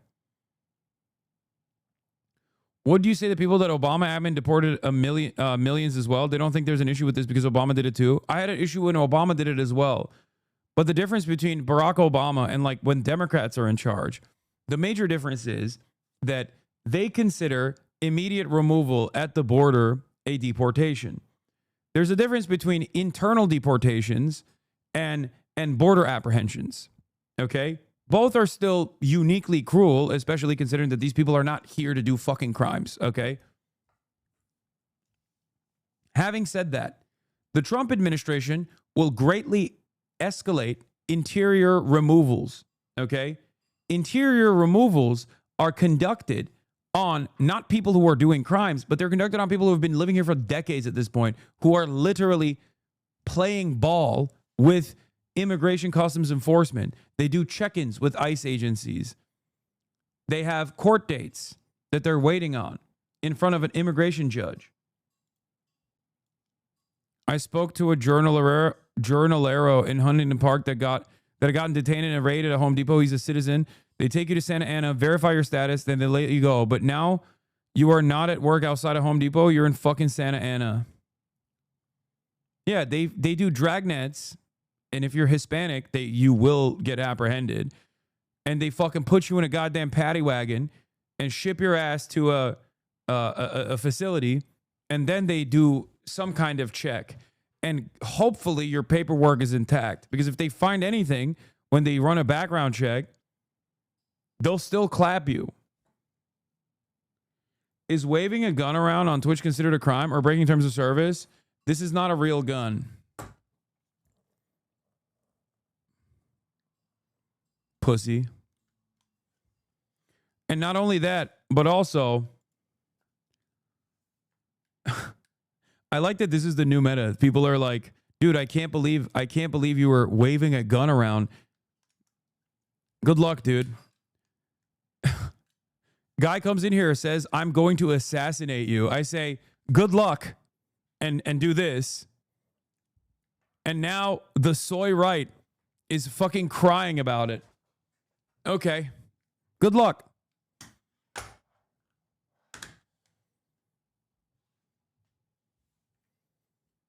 What am I supposed to do if I'm the endless recipient of death threats? I can't even have a little bit of fun with it?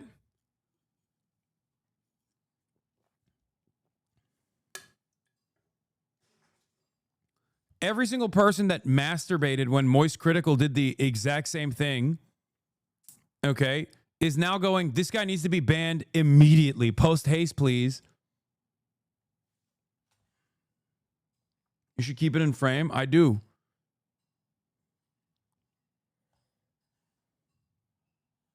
Here you go.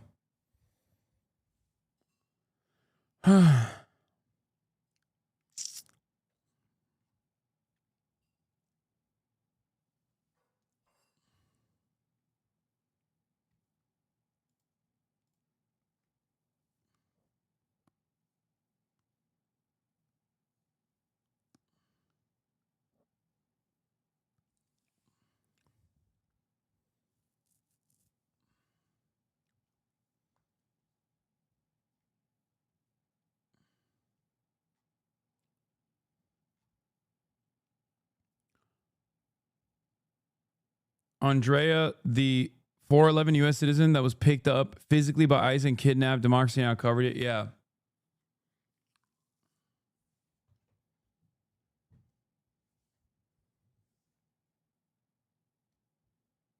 I remember trying to work with Congress to get you banned. I know. So fucking desperate, dude. And pathetic.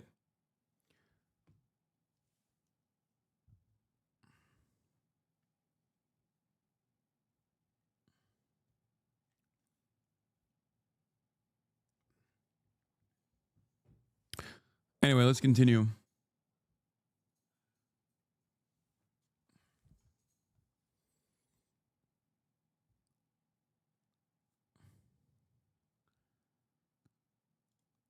Situation is just totally, just blatantly not at all what they said it was. And the people that I know, the liberal people that I know really well, really close people, you know, that I know, warned me that that's what they worried about, that ICE was just going to go after every. One threatens murder, two wishes luck, one two bully me. No, I'm not the one who threatened to murder. Are you stupid? The other person who was literally banned shortly thereafter was the one who issued a death threat against me. And I jokingly said, good luck. Oh, you didn't say it was me. Everybody, arbitrarily, just grab them all, sort them out, and not really care what kind of damage they're doing to, whether it's a business locally or whether it's. I work down the street from Santa Ana hot areas, and it's crazy out here. They're triangulating any Home Depot in this area. Currently, they're just walking around gas stations, car washes, picking up anyone who seems brown and may have an accent. As a Latina, it's not even safe for me to take a walk at work, and I'm a citizen. It's insane that we have to be in pairs and be scared for our own safety because of blatant racism. Yeah. What's also crazy is, as a citizen, you do not have to actually cooperate with ICE. Did you know that? Like, when ICE says, give me your fucking ID, as an American citizen, they have no legal right to demand that from you. But at the same time, because this is a legal gray area, they can still detain you. Isn't that crazy? And the only reason why they detain you is because, like, ICE doesn't have jurisdiction over you. You're an American citizen. The fuck? Right? They don't have jurisdiction over you. But they will still detain you. And if you try to go out of your way and sue them, as people have, American citizens have sued ICE, it is a long and arduous process, and the penalties are so marginal by design that nobody even attempts to do this. There is no way to, like, put them under a shit ton of paperwork, even though any ICE detention against an American citizen is quite literally an illegal detainment, and you can sue them. Isn't that wild? But we have designed the system. We have designed the system in such a way that even if you were to sue ICE for falsely detaining you as an American citizen, that they have no right to do, and also they did it racistly, obviously, because, like, what's the purpose of this detainment? You're an American citizen. They're fucking ICE agents. They don't know you're an American citizen, technically, right? So what leads them to believe that you are undocumented? I wonder, right?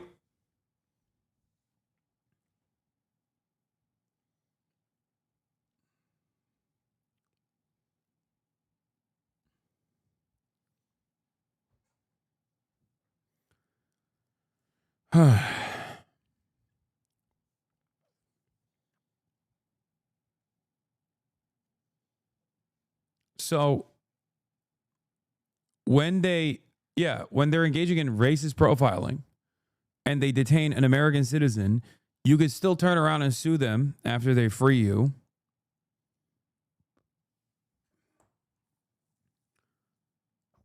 But because the paperwork is so long, so convoluted, and the awards are so marginal that it doesn't matter, and most people don't do it. The families that they're destroying, actually, by doing this. I would argue, like I said, that that's not what they're doing. That's not what they're doing. Well, now I have to rethink a lot of things. Buyer's remorse, I don't know, a little bit. Yeah, it's going to reflect on what I did and who I voted for. And I'm going to wonder why they did what they did. And I'd like some kind of explanation if they cared to give it at all. And we also want to get to some breaking news. The Department of Homeland Security says a famous Mexican boxer has been arrested by U.S. Immigrations and Customs Enforcement agents and will be deported. Julio Cesar Chavez Jr. was arrested for overstaying a tourist visa that expired last February. Last week, Chavez was in the ring with YouTuber turned boxer Jake Paul. The DHS says the former middleweight champion will be sent back to Mexico, where he faces organized crime charges involving weapons and explosives. Officials say he's believed to be connected to the cartel. Yeah, from what I understand, the guy was also a a Trump supporter as well.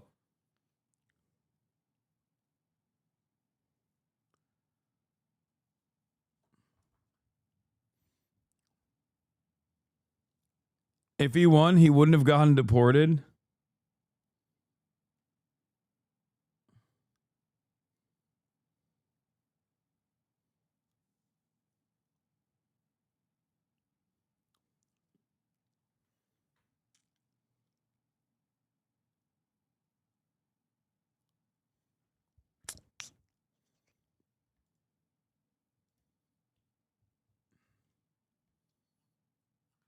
There's the both sides chatter was asking for. Yeah.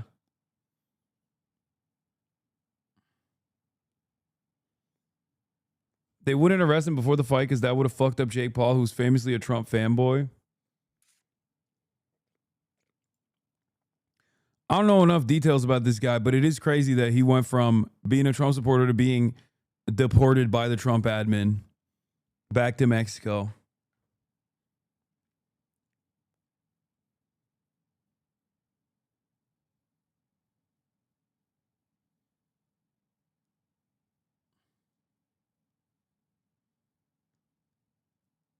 I guess the warrant is real, though. Mexican authorities confirm Julio C. is wanted for organized crime and arms trafficking. It says U.S. officials are in the process of handing him over. I don't get it. How the fuck was this guy running around with an active arrest warrant from the Mexican government?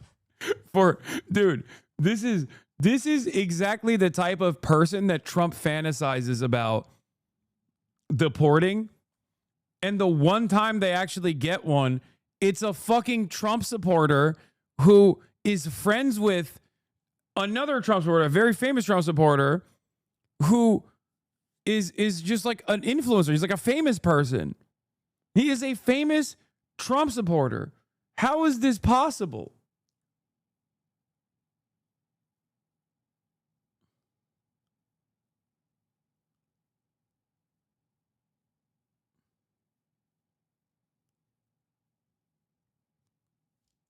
Like, it's not like this guy was running around being like, I'm hiding.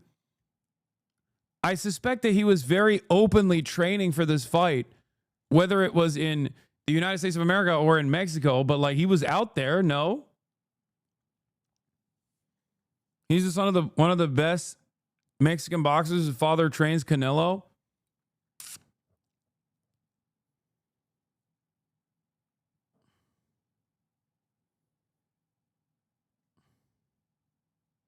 Yeah, he did like a press tour, no? What the fuck?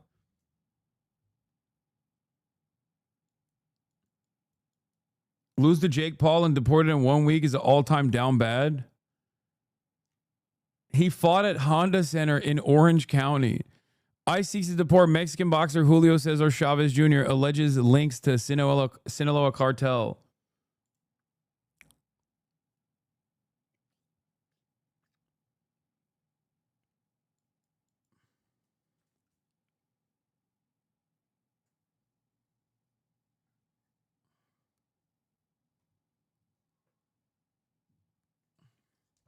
$5, Paul family turned him in so they don't have to pay him. They said his visa expired in February, probably because he didn't want to go back to Mexico and get arrested. Okay, but like he's been training for a Jake Paul fight visibly, openly, in broad daylight since February. Like, this is a wild sequence of events. You know what I mean? It doesn't make any sense. Also, in accordance with the June 17th Department of Defense statement, U.S. Northcom announces 200 Marines are going to Florida to provide administrative and logistical support to Immigrations and Customs Enforcement.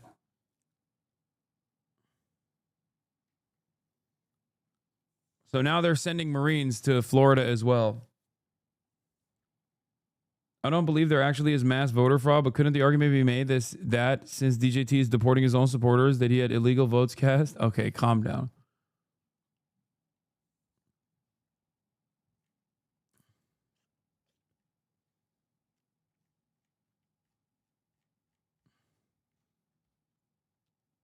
I don't think that guy voted.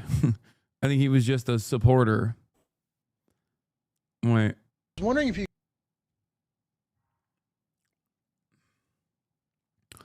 Anyway, we're gonna do more. We're gonna do more of this Zoran mania. We're gonna talk about this Zoran Mamdani momentum. Scoop. Benjamin Ryan writes, Scoop, Mamdani identified as Asian and African American on college application. I report with Dana Rubenstein. Zoran Mamdani, Democrat running for mayor of New York City, was born in Uganda. He doesn't consider himself black, but said the application didn't allow for the complexity of his background. Wow. Brilliant. Thank you. Wow, you guys did it. You guys did it. What a scoop. Lol, this weirdo would get a byline on this. He's one of the people who remains hyper scandalized, but when I told Jesse Singal to do the honorable thing, I could see his sense of judgment remains perfect. Wow.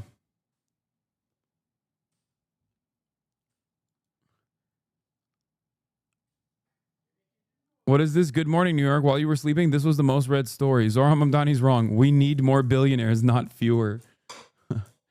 As As Marxist enjoyers of Financial Times, this puts us all at odds with our favorite newspaper, the real paper of record, Financial Times.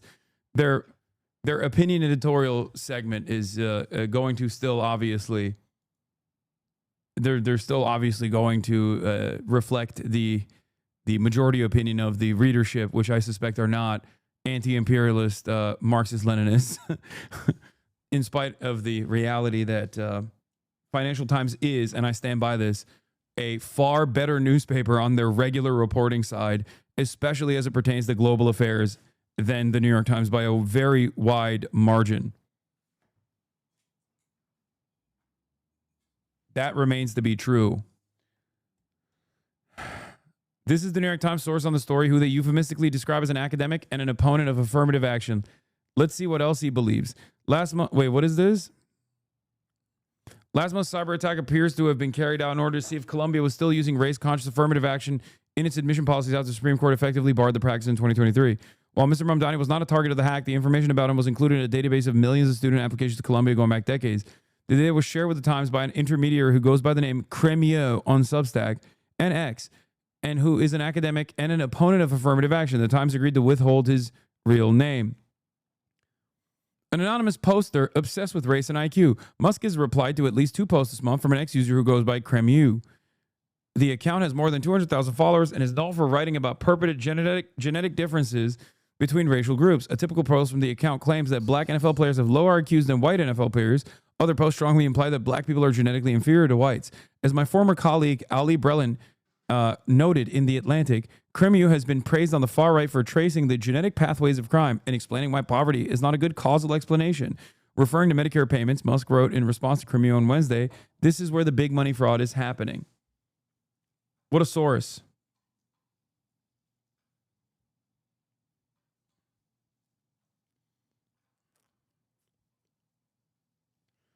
Lead author on this low-effort New York Times Mamdani hit piece a few days ago, just making value-neutral observations, no bias at all. Fewer than 5% of New York City residents cast a first-ranked choice vote for Zohran Mamdani in the Democratic primary last week. Lots of people are still very eager to do some serious, oh yeah, well, quote tweeting of the above tweet, as if I laced a mathematical observation with commentary and spun it into a chest-pounding political treatise, which I did not. Mamdani received top choice votes from about 8.5% of registered voters in New York City. Yeah. For a Democratic primary, he performed above expectations, as a matter of fact.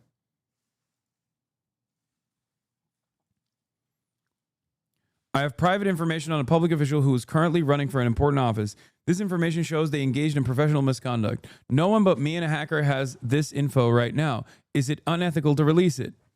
I'm glad that he ran a fucking Twitter poll before figuring out the ethics of releasing this thing. And the thing that he released, this damning piece of evidence that he released, is that a man who was fucking born in Uganda, who is of one of the most unique backgrounds we've ever fucking seen, is literally incapable of correctly identifying himself on a form. Fantastic. Wow. Here's Zohran's quote for the New York Times. This feels like something that started as a catchy racist headline that couldn't live up to its promise journalistically. He's Indian Ugandan. Millions of Americans face the same issues with identity checkboxes on applications. Only a newsroom at this 1950s Jim Crow segregationist level of whiteness wouldn't understand this issue. Most college applications don't have a box for Indian Ugandans, so I checked multiple boxes trying to capture the fullness of my background, said Mr. Mamdani, a state lawmaker from Queens. The application allows students to provide more specific information where relevant. And Mr. Mamdani said that he wrote in Ugandan.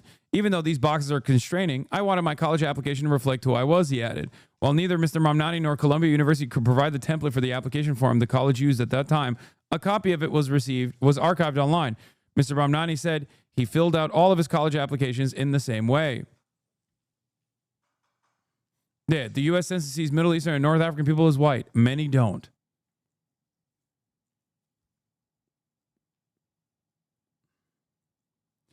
Wow, brilliant journalism from the New York Times. Definitely not grasping for straws because they must eliminate all critics of Israel. Fantastic work, guys. Congratulations to the paper of record once again. Absolute masterclass on how news media should conduct itself. If there is a very popular politician that resembles the or echoes the sentiment demonstrated by the overwhelming majority of Americans, and actually ends up winning an election in spite of these attacks against him, on the issue of Israel, then we will do everything we can to try and tar and feather this person and try and tarnish this person's reputation. Would you say that Zoran is the most represented you've felt by a politician? Yes. And I don't think there will ever be another politician that I feel as represented by. Obviously, it's not just his background, but it's also his policies. It's more important. His policies are obviously significantly more important to me. But yeah, of course. A 33-year-old cosmopolitan Muslim socialist. It's crazy. We're the same age.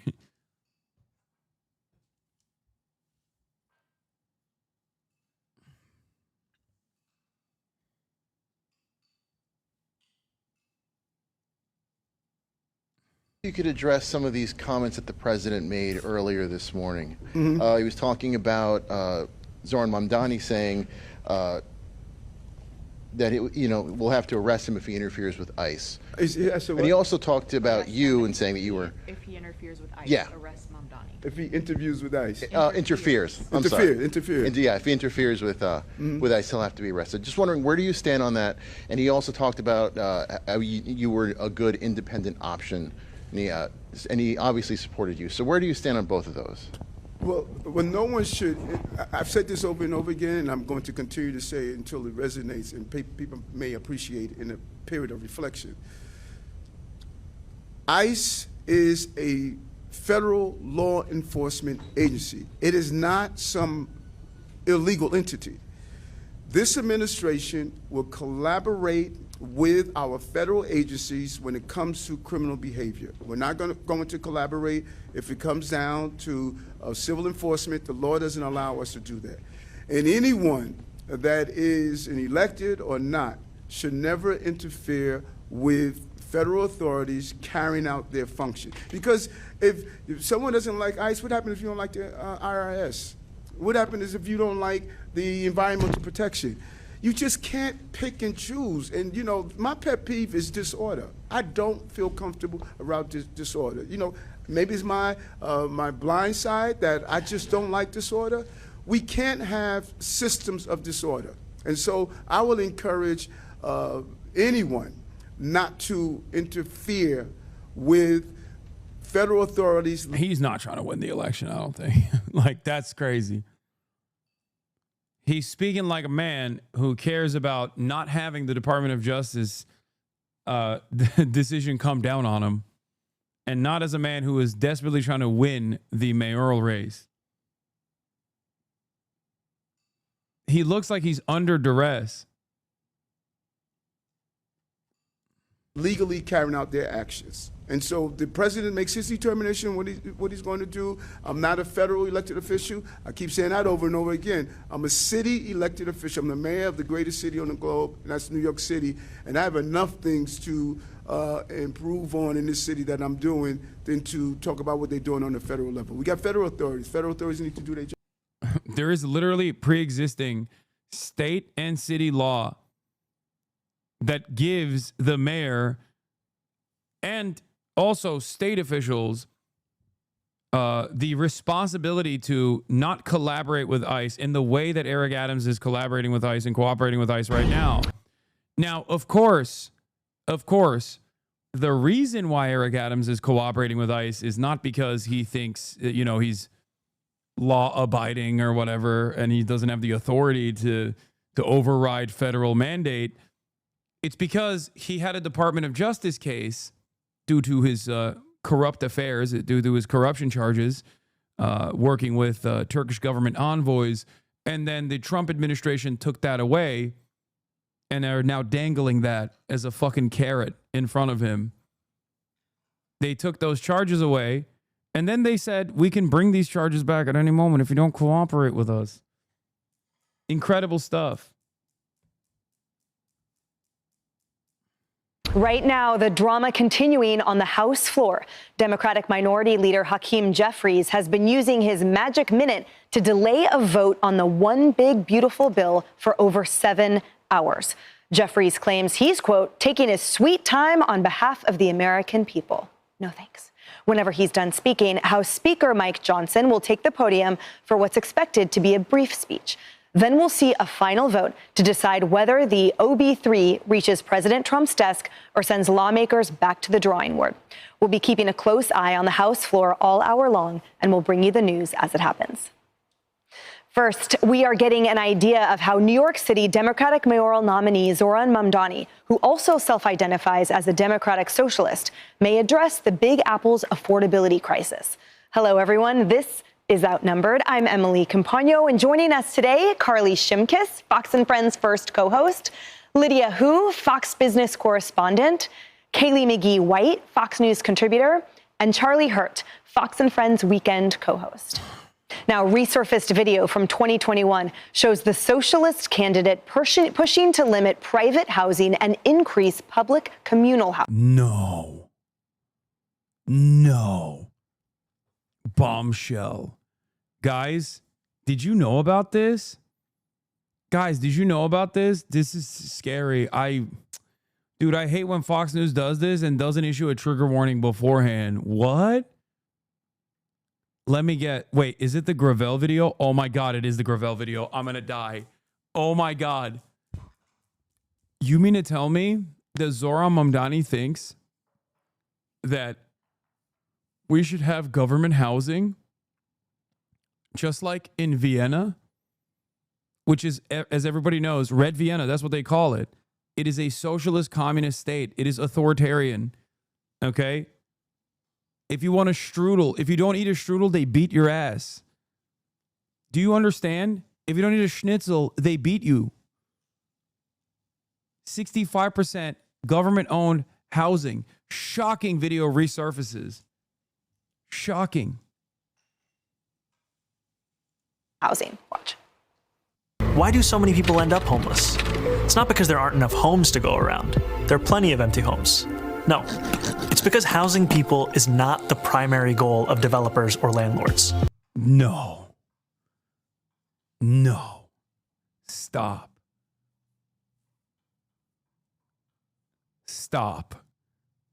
I'm so I got goosebumps. I feel so unsafe right now. Chat, can you believe he said this? This is turning into that fucking meme of like, look at Zohran being awesome and right and very cool for 5 minutes. Okay? What a radical, dude. What a fucking radical. Oh my God. Someone has to deal with this guy. This is terrifying. Their goal, simply put, is to make a profit. If we want to end the housing crisis, the solution has to be moving toward the full decommodification of housing. In other words, moving away from the status quo in which most people access housing by purchasing it on the market and toward a future where we guarantee high-quality housing to all as a human right. But history... That's fucked up. You hear that? You hear that shit? I'm not seeing a lot of terrified emojis in the fucking chat. I'm seeing a lot of people saying, I'm nutting. Seems like this guy's sarcastic. I'm terrified of these amazing things. Excuse me. You shouldn't be sarcastic about that. This is terrifying. Okay? Imagine if houses are not seen as a speculative asset and that everyone gets sheltered. That's fucked up, I think.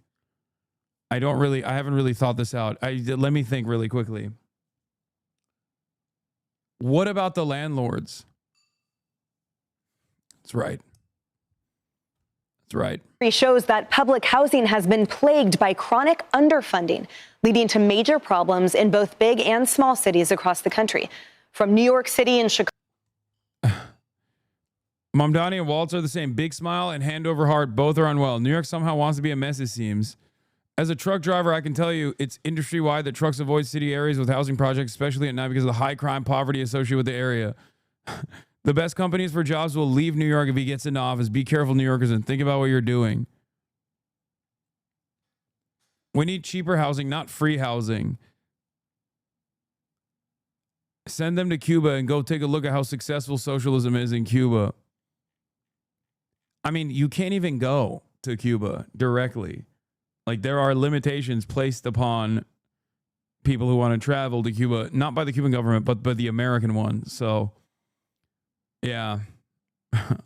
Chicago to Boston and Pittsburgh, horror stories of problems inside public housing units capture just how bad some of the conditions are. Cancer-causing chemicals, mold and neglect, infested with mice, rats, roaches, and toxic mold. Those are just a few.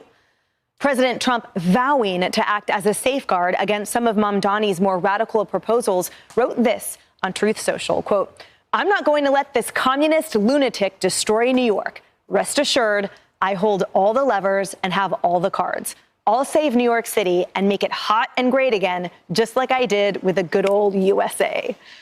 Charlie Hurt, lots to unpack, and I see you delighted by his Truth Social post. Yeah, no, Trump has a great way of putting it. You know, the thing I love about Mamdani is that what this is more than anything else is a complete rejection of Democrat policies and Democrat control. Democrats have run New York City for decades. These are all Democrat policies, and they have all... Yeah. It seems like...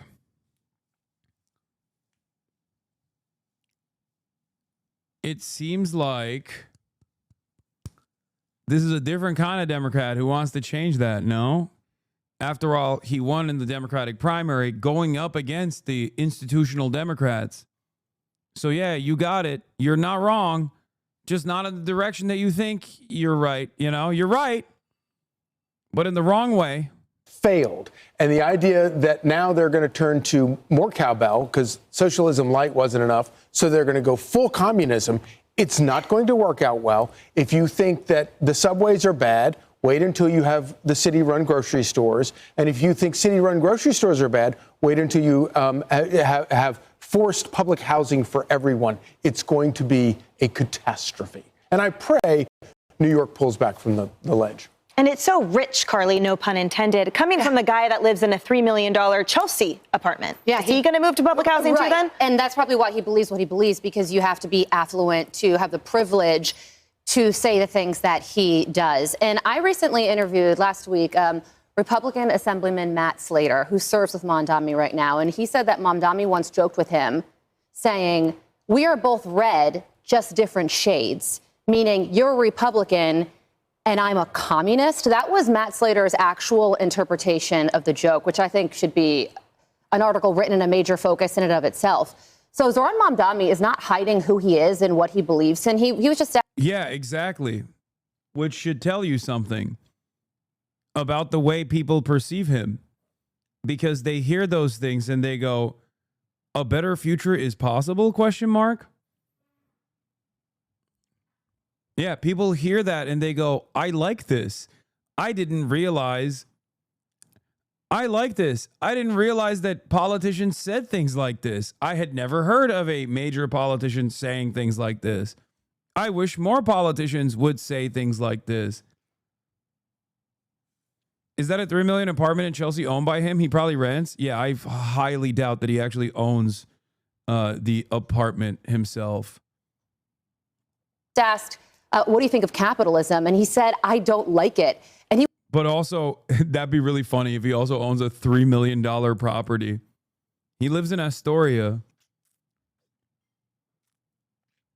Oh, yeah, he does rent. That's true.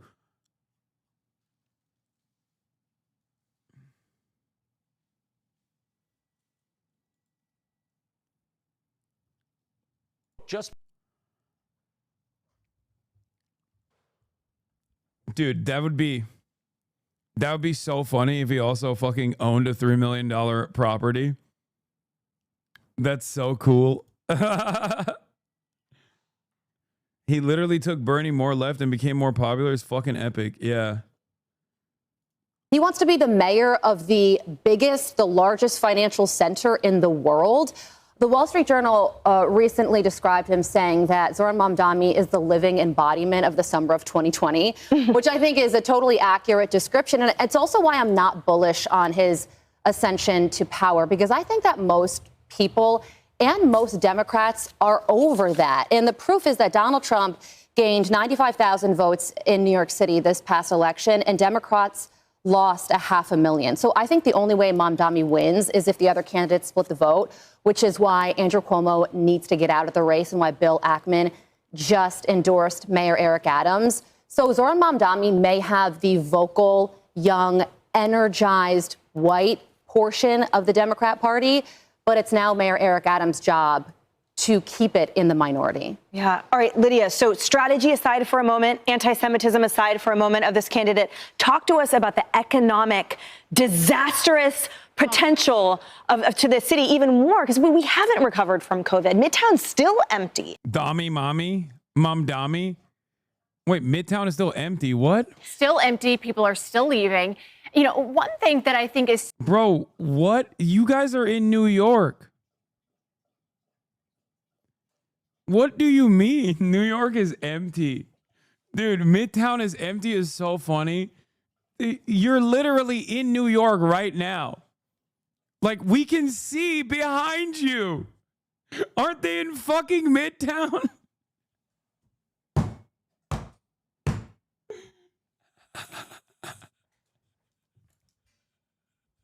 What the fuck? Look at that.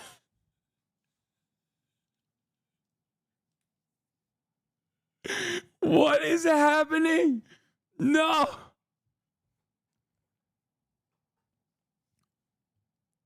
They are literally in Midtown. You can see the crowded streets behind them bustling, okay? What the fuck? This is the best representation of how Fox News operates, okay? Where they're basically saying, do not believe what you can see immediately behind me. A live feed of Midtown as a TV screen, oh man. Yeah, what do you think it's showing? What do you think the TV screen is showing, chatters? Is showing a fucking live feed of Midtown right outside of the fucking Fox News studio.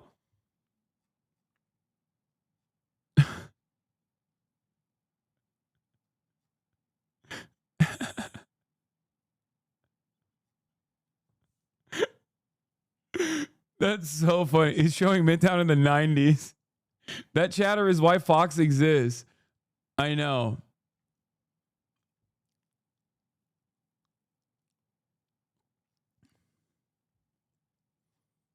So appalling is that like there's literally, while she was saying that, you can directly see traffic and people walking on the street. Potential to the city even more, because we haven't recovered from COVID. Midtown's still empty. Look, there's a fuck ton of people walking on the sidewalk. Look at it. It's right there. It's literally next to her, which makes it even funnier. empty. People are still leaving. You know, like it's the background.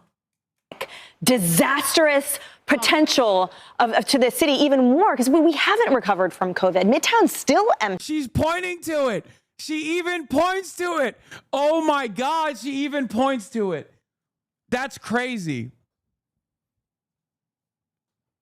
That's just all the people leaving, Hasan. Yeah.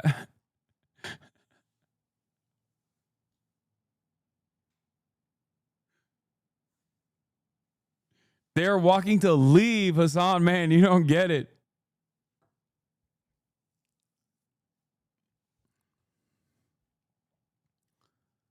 Do not believe what is, I assume, a live feed of Midtown right behind me. This is a live feed of Times Square. Stop! This is a lie. This is a lie. This is artificial intelligence. Classic lies from the lying Democrats, dude. That's AI. There's no one there. I went. See, it's busted. It's not even showing correctly. It's not even showing correctly. See, it's like patchy and glitchy because the AI is glitching. Empty. Still empty. People are still leaving. You know, one thing that I think is so appalling is that Zoran Mamdani knows about the quality means for several years. I formerly was a reporter, a local news reporter here in the city. So I've had the opportunity to do a lot of stories focused on public housing, having visited residents there to talk to them about the dire and New York City office vacancy rates are 17%, higher for longer. New York office vacancy rates from May. New York office market is on a recovery path as of Q1 2025, driven by improving foot traffic and projected office using employment growth of 0.5% over the next 2 years. Although the historical correlation between office using employment and occupied office stock has weakened over the last 2 decades, the labor market remains resilient. Nonetheless, this recovery is not without challenges. While the U.S. office vacancy rate increased by 10 BPS, quarter over quarter, to reach another all-time high of 20.4% in the first quarter of 2025, the New York Metro is on a path to recovery as it saw its vacancy rate cumulatively decline by 70 BPS over the past 2 quarters, which last occurred in the first half of 2019.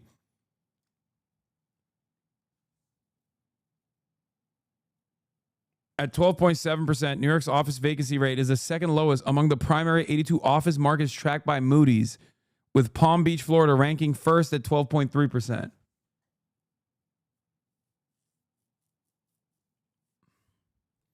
Is the second lowest in the country.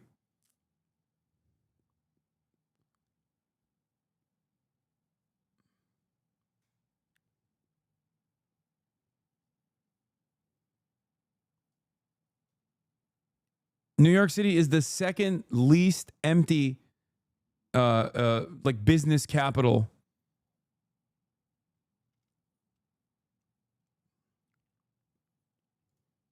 Disgusting and frankly sometimes unlivable conditions in some of these buildings.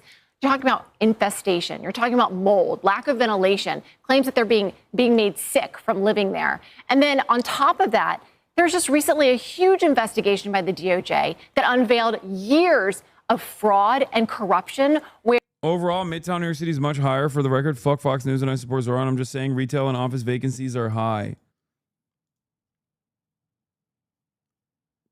It's the article that you sent me supports the opposite argument. Am I misreading something?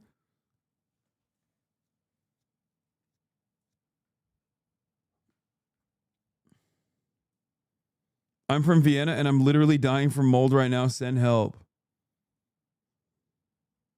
where people that were working at the public housing developments were taking millions of dollars of bribes. Even after this was uncovered, what did the public housing do after folks admitted to this? They went back to the same contractors and allowed them to continue to work. Yeah, I can't believe Zoran Mamdani was the president and also the landlord and also the mayor and also the governor at the time. So I can't believe that he did all of those things. It's really fucked up how he was responsible for that and not like representing a clear change from that kind of business as usual politics. Work with these same folks.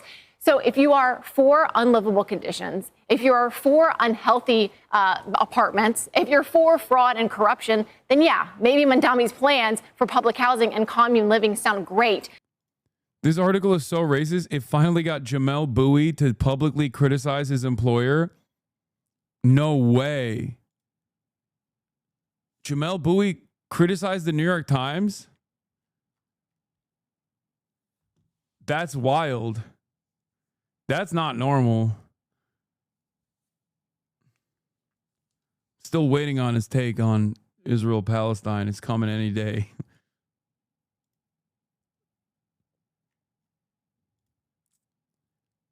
He is a South Asian man born in Uganda. And the source is a eugenicist who opposes affirmative action because he thinks brown people are an inferior race. Cool. I just think you should tell readers if your source is a Nazi. I have no issue saying Ben Ryan is basically more or less a gay dude who basically wants to be a log cabin Republican so bad. Everything I've seen about him screams a guy with little to no actual brain activity. Wait, what the fuck? Is Jamel Bowie no longer working at the New York Times?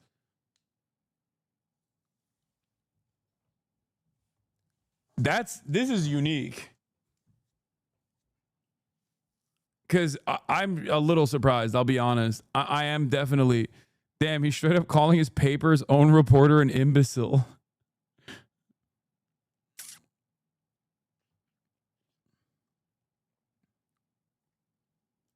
He still works there. He just went full Andor over on Blue Sky.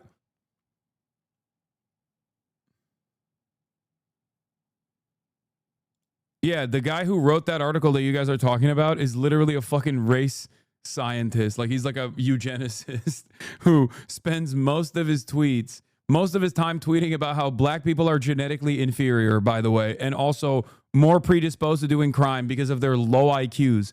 So, good source for the New York Times on this hit piece.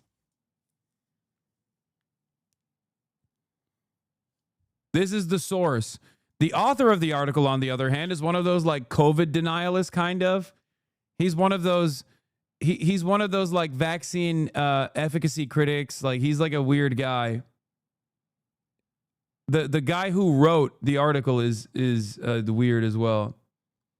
Anyway, the guy the New York Times agreed not to name in exchange for hacked materials was already outed as a white supremacist by The Guardian months ago. Jordan Lasker, a.k.a. Cremu.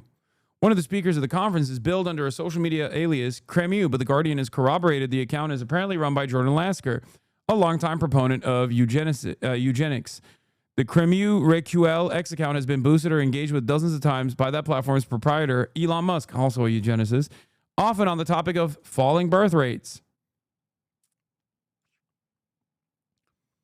I'd love to see the editorial process on the slop that would have been questionable to publish by the New York Post compared to, say, an article on the confirmed fact of ritualized massacres at Gaza aid sites.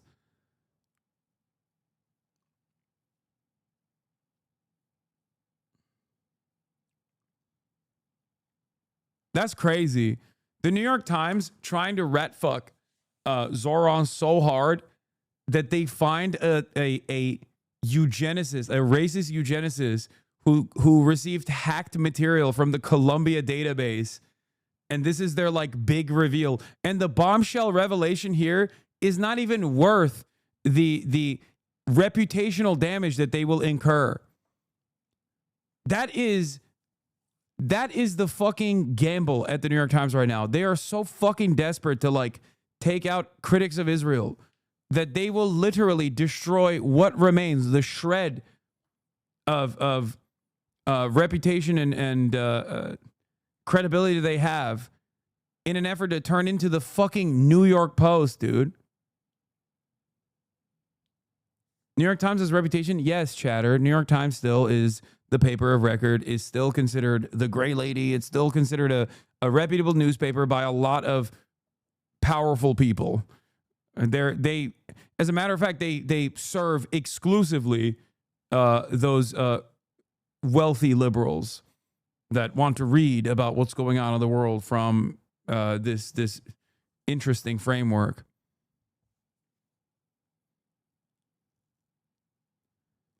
Yes, the New York Times' reputation is dog shit here in this community. If you think that you resemble the average American power broker, you are delusional, okay?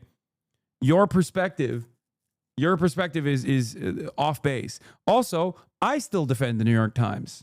So what are we talking about? The New York Times is still incredibly important as a piece of newspaper, as a piece, as a way to understand the world. It's just you have to have some hand holding in the process. You have to have like one of those little glasses that changes certain words into others in order to read through you have to filter it, basically.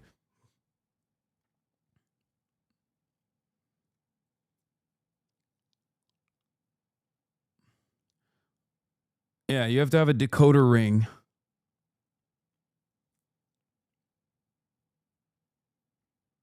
I mean, I still work with the New York Times. I literally gave a reporter working on a story this morning some quotes for fucking 30 minutes. Okay? There are still great journalists that work at the New York Times as well. It's just that if we're talking about Israel, no. Big no-no. One of the worst. Hasan, please stop lying to your audience. I'm writing this from Midtown Manhattan. I have not seen another human being in over 6 years. I'm surviving solely on eating rats and drinking rat piss.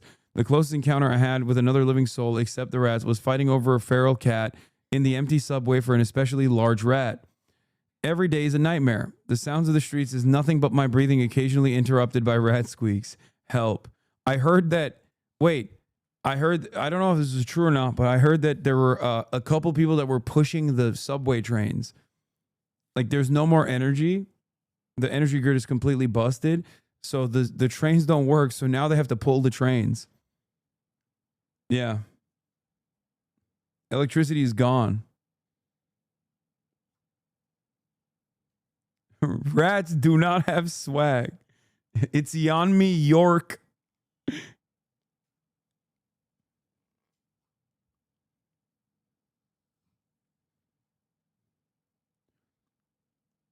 Fake news, they're rat powered.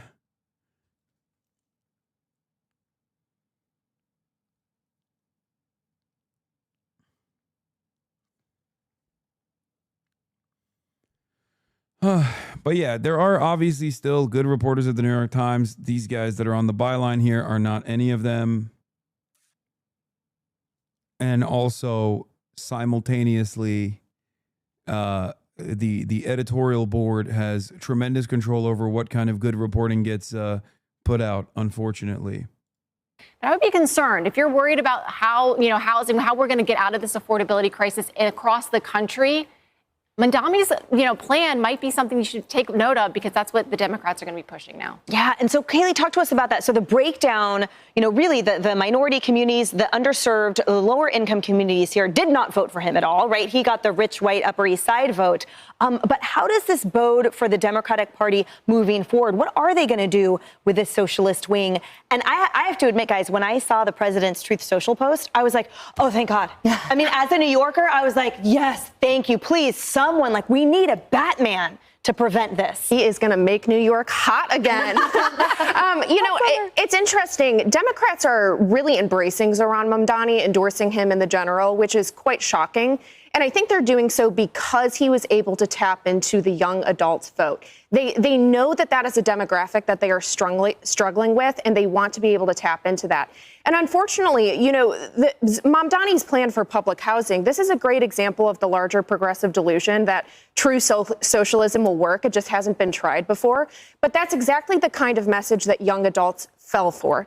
And the reason why is pretty simple. Young adults are struggling economically. And they are being persuaded by quick fixes and temporary solutions that actually do nothing to address the long-term crisis they're facing.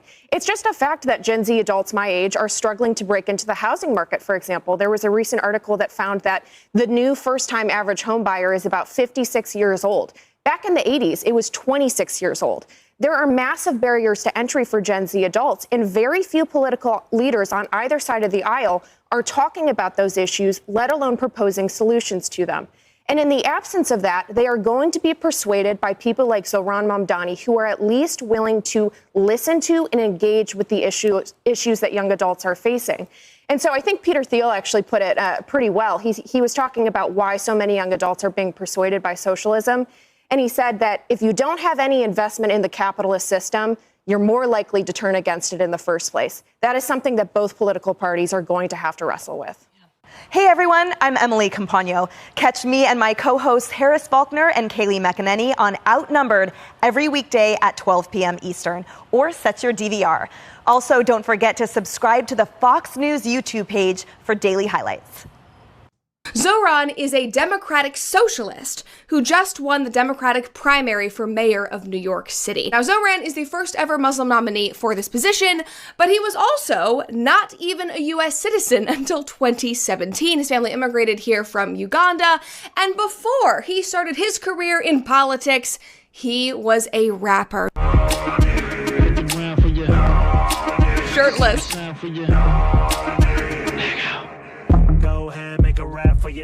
Damn, 55,000 views. Washed. It's a rap. Get the guap, spin the rack on your natty. Spin the rack. She likes it. She likes it. Like, not only is he rapping in a food truck, he is also rapping shirtless with old people surrounding him holding falafel wraps. I genuinely do not know what is going on. But I will say, the one place where I will give this man credit is that he has no shame. Like, he has gone on CNN, MSNBC, and they talk about his rapping career, and he's like, yeah, it was a rapper. Zohran Mamdani, he's a self-proclaimed Democrat socialist. Wait. Ain't no way, dog. Asking New Yorkers if they will vote for a communist for mayor.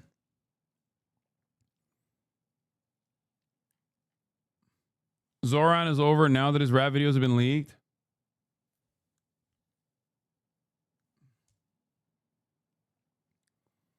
Also, I don't get it. I mean, Femme Shabibo is a failed artist as well. So I thought she would be a little bit more sympathetic.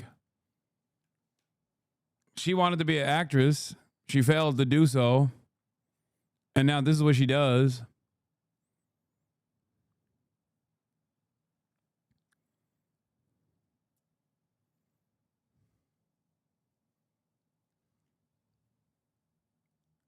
Zoran Mandami. Wait, he wrote his name wrong. Bro can't even get it right for the algo. He's so racist that he got the name wrong, which is not even helping his fucking algorithm. Mandami.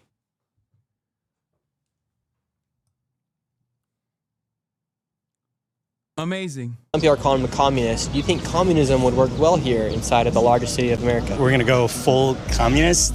This is not going to work out well. This is enough of these old white men. It's time for a change. Government grocery stores. Let's go. Good idea or bad idea? Where's that money coming from? Taxes? You think New York City will fall if this guy is elected mayor? Oh, there's no question. It's already barely surviving. Today, I'm here in New York City, and today we're going to be asking the New Yorkers here who they're going to be voting for their next mayor. Right now, just recently, a man by the name of Zoran Mandami just won the primaries for the Democrats here inside of New York City. He's a self-proclaimed Democrat socialist who's running on ideas such as freezing the rent, $30 minimum wage, defunding the police, government-ran grocery stores. I can't watch this guy because, look, I don't want to be disrespectful, but I feel like he has like a learning disability. Like he can't even speak correctly. Like he looks like a type of dude who like chews on his fucking hoodie strings. You know what I mean? Like I can't. I feel like it's too much.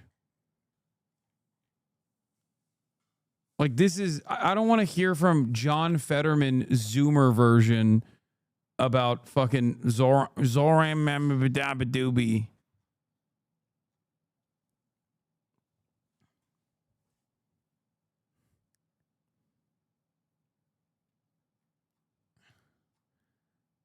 Like, dude, let's run this back. Self-proclaimed Democrat socialist who's running on ideas such as freezing the rent, $30 minimum wage, defunding the police, government-ran grocery defunding the police, government-ran grocery stores. Like, no, I can't do this. He's Democrat socialist. No, we're not doing this. Not everybody needs to be listened to. You know what I mean? Yeah, you got a fucking Rode mic and a camera. Okay, but I'm sorry. I just, this is ridiculous. This is ridiculous.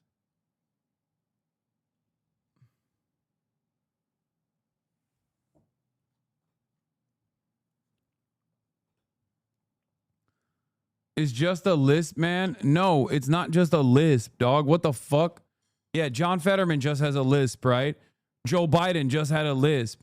I love this fucking Instacope. No, man, some people are just fucking built different, okay? And there's nothing wrong with them. There's a lot of wonderful people who just don't have the same neurological functions that you might have, okay? He is not one of them.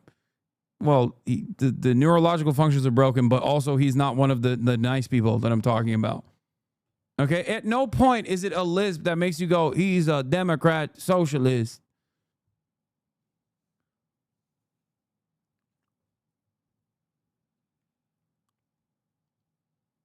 If this was your friend, you wouldn't say that? Yeah, this guy wouldn't be my friend. Because if he was my friend, he wouldn't have these kinds of opinions. You can be dyslexic or have an intellectual disability, okay? But that doesn't mean you can be a fucking racist asshole. All right? Pick a struggle. You know? Sorry.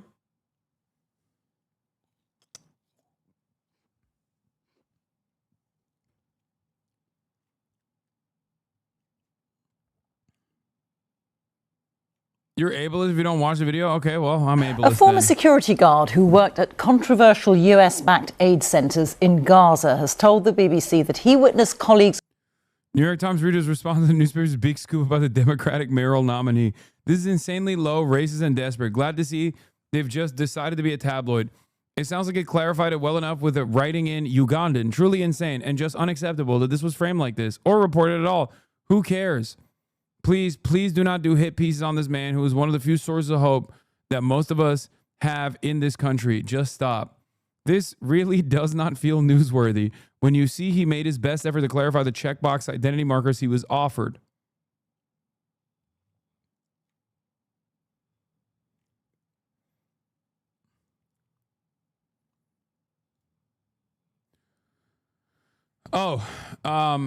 We'll do after we do the guard at U.S.-backed Gaza aid center say colleagues fired on hungry Palestinian civilians. There's video of it as well.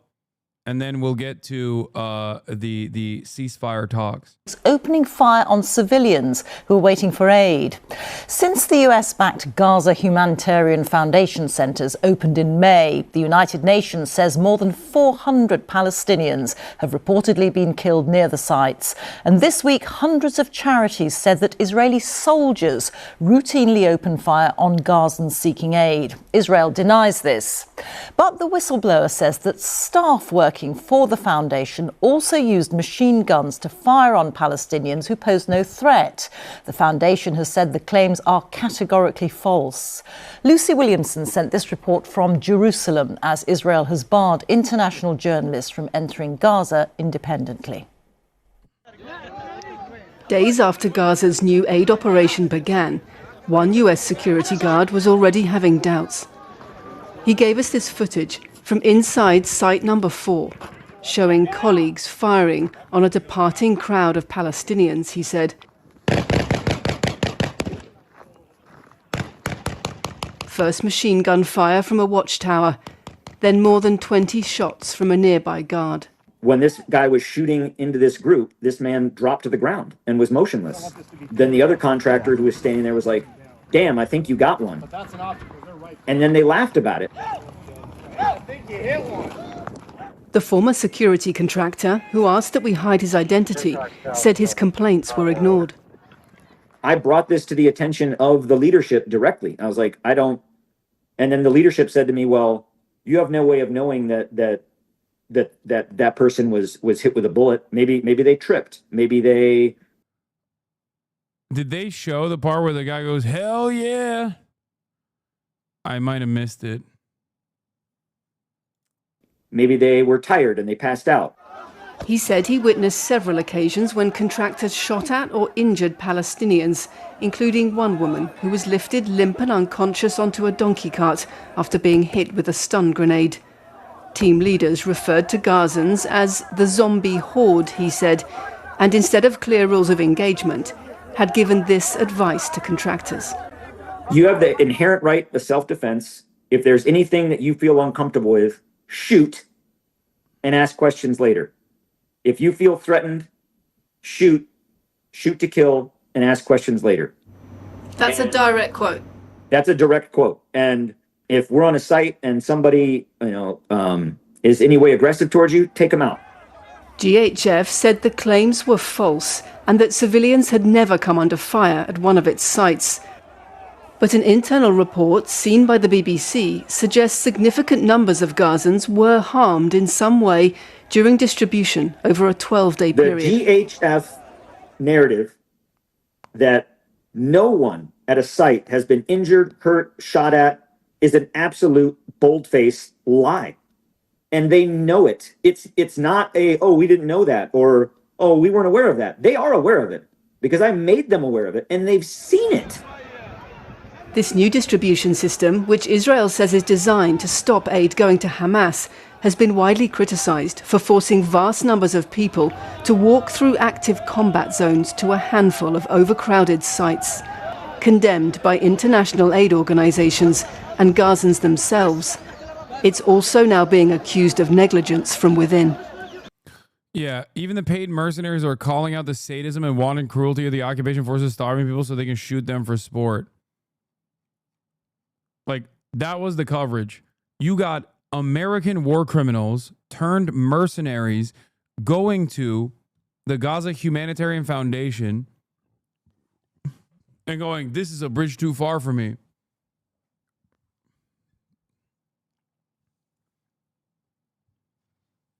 That's how crazy the situation is. And we have footage. It's on camera. And people are fucking quiet about it. I don't know. Press statement issued by the Islamic Resistance Movement, Hamas. The massacres and crimes of the occupation against our people from all walks of life continue. This morning, a new group of freedom fighters, liberated prisoners from the Wafa al-Ahrar swap deal, were martyred in a cowardly Israeli assassination that directly targeted them in the Gaza Strip. As we mourn the martyrs Mahdi Shawer, Ayman Abu Dawood, and Bassam Abu Sunaina. Hello.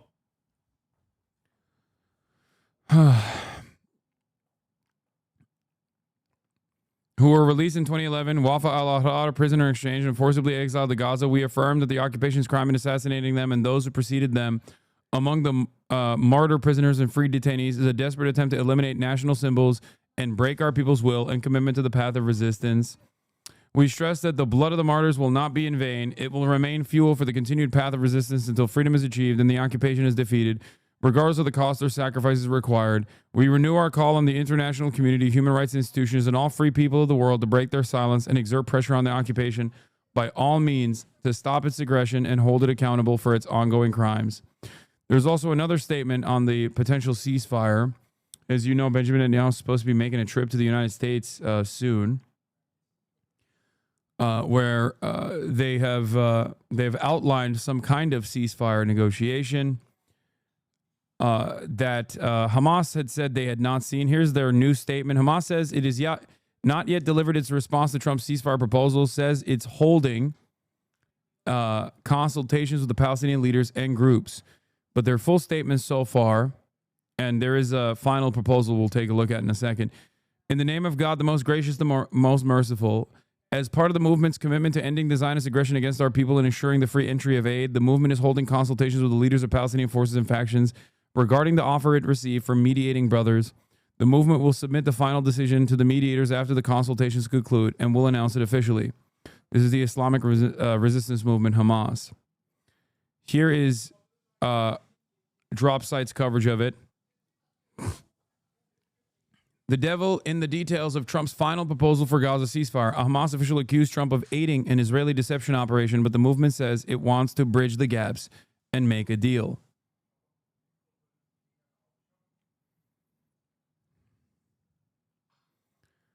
Tuesday is when Donald Trump touted the new U.S. promoted Gaza ceasefire framework as the final proposal, which was only for 60 days, if you recall.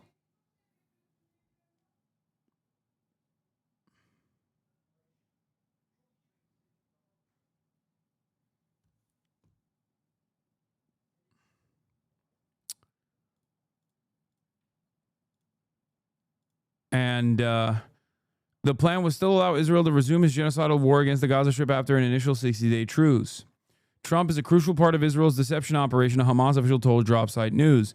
The official characterized the proposal, which also obtained by Dropsite, as containing mostly rhetorical changes, though he acknowledged that some of the amended language describing Trump's desire to end the war was clearly aimed at convincing Hamas to support the agreement. The United States and President Trump are committed to work to guarantee the continuation of the negotiations with goodwill until they reach a final agreement, the draft says, according to the Arabic language version given to Hamas. The Hamas official said the new draft was largely a repackaging of terms that the U.S. and Israel tried to strong-arm Hamas into accepting in late May. That deal would have allowed some Israeli forces to remain entrenched in Gaza, offered no clear guarantees for a permanent end to the war, and allowed Israel to effectively maintain control of food and aid distribution in Gaza. Among the apparent concessions to Hamas in the document, one involves the timing of the release of Israeli captives held in Gaza. Israel had wanted 10 living captives released within a week of ceasefire taking effect, while the new proposal would see 8 released on the first day and the remaining 2 on day 50. Hamas has expressed concern that Israel would resume the war after retrieving its captives. According to another section of the potential agreement, once Hamas agrees to a ceasefire, then deliveries of food, medicine, and other aid will commence immediately and will be distributed through agreed channels, including the United Nations and the Red Crescent. It states that this would be done in accordance with an agreement to be reached regarding the aid for the civilian population. A Hamas official said the phrasing would continue to allow Israel to treat humanitarian aid as negotiable. It makes no mention of the U.S.-Israeli aid scheme run by the Gaza Humanitarian Foundation. In an official statement on Wednesday, Hamas struck a diplomatic tone. The mediator brothers are exerting extensive efforts to bridge the gap between the parties, reach a framework agreement, and begin a serious round of negotiations. I think this reads in the same way as reads in the same fucking way that the previous negotiations read. The only difference in this circumstance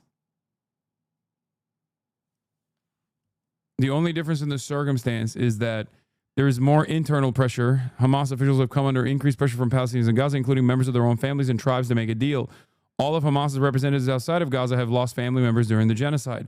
Several Hamas representatives have told Dropsite in recent weeks that they feel a heavy burden to find a path to an agreement that does not amount to a surrender of the Palestinian liberation cause, which is why they've sought to draw red lines around the issues of full Israeli withdrawal and a permanent ceasefire. Israel refuses to do a permanent ceasefire and a full withdrawal from the Gaza Strip. They just will not do that. Understandably, however, that is what the goal of Hamas is. Because if Israel continues to maintain a military occupation of the Gaza Strip, they are going to do the exact same thing that they've done to the West Bank.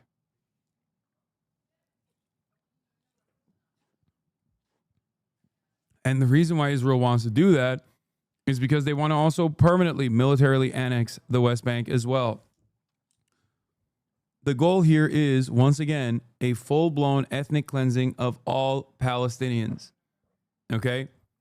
The goal on the Israeli side is full-blown ethnic cleansing. They have revealed this reality on numerous occasions, and they show this reality to all of us every single day with their actions.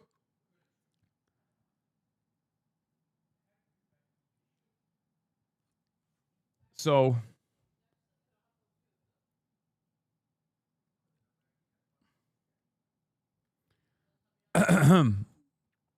it seems like that's what they're doing. New reporting. Secret Trump side letter would let Israel resume war. Israel's Channel 14 reported Wednesday that the current ceasefire deal would include a secret side letter from Donald Trump giving Israel permission to restart the war.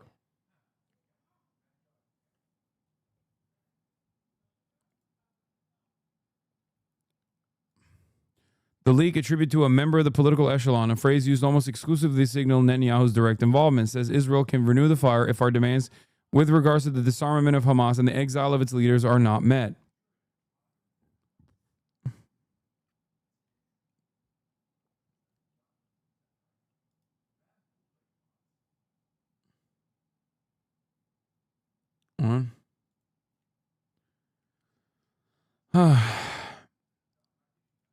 I mean, this is just like, this is so silly. Like, who is this even for at this point? Like, oh yeah, we want a ceasefire, but also not really. The 8 points run by Gaza Humanitarian Foundation, GHF, are controversial. Critics call them death traps. The IDF says it is examining reports of civilians being harmed, and GHF... Oh, the IDF is examining reports. Never mind.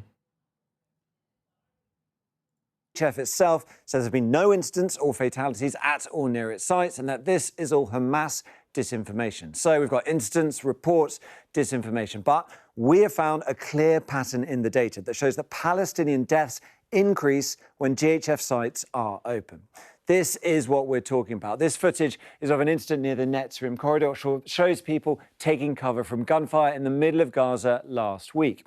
We've geolocated the instance near a GHF site over here, and we've done the same for multiple other incidents where fatalities were reported.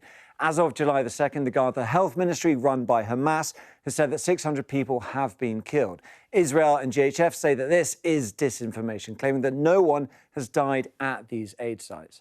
But we've analysed the reports of deaths and injuries on the days that the aid sites have been open, and we found that deaths and injuries in Gaza are higher on days when more of the GHF aid sites are operational. In other words, when more sites are open, more people die. You can see that here. On days when the GHF conducts just 2 distributions or fewer, health officials report an average of 48 deaths in red and 189 injuries in yellow. But if we look at days with 5 or 6 GHF distributions, authorities have reported almost 3 times as many casualties as this chart over here.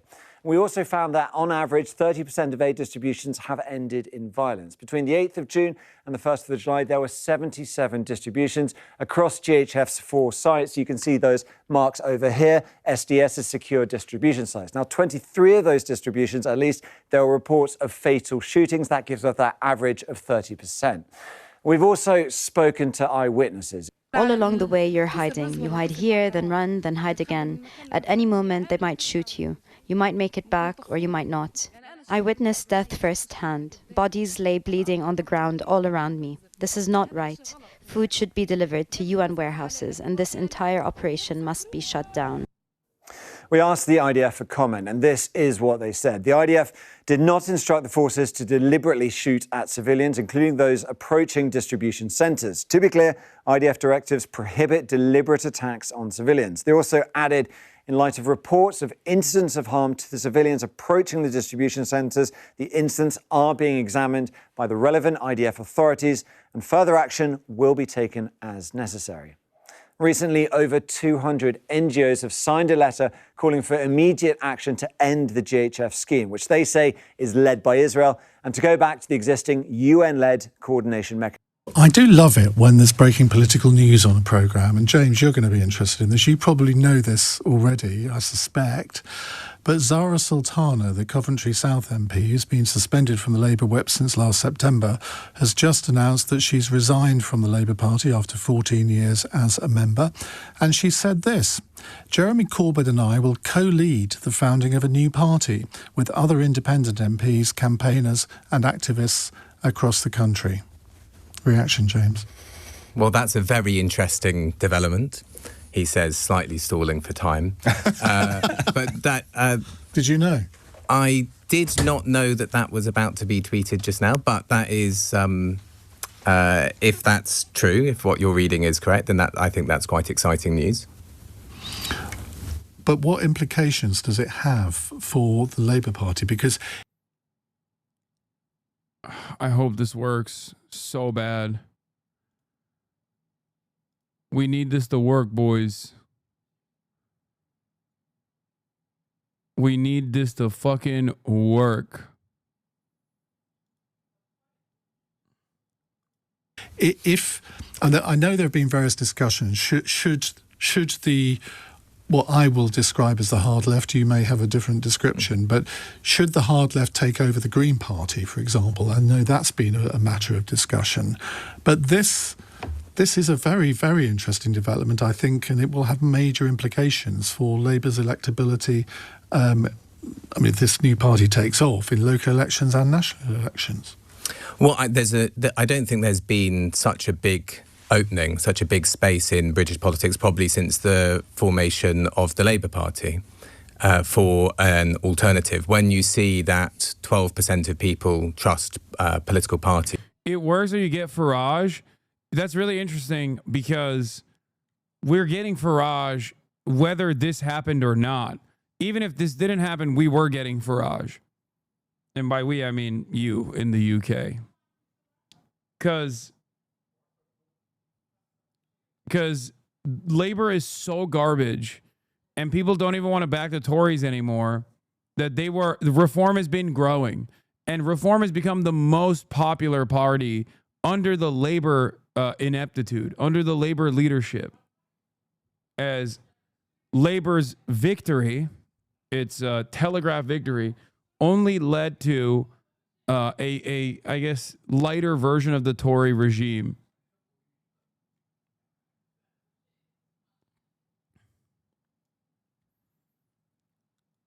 This is about anecdotes, I think, about Corbyn. My cousin's husband's aunt wrote to him once about an issue, and her landlord, instead of writing back, he showed up to her house to have a cup of tea and speak to her. At least his constituents appreciate him for who he is and the incredible impact he's made. He's fought tooth and nail for a friend of mine when she was homeless. Jeremy Corbyn was very nice to my great uncle after he was in an attack. and actually sent him a letter saying about how he wanted to put an end to knife crime and that he was sincerely sorry for the court's decision for only 5 years of the perpetrator.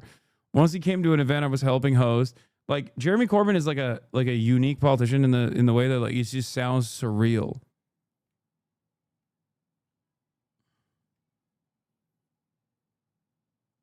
Like, there are a million stories like this. It's not even a joke. I've read so many fucking stories like this about Jeremy Corbyn.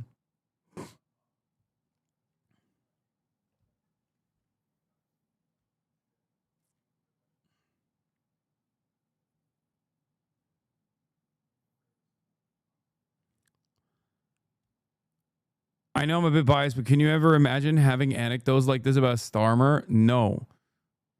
It's remarkable a guy like this even made it out of labor alive. I have my own thoughts about the party he's starting with Zara Sultana because there's been some pretty promising efforts by non-idiots to steer the Greens. They're way better positioned than the U.S. Greens into a party for people sickened by labor, and it very much predates this. But I just love the guy regardless. I hope something can be figured out because there are really a lot of people who don't want to vote for reform or conservative but will never go near labor again.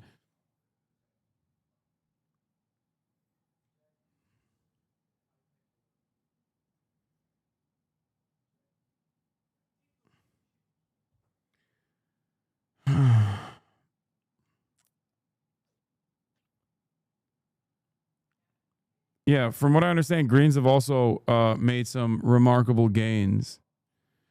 Greens won some council seats in a decent large city and have been pushing good policy. A friend is part of the efforts to take advantage of the Greens' surprising strength. Well, surprising to me as a stupid American who hears Green and thinks Stein are bizarre German Greens, and excise anyone who is missing the moment, so to speak. It's really exciting. Yes, UK Greens are not the same as US Greens. US Greens is a scheme, as you know.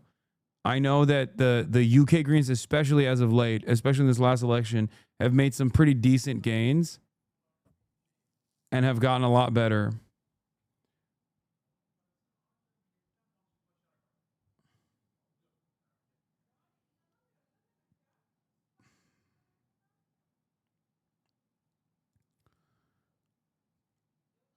Honestly shocked the new party under Corbyn took this long to take shape. I think people yelling at Corbyn and Sultana and others that they're never going to win are wrongly assuming that they think they'll actually win in the next election in 2029. It's enough to get off the sinking ship that is both Labour and the Conservative Party. Reform's numbers ebb and flow, but the trend is clear as day. You have to offer voters something.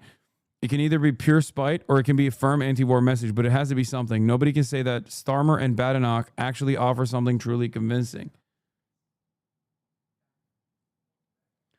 There is an interesting momentum happening here where I do suspect that, like, the previous duopoly are being called into question as like a establishment versus anti-establishment ticket. And I do suspect that the anti-establishment ticket will become more and more popular as things get worse for everyday voters.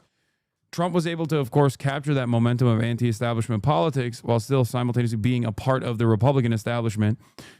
But he forced his way into the top within the Republican framework because it relies heavily on the primary structure and listening to some of their more radical elements. The Republican Party does, as opposed to the Democrats, who have designed their electoral politics in a way where they never have to listen to their voters at all.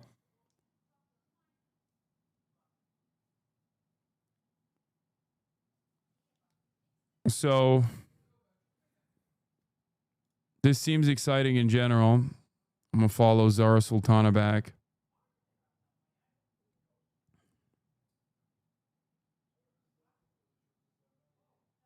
I think there's a plan to do a coalition government between Corbyn and the Greens in 2029.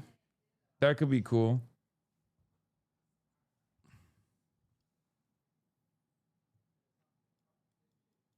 It's pronounced Badenoch, but I don't care. She deserves to have her name mispronounced.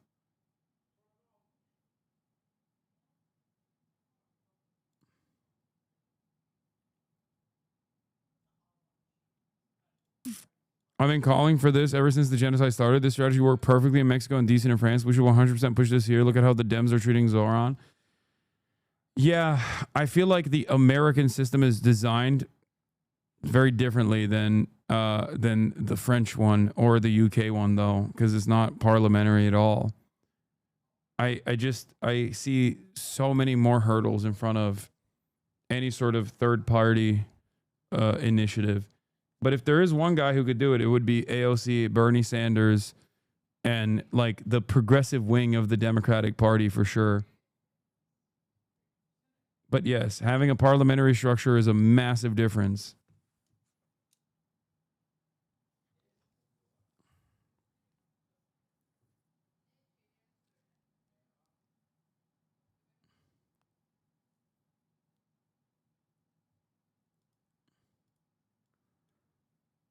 Why are you supporting a democratic socialist as a mayor? Genuine question, not trying to rage bait or anything, because we want to understand all democratic socialists eventually capitulate to liberals and liberal thinking. I get that Mamdani is hopeful, but what stops him from being another AOC and Bernie who ended up a bit liberal? I get that leftists need to work together, but from what I get, is democratic socialists will never get any actual real progress towards socialism.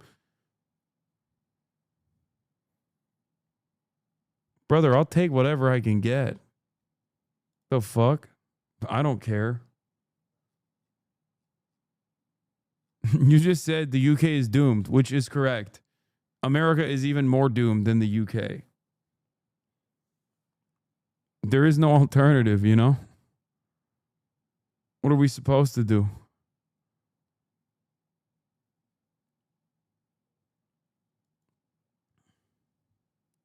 National Israel's foreign aid, but for conservatives, we should put this country first, not other places like Israel, because that's all I've heard about for days.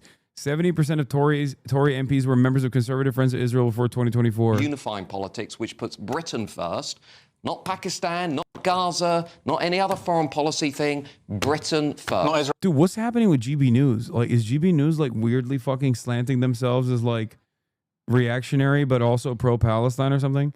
This is the second Fox News equivalent that I've seen. GB News is the Fox News equivalent in the UK. And this is the second clip that I've seen that's like kind of, I guess, not immediately reactionary to pro-Palestinian politics. Israel? Well, not Israel. The media's just been talking about Israel and the IDF for the last 4 or 5 days. That's what they talk about. You wouldn't think that high streets in this country are on the, are on the way down, or public services aren't doing well, or people are struggling with their bills. I hear so much about Israel. Is that a fair point?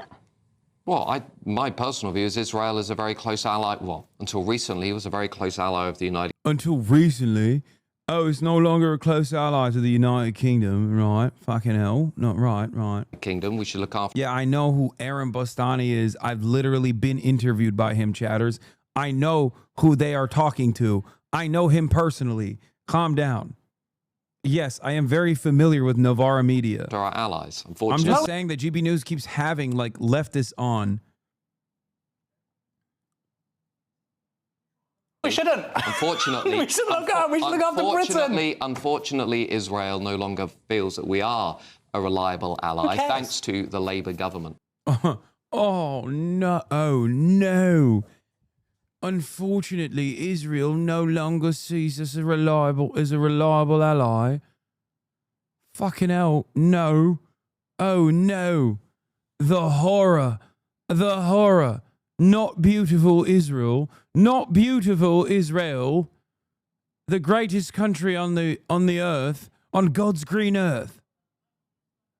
I care. And Why? lots of British Jews, a lot of British Jews in the country care about that. The point of politicians in the UK should be to look out for the UK. That's it. That's something, by the way, that the right always used to say. And I used to look at them as somebody on the left going, you know what, I think they've got a point. And large parts of the right, Matthew, have just gone away from that because they just keep on talking about Israel and Tel Aviv and the IDF. They're making the IDF a protected characteristic. Need to go to the human rights, watchdog and maybe protect for, IDF lance corporals because they're being discriminated against by the UK, media. It's silly. You had it right. You had it right 5-10 years ago. Look after this country. It's not silly to say Israel has a right to self-determination and to protect its own people. Every country does. That Britain's, particularly British Jews, also feel profoundly unsafe. Oh no, do they? Do the British Jews feel profoundly unsafe? Your problem is that you think everyone that's anti-Israel is also pro-Palestine, while a lot of right-wing anti-Israel people are also Islamophobic. You think I don't know that?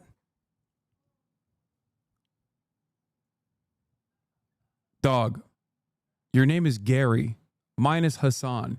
Who do you think gets a? Who do you think hears that more frequently?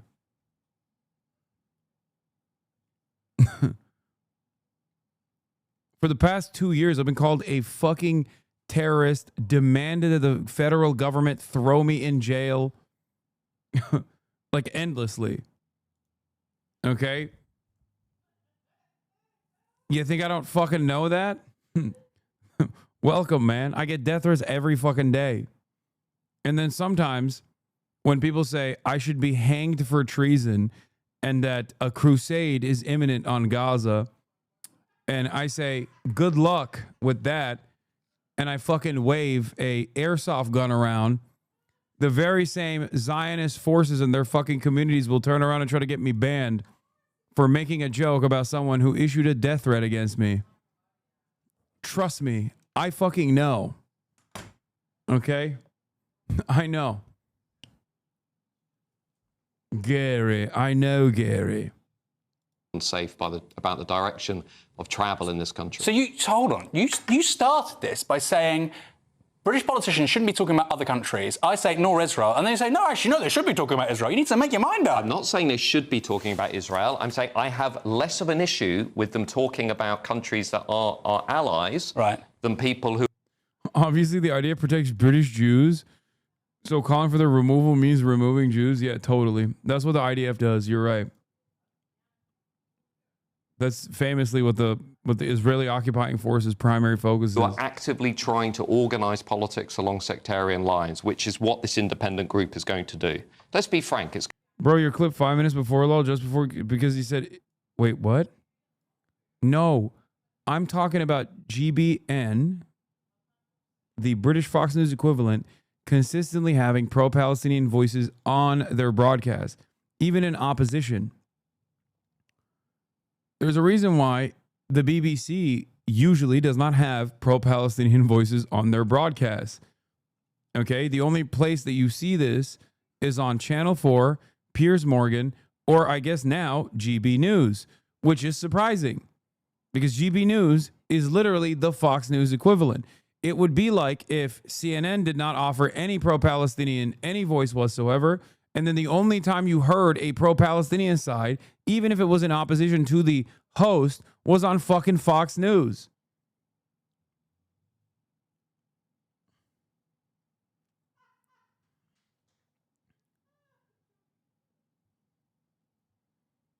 The person that he's talking to is Aaron Bastani, who is the founder of Novara Media. It's a leftist outlet in the UK. This is surprising. That's it.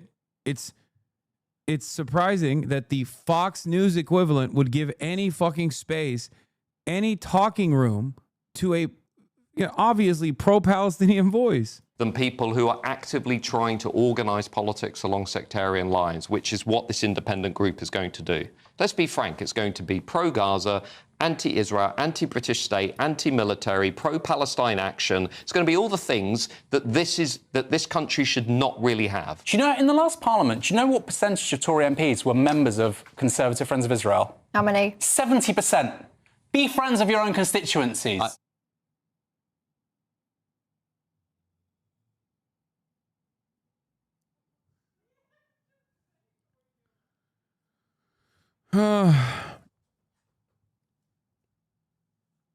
Breakthrough over Novara? Yes, breakthrough is American. You mean double down over Novara, which I agree. Double down news is the best.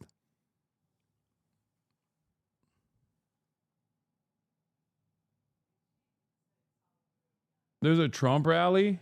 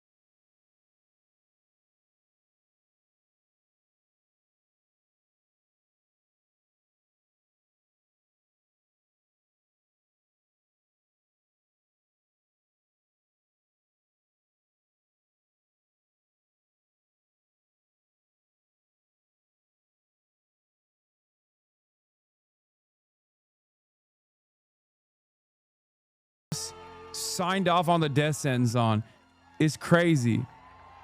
I know it's Des Moines, Iowa. I'm just saying, like, there are so many people in that crowd that are going to get fucked because of Trump's big, beautiful bill. He's about to fucking tell them straight to their faces that the fuck and murder all the poor bill is actually not going to fucking murder all of you. I promise. I just want to say a very special hello to Iowa. We have had a good time. Iowa. We won so much here, we didn't know what to do. There was so much winning here. But we love Iowa, and we won all 3 times. So that's pretty good, and won by a lot, but I'm thrilled to be back in a state that I love, and I really do love it too, with thousands of proud, hardworking patriots at the world-famous Iowa State Fairgrounds. Thank you. Thank you. Oh, he's fucking... His busted 18 months ago, the people of Iowa braved sub-zero temperatures. You remember that night? Oh, that was cold. It was cold, but we were warm inside because we won by a landslide to turn out the first in the nation caucuses, and you delivered 98 out of 99 counties. What the hell county didn't? What's the name of that county? Let's get them out of here. Let's get them out. 98 out of 99. That's not bad, Susie, I guess, right? We'll take that. But for President of the United States, Donald J. Trump, thank you very much, everybody. Then in November, we won Iowa by a landslide, 13 points, and it was the single largest presidential victory in your state's history. That's not bad. And now we're back where it all started to celebrate 5 months of incredible success for our nation and wish the Iowans and all Americans a very happy 4th of July. It's an honor to be with you. It's an honor. You know, a lot of people wanted us. When you're president, they want you. And if you're not president, they don't want you so much. But they really wanted us. And I said, nope, I'm going to Iowa because I promised I would go to Iowa. Sorry. I said, no way. There could be no better birthday present for America than the phenomenal victory we achieved just hours ago when Congress passed the one big, beautiful bill to make America great again. Right? And in the last election, the people gave us a historic mandate to cut taxes, raise take-home pay, bring back jobs, stop the invasion, that horrible invasion. Who would do that? Who would do that? That horrible. Who would do that to us? Who would do that to us? Deport the illegals and slash hundreds of billions of dollars of waste and fraud, and that's what we're doing. With this bill, every major promise I made to the people of Iowa in 2024 became a promise kept. You know, they had a report today on some crazy fake station, but it wasn't fake in this regard. They said, you know, this guy actually did more than he promised. Did they actually pass the bill? Yes. He's killing half of these people. And I have another hat back there. It says, in a couple of years, Donald half Trump of these people was are going to right die about everything. And I said, because they can't get fucking health care, and they're celebrating it right now. That sounds a little too conceited, but it happens to be true, I must tell you. This bill includes the largest tax cut in American history, the largest spending cut in American history, the largest border security investment in American history, although I must tell you, if you saw last month, they had 0 people coming through our border, 0. I'm not sure that's even possible. You know, I'll take it, but somebody must have got it. The other character had hundreds of thousands of people every time. Sometimes in a day, they'd have over 100,000. We had 0, I don't know, for the month. So it must be a little wrong. Maybe they had 2 or 3 or something, but I'll take the 0. And the group that makes up those stats, you know, they're radical left Democrats, so it's probably true. We did a great job on the border. The largest welfare reforms and military upgrades in modern times, that's what we're doing. We rebuilt our military in 2016 in their first term. We rebuilt it. They gave some of it away to Afghanistan on the most embarrassing day in the history of our country. You remember that? We remember that? We don't have days like that. We Yeah, have thank days God. like we Our just days are had in so good now. Iran. That's the kind of All the days we days, have. the best days. Complete obliteration. It turned out that was complete obliteration. Think of these guys flying way up in the air on a dark night, no moon, no nothing, and they hit every single target. It's the size of 1/2 a refrigerator door, a little size, 2 by 2. But this is a declaration of independence from a really national decline. We had a national decline. We were a laughing stock all over the world. We had a man as president who shouldn't have been there. You know that. He shouldn't have been there. But we really had independence now over the, if you look at it, the overtaxation where we were being taxed out of our lives, independence from overregulation. We have independence now from radical left bureaucrats and independence from the largest alien invasion that I think any country has ever seen. We've never had anything like that. These people were fools. They allowed it to happen. You know, we've already cured inflation. Your gas prices are way down. Everything I said is done. But the one thing, it's hard. It's hard. Think of the time we spent on having My brother had a total murderers leopard ate and my gang face moment members last night. I and mentioned the family prisoners shed from that all over the 300,000 world kids in coming to Iowa our are on country. We're Medicaid. They getting will them all out lose fast, coverage. My but brother's like, it's a well, at least it's terrible not thing touching what they've done to our Hawkeye. country, and I That's hope what my you kids remember are on. What they've done to our country, our beautiful country. 11,888 murderers came into our country, and some we've already gotten out, but it's terrible. Many of them, more than 50% murdered more than one person. Can you believe it? And they let them come into our beautiful country. Just as I promised, we're making the Trump tax cuts permanent and delivering no tax on tips, no tax on overtime, and no tax on Social Security for our great seniors, right?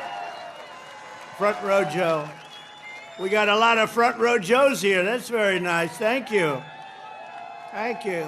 And we have Mr. Wall. Someday I'm buying that suit, I'm telling you. I like that suit. I'll walk up one day, I'll be dressed like a Wall, just like you. I think he's come to about 200 rallies, and that means you like us. And I think he's a very successful guy, too, believe it or not. He's a top accountant. Can you believe this? And he comes to rallies, he likes the rallies. Front row Joes, they're all successful. But this is what they do for entertainment. But now it's not entertainment. We've saved our country. We've got the hottest country anywhere in the world, as said by many, many leaders of other countries. And we will ignite trillions of dollars in economic growth, increase take-home pay for the typical family by more than $10,000 a year. And very importantly for Iowa, this bill rescues over 2 million family farms from the so-called estate tax or the death tax. In other words, before Trump, you were losing farms to the banks. Before Trump, you were losing the farms like nobody's ever seen before. You love your children. You don't feel so well. You pass away. You leave everything to your children, and they have to pay a big estate tax or a death tax, as we call it. And they couldn't do it. They go out and borrow money, and all of a sudden the bank is foreclosing on the farm. Not going to happen. You have no more estate tax. You have no more death tax to pay. Now, that's if you love your children. If you don't love your children, it doesn't matter. Just forget about what I said. Not going to help you. But if you love them or if you love somebody that you're leaving it to, think of that. No death tax, no estate tax, no going to the banks and borrowing from, in some cases, a fine banker, and in some cases, Shylocks and bad people. But they took away a lot of family. What? They destroyed a lot of families. But we did the opposite. So just remember, to me, it's What so did he important. just And say? it's mostly important for places like we're at right now. Wait, what was that? Isn't that a bad word? $1.5 trillion in spending. So wasteful spending is being cut by $1.5 trillion. And I got to tell you, I want to thank Republican congressmen and women because what they did is incredible last night, and the Senate, the Republican Isn't Senate, Shylock we like got- most not with commonly all of used the as an things we did with anti-Semitic the tax term? cuts and rebuilding our military. Not one Democrat. I know it's a brought it close. character And I think from we use it Shakespeare, in the campaign The that's Merchant of coming up, the Venice. He's a midterms, Jewish because we gotta beat 'em. moneylender. But all of the He's a all of Jewish the things that merchant. we've given, and they wouldn't vote The only OG. because they hate Trump. But I hate them too. You know that. The OG Jewish merchant meme. I really do. I hate them. I cannot stand them because I really believe they hate our country. You want to know the truth?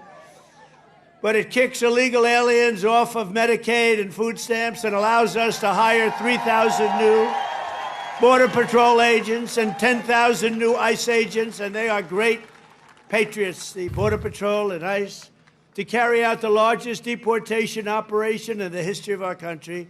And ADL says it's and I don't like saying that. I don't like saying that, but we have a country. We have a country to run, and we have so many people coming in that shouldn't be here.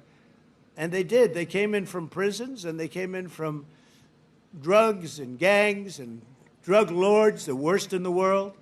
They came in from mental institutions. They emptied mental institutions into our wonderful country. And I know exactly what's going on in Iowa. You had some horrible crime in Iowa caused by illegal aliens, but we're getting them the hell out of here. We have no choice. VP Joseph Biden refers to those who make bad loans to members and of the our military. great, big, beautiful bill it will Shylocks. build the Golden Dome missile defense shield. We're going to have the best shield. And you saw that just the other day where the missiles are being shot down one after another. You know, they called me to tell me they have to take a shot at us. This was Iran, very respectful. That means they respect us.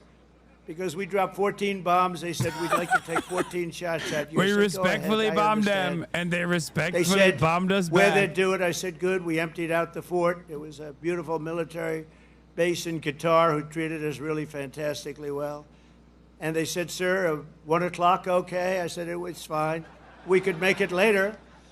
And we had nobody but 4 gunners. We had 4, they call them gunners, and they shoot the Patriots. They shoot the missiles up. It's hard to believe. So all of a sudden, they said, we're ready. And they were a little nervous about doing it, I want to tell you. Can you imagine? They were nice enough. This is Iran, to call me and tell me that they would like to shoot me at 14 times. So they want to shoot us. And I said, go ahead. And they shot 14 high-grade, very fast missiles. Every single one of them was shot down routinely by these 4 unbelievable gunmen. And they did their job. I mean, his retelling of events is a little embellished, but it is pretty much how it goes.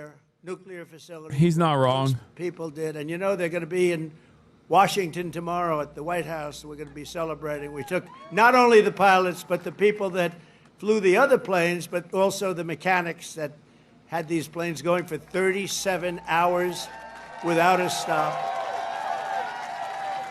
You know, we had it was so far away, we had 52 tankers. Think of that, 52 that's loaded up with oil. I wouldn't want to fly one of those suckers over random. I say, what happens if they're shot at? Well, sir, that's a tough situation. It's not a pretty sight, but they were unbelievable. 52 tankers to load them up. They followed the planes in, and they never had to stop for fuel. They went 37 hours, actually. And how incredible. What equipment. What equipment. And, you know, China, Russia, they were all watching. Everybody was watching. We have the greatest equipment anywhere in the world. We have the greatest people anywhere in the world. And we have the strongest military anywhere in the world. But we're going to fully modernize our air traffic control system and expand school choice and really so much more. By the way, the air traffic control, you probably don't have that problem here. You know, you have planes land like they... But in some congested areas, you saw what happened with the helicopter. Backwater town. Other things. If we had great equipment, nobody we should have had comes to it was your all set up backwater to town. go. You don't have that and problem then Biden here. canceled the order when he came You in. suck. But he canceled a lot of orders because he didn't know what the hell he was doing. When I came in here, people were thinking I'm an alien. They've never seen a plane before. Very simply, the one big, beautiful bill will deliver the strongest border on earth, the strongest economy on earth, the strongest military on earth, and ensure the United States of America will remain the strongest country anywhere on this beautiful planet of ours. 165 days into the Trump administration, America is on a winning streak like, frankly, nobody's ever seen before in the history of the presidency. I said, they said, you know, sir, you're going to go down as one of the greatest presidents. We have the largest skate park in the country. Damn your lies. That brings tens of people a month. Sorry. My apologies to Des Moines, Iowa, and the one HasanAbi head there. I said, better than Honest Abe Lincoln? They said, yes, sir.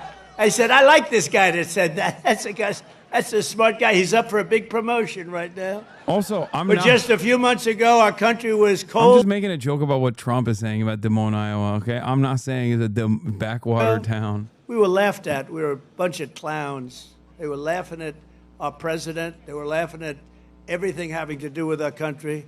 I was in Saudi Arabia. I was in Qatar. I was in UAE. Great leaders, strong, powerful, very rich leaders too, by the way.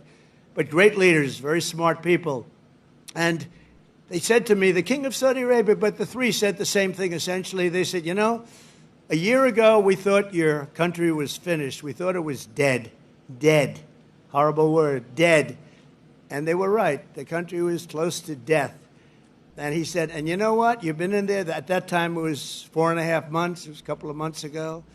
He said, right now you're in the hottest country anywhere in the world. There's no country in the world. You talked about all over the world. You got the hottest, smartest, sharpest country. And by the way, look at our stock market. We're taking in. Everyone's talking about you, man. Everyone's talking about you. Not in the way that you think, but. And today we just set another record, the highest stock market in history. No inflation. And one of the great economists from the Wharton School of Finance, where I happened to go, he apologized. He says, you know, I think Trump outsmarted us all. And yesterday was the poll, and out of 77 economists, I came in second. I want to find the guy that came in first. Somebody came in first. Can you believe it? But we said what was going to happen. He's talking about the stock market recovering from what, you might ask? Oh, from the last time it dipped spectacularly because of his actions. Because he decided to implode global trade in its entirety, only to try to quietly piece it back together to the point that it was before he broke the gasoline is way down. See what's going on with eggs. Eggs are way down, eggs. Remember I came in my first week, the fake news, those guys right there, look at all of them. Wow, that's a... Wow. No, a lot of fake. No, but we like them. It just shows you, when you can get every story, 100% of the stories, no matter what you do that's good, they make it as bad as possible, and then you win in a landslide. There's something wrong. But the fake news hit me with eggs. Remember, first week, 4 days, eggs are through the roof. I said, I just got here. What's going on with eggs? Tell me. I didn't hear about it. They're up 5 times higher than they should be. They were going through the roof, but they were blaming me. I said, I just got here. And within 2 months, our great Secretary of Agriculture, who I think is with us tonight, Brooke, where's Brooke? Oh, look at you. Look, she is here. She flew all the way she comes from Texas, but I think she likes Iowa maybe even better. Look at her. You did a good job with groceries and with eggs. We'll tell you, it's true. They said, we have them this time, finally. It took an egg to get me, but that didn't happen either. Now they're down to a normal price. And people are ordering like crazy, but inflation is dead. 401ks and retirement accounts just hit an all-time record high. Did I hear what I think I heard? But we've achieved the lowest level of illegal border crossings in U.S. history, 0 illegals. Think of it, we had 0. And as I said, and I'll say it again, I love it because I have never seen any country suffer. No country has ever. There's never, don't worry, it's only fireworks, I hope. Famous last words. My famous last words. Trump said, don't worry, it's only fireworks. You always have to think positive. I didn't like that sound either. You know? What the fuck? But last month, American-born workers gained 830,000 new jobs, a record. That's American-born. While the illegal aliens lost 340,000. And we don't want bad for them, but look, we have a country to run, and we want to have them come in, and we want to have them help our farmers. You know, you probably saw I got myself into a little trouble because I said, I don't want to take people away from the farmers. And we're going to do something I think that's going to be good because we want all the criminals out. Everybody agrees that we're finding the criminals, the murderers, the drug dealers. We're getting them the hell out of here. But the farmers, some of the farmers, many of you sitting right here, I have 4 friends right in the 5th row, but some of the farmers, they've had people working for them for years, and we're going to do something. We're working with Christie, and we're going to do something that we're going to sort of put the farmers in charge. And if a farmer's been with one of these people that work so hard, they bend over all day. We don't have too many people can do that, but they work very hard and they know them very well. And some of the farmers are literally, they cry when they see this happen. If a farmer is willing to vouch for these people, pull up, bro. In some way, Christy, I think we're going to have to just say that's going to be good, right? We're going to be good with it, because we don't want to do it where we take all of the workers off the farms. We want the farms to do great like they're doing right now. So Christy Norm has done a fantastic job, and Tom Homan. About slavery. Oh, God, he wants to bring and it back. we're working on legislation right now. Susie, right? We're working on legislation right now where we're just not going to pay farmers, them, look, they know better. They work with them for years. You had cases them. where, not here, but just even over the years, where people have worked for a fucking farm joke. for 14, 15 years, and they get thrown out pretty viciously. Don't worry, it's only fireworks. It's crazy. Just before you got here. And people that have hotels and leisure properties. Happy 4th of July. We're going to work with them, and we're going to work very strong and smart. What a disaster, and we're going man. to put you in charge. We're going to make you responsible. What a disaster And I this think that is. that's going to make a lot of people happy. Now, serious Am I radical rightfully right people upset who I by the also happen to Democrats' like a lot, response to this? they may not be quite as happy To the big, beautiful bill? Well, no, like, what's his name? Hakeem Jeffries or whatever. Like, the Democrats are obsessed with procedural victories. Like, oh, shit, I talked for 8 hours straight, as if that fucking means anything. And they're, like, celebrating him for that bullshit. Like, just go on Twitch. You'll find a million different people talking for 8 hours straight. Like, who gives a fuck? Yeah. And, Nobody's celebrating me. The quote-unquote party leaders like Kamala Harris only come out, and Joe Biden, or I mean, I know they're not the party leaders, but they come out to say something after the fucking bill has passed. Like, the bill is already passed. And you're like, they're like, oh, shame on the Republicans for taking away health. Where the fuck were you? They will write it. Where the fuck were you? Why are you now just showing up? When you right, can't bro. be sarcastic. Let as a the man poly- yap Well, a if little you're bit. me, Oh, sorry. you can't be if you're. Good take, though. I just had to. So I want to say I was only kidding. Get that off my chest. No, the fake news will write it. Donald Trump wants all farmers thrown the hell out of our country. The audience booed the hell out of him. There was no boo. No, they're fake news. That's why nobody watches them anymore. Violent crime is plummeting, and we're on track to reach the lowest murder rate ever recorded by the end of this year. It looks like we're doing way good. And that's knowing that we have a lot of people in the country that we didn't have in the country 4 or 5 years ago. I mean, we have a lot of people that they allowed into the country that are serious criminals. A lot of them are on their way out, however. Iran's nuclear enrichment has been obliterated. Remember when CNN said, it wasn't obliterated. It was maybe damaged or damaged badly, but obliterated is too strong a word. No, it was obliterated. That's now been proven. The Atomic Energy Commissions, everything that's been obliterated. He's just lying. And they were trying to demean me by saying that, but they were really demeaning those great the brave pilots and people and mechanics. One of them that was a got those woman. Planes over there. Oh, and God. were able to shoot from I high love up in the air, fascist going women. very, very fast, with As potentially a long as lot they're of a things woman. being shot at them, and hit every single one. Every single. They're trying to demean me, but to me they were demeaning them. And they got out of the plane and they said, "What the hell? We hit every DEI single target." bombers. They know better than anybody. But now that's been proven. It's CNN fake news and scammers that work for them, scam writers that work for them. But we understand it and we fight it back. And a lot of people say, "Sir, don't criticize it because they're beneath you." No, they're not beneath me. Nobody's beneath. You got to put it. Otherwise, people don't understand. If you don't say something about it, you got to say it. These people. It's like me talking to my long-term community members about why I have to address drama sometimes. And I want them to be appreciated for it. So they're coming to the White House Why the fuck tomorrow did he night. choose Iowa? And I'm signing the bill with the Speaker of the House. And by the way, Mike Johnson did a great job. What a cuck, Mike Johnson. John Thune did a great job. Oh, Everybody. God, he's such a This cuck. this whole 2 weeks has been incredible, hasn't it? You know, when you think of all of the victories, we stopped 5 nations from going to war.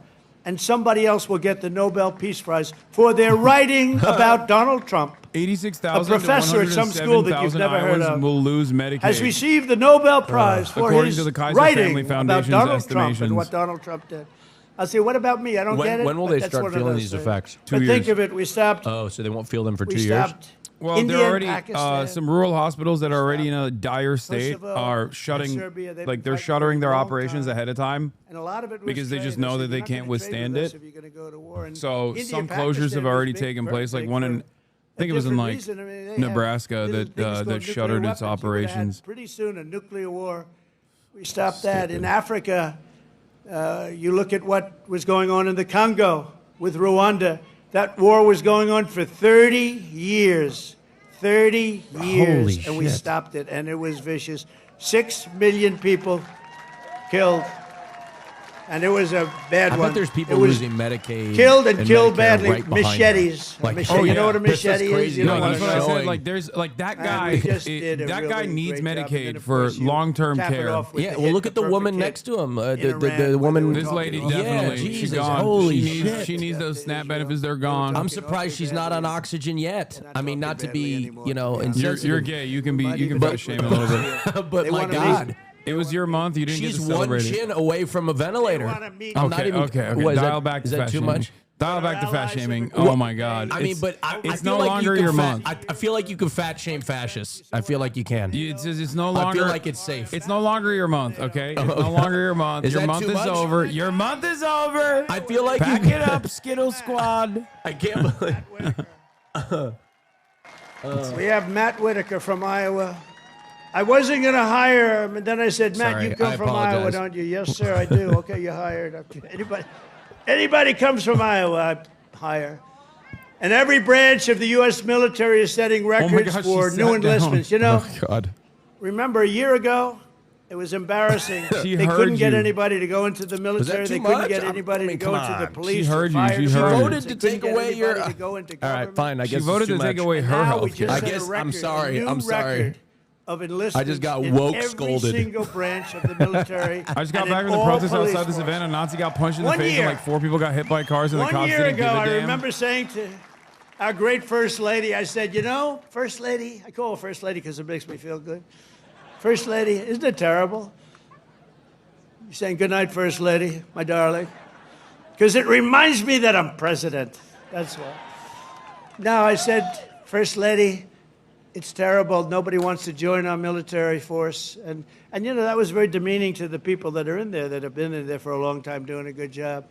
And then all of a sudden, like, we get elected and there's a spirit in the country and we start doing well. We have victory after victory in so many different things, especially economically. We're doing so good. We have hundreds of billions of dollars flowing in from other countries. We have plants being built all over. Oh, my I mean, a little God. less here because you have enough with your farm. Oh, by the way, but I did get beef and I got ethanol into Europe. You saw that.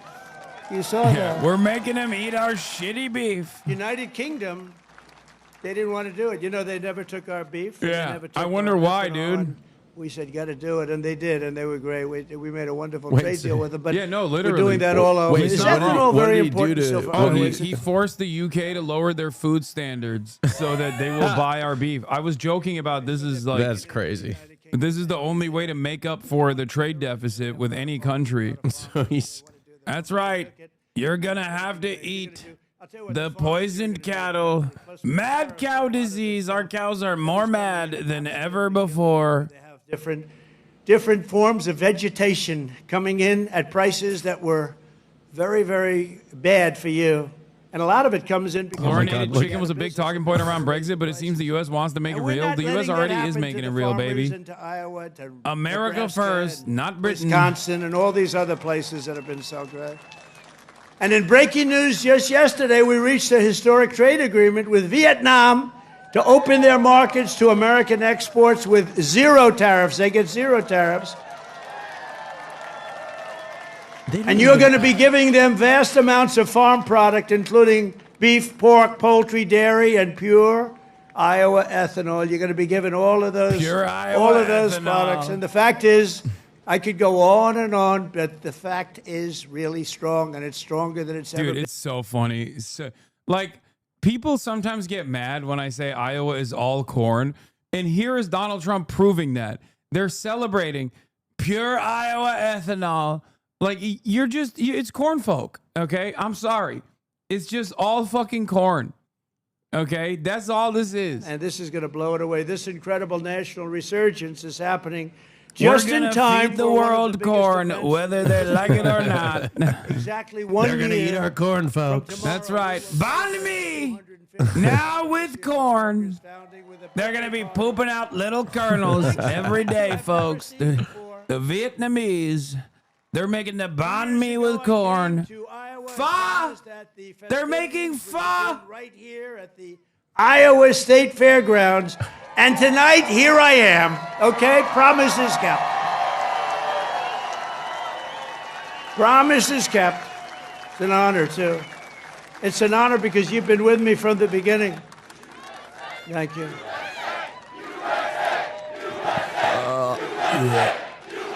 Gross. Thank you very much. Oh, my God. No, it is an honor. You've been with me from the beginning. It was without doubt. In fact, I had some moments when I said maybe they might not, fake stories were put out there. It's cool that they found the only black person in corn. Iowa to stand right behind Donald Trump. He's barely on the screen, too. That's that is literally, like, statistically the one black guy in the entire state. And he's right there. This evening, we're officially launching America 250. 100% of the black vote in Iowa. They called me racist.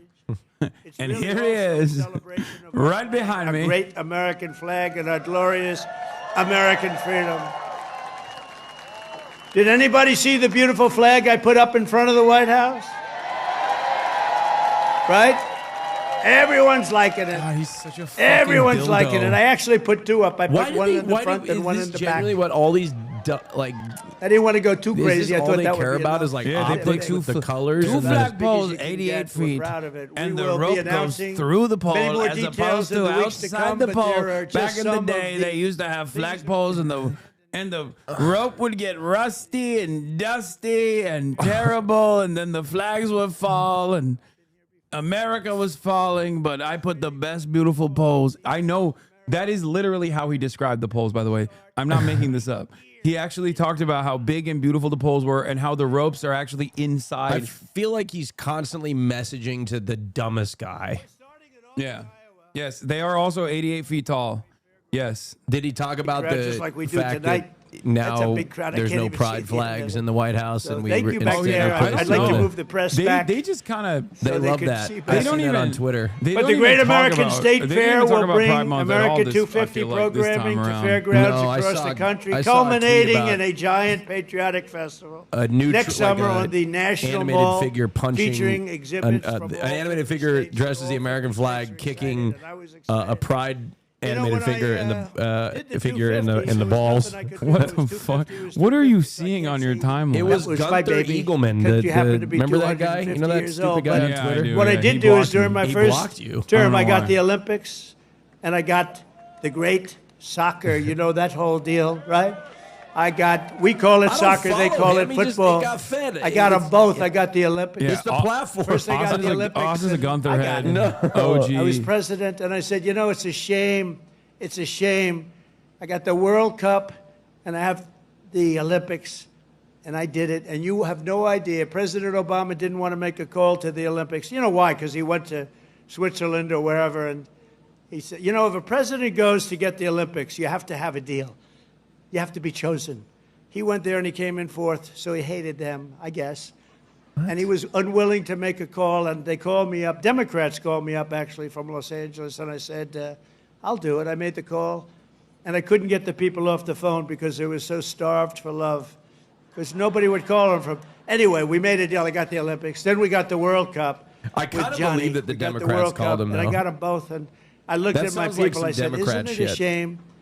I got these two, Some but it wasn't in the bipartisanship next that 4 they'd years. be- It was right after that they were that, trying and to the do. one after that. Mr. President, And we I got secretly the love Olympics, this I bill. got We the can't World tell Cup, anybody. and we also Please had don't reveal 250, this so it was information. a pretty wild term. But I got these two things that are incredible. Nobody else could have done it. I'm telling you, everybody wanted it. Nobody Yeah, could have not done one, it. but two polls. And I said, and I won't be president because I'll be president for 4 more years, but it won't be. And then they cheated and rigged the election. They rigged. You know, they don't even turn off the cameras when I say that now, because now they know it's true too. But they knew it was true before. Remember, the cameras used to immediately turn off. You see all those beautiful red lights go off. Now I can say whatever I want because they know it's true. But they knew it was true before. What? It's fake news. That's what they call it. But you know what? This term is much more consequential than if I had done it the more traditional way. This was he's slightly right about harder, that. believe me. It's slightly In a more bad way. dangerous because there are criminals on the other side that tried to put your president in jail and went after him, just like they do in third world countries. And we all beat them together. Which is why we're doing Gestapo and concentration camps, which is not done in a third world country style way. We're eroding due process. Also not third world country style, okay? Very different, cool style, America style. Television, I did whatever you had to do. I had to explain it. Then they say, wow, that's fake stuff. It was fake. They're a bunch of bad people, but we kicked their ass and we're going to continue to do well. And I appreciate it. And there was nobody more loyal than Mr. Kaufman, who's fantastic, and Iowa, and his son, who's maybe more fan. Where the hell is he? Stand up. Where's your boy? His son is better than him, I'm telling you. And he doesn't mind. I have a lot of fathers who would be very insulted if I said that, but they're bad people. He's a good guy. He's got a son who's fantastic. You know that. I think he's probably here someplace. Where is? Oh, he's better looking than you too. Good. Thank you. Great job. Nobody more loyal than the people of Iowa during that period of time when we had to show our stuff. But we just celebrated the 250th anniversary of the Army at Fort Bragg. You know, they changed the name, and we changed it back to Fort Bragg. That The sucks. people so of bad- North so Carolina bad. came up. They said, sir, we want to really have the name of Fort Bragg back. Everybody was saying that. They kept calling it Fort Bragg. I changed it We back. want You it know, back. These radical left lunatics changed the name of Fort Bragg. So we won World War II. We won World War I. We won other wars. We won everything from Fort Bragg and other places. What is he? So we were also changing Oh, my many of them God. back. Back-to-back And we World War decided to change champions. the name now. I tell people, you know, it's incredible. We're the only people He almost we did win World War 2 III. world wars from a place, and then we say, let's change the name. So we changed it back, and the people are very happy in North Carolina right now. And we just Wasn't World War celebrated II like the last war because we the won? 250 was for the Yeah. Army, was 1 year earlier than which makes sense. The rest We had a is- little Army, we did well, and The we have a rest is just nation. war crimes and So it was genocide 1 year compilation. earlier than the nation itself, and The rest we of had a them just beautiful never parade ended. in Washington, D.C. the Right. other day. It It was was ongoing fantastic. You know, it was conflict. amazing. Korea War. Because it was so, the Forgotten weather was War. so But kinda overcast and it looked ended so in a bad. truce. And a week before, they said, oh, it's I would going say to that rain. was a I said, oh, genocide. man, we're bringing all these Army tanks. We're With bringing a all these stalemate. people, these men and women. They're going to march down Fifth Avenue or wherever. This is terrible. It's going to rain. And then on the day, we woke up. Rain is projected all night long, heavy. Oh, He's man, saying I'll that get was a my lie, hair fake soaking news. Wet. My hair's gonna God, be soaking wet. God lied. I'll be- Oh God, I'll oh my be- gross. Oh, they fucking I'll they're be cheering. crazy. They're cheering for I'll him. say- They're I'll cheering say, for you him know, taking his hat this off. is terrible. It's going to rain 1 o'clock in the afternoon. The thing was at 8 in the evening. 1 o'clock. Rain is forecast at levels you haven't seen before. I said, oh, this is... And so the generals called me, sir, we could change it, but this is the Army. We're sort of used to bad weather. I said, no, don't change it.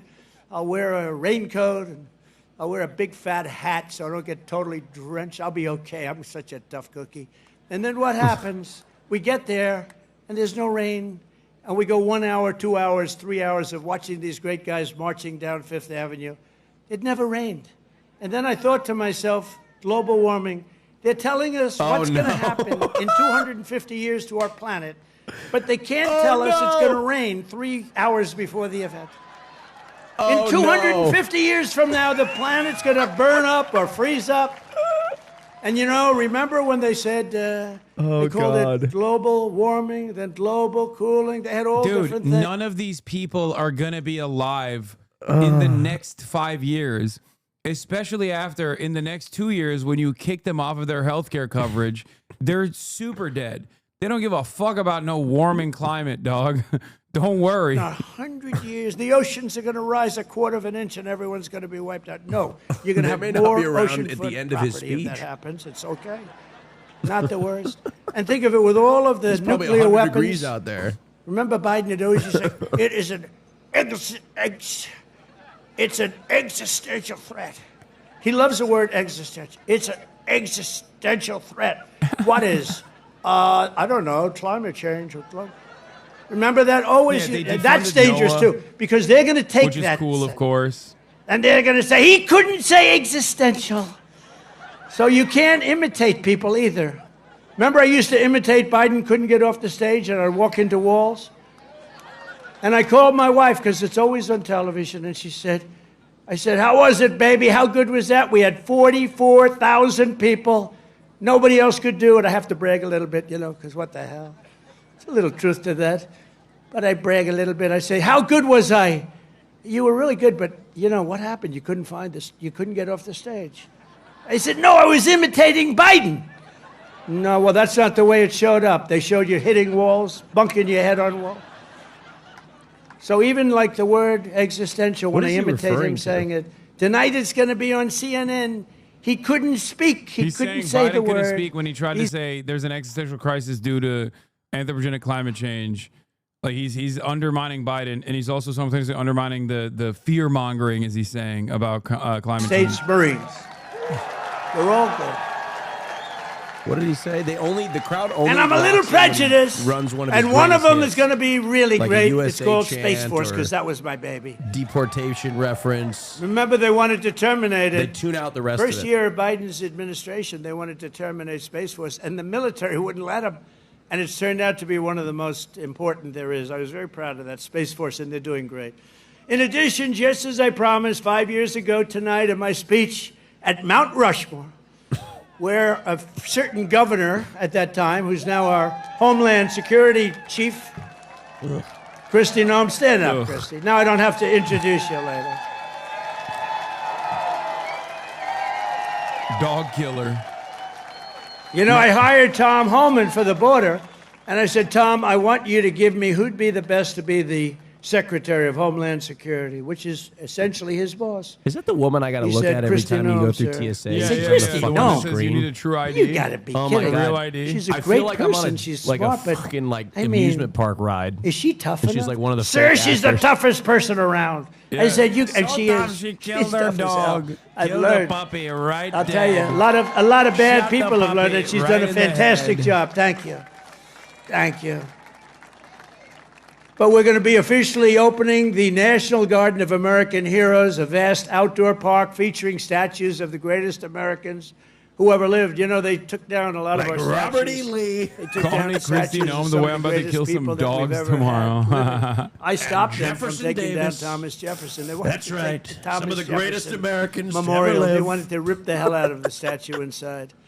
You can imagine who they were going to put Benedict up. Let's get rid Arnold. of Thomas Jefferson. Real So good we guy. stopped them. Misunderstood. We signed a law. Do you remember that night? It was crazy. And they were marching toward the Jefferson Memorial, and I took out an old bill from 1909, and it was a bill that if you so much as touched, old, because today they don't do these things. They don't do it like they used to. Today you could never get it passed. It said if you so much as touch a monument or a statue, you go to jail Oh, here he for a goes. 10-year period.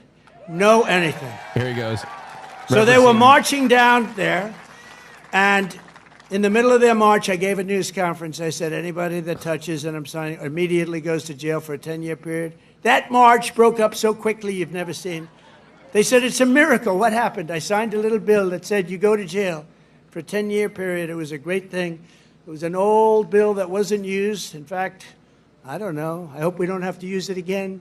But they're learning that, we saved Los Angeles. If we didn't send in the National Guard, I would have said it in the Thank you, military if Mr. they President. needed it. That was sick. But if we didn't send in the National Guard, That's right. It was on fire. Los Angeles would have been burned down to the ground, just like half of their houses were burned down to the ground because they What didn't is he give water. talking that about? they had He's talking about the wildfires. I'm pleased to report that that's the One fucked. Big Beautiful Bill includes full funding for Jesus those Christ. statues. And we're going to do statues to our greatest That's wild. Americans. And we're going to let the people choose who they are. You better choose me. No, I'm only kidding. I should take myself out. I think I should take myself out, Susie. Our great chief of staff, the first woman chief of staff. Can you believe it? Susie Wiles, stand up. Woke, DEI, woke. That beautiful exterior, don't let it fool you. I don't know why they like to outwoke. She got rated they most love powerful wokeness. woman anywhere in they the world. They love wokeness when they're doing it. They're liberals. They're all liberals. Everyone's a liberal. Actually, it's very true in her case. And she's done a great job. We're doing okay, Susie? He's like angling the Mount Rushmore shit like you talk about us being in a secret relationship. He like keeps bringing it up. He's like, they want to put me on Mount Rushmore. I say, don't do it. Please do it. Many people are saying they want me on Mount Rushmore, like Austin Show and HasanAbi are in a secret gay relationship. That's what they're saying, folks. Austin is embreg. Televised, and it'll be led by our great Secretary of Health and Human Services, Robert F. Kennedy Jr., who's really doing it. They want to rename the mountain to Mount Trumpmore. More Trump for 2028. They keep saying it. Everybody's saying it, in fact. They really shouldn't be, but they are. I guess 18 years, 10,000, think of this, out of 10,000 people, okay? 10,000 people, and I'll go a little different way. Right now, out of 10,000 people, 18 people they're safe. 18 people. We have a statistic on autism that's the worst I've ever seen. And he's going to change it. He's going to change it. It used to be 20 years ago, you just didn't have it. Wait. And now it's numbers that are Has he been pushing RFK's autism? Unbelievable. Where oh my God. The numbers are so bad, it's got to be artificially induced. And we're going to find out what it is. When we're going to find it out as soon as possible. I can't believe it. No more autism. Think about it. The numbers have increased by 200-fold. And that's 200-fold. really something, and we're going to get to the bottom of it. That's a terrible situation. Likewise, under the leadership of Secretary Burgum, who's here right now, he was a great governor of North Carolina. Great governor of North Dakota. Where is he? Where is he? Mr. Secretary. And he's in charge of energy plus a lot of land. He's the biggest landlord, I guess, in the world. But he was a great governor of North Dakota, and he was very special in so many ways. He became an energy expert, and he came to me, and I said, I want you to be the head of energy. He said, no, we have one man that's better than me, and that was Chris, right?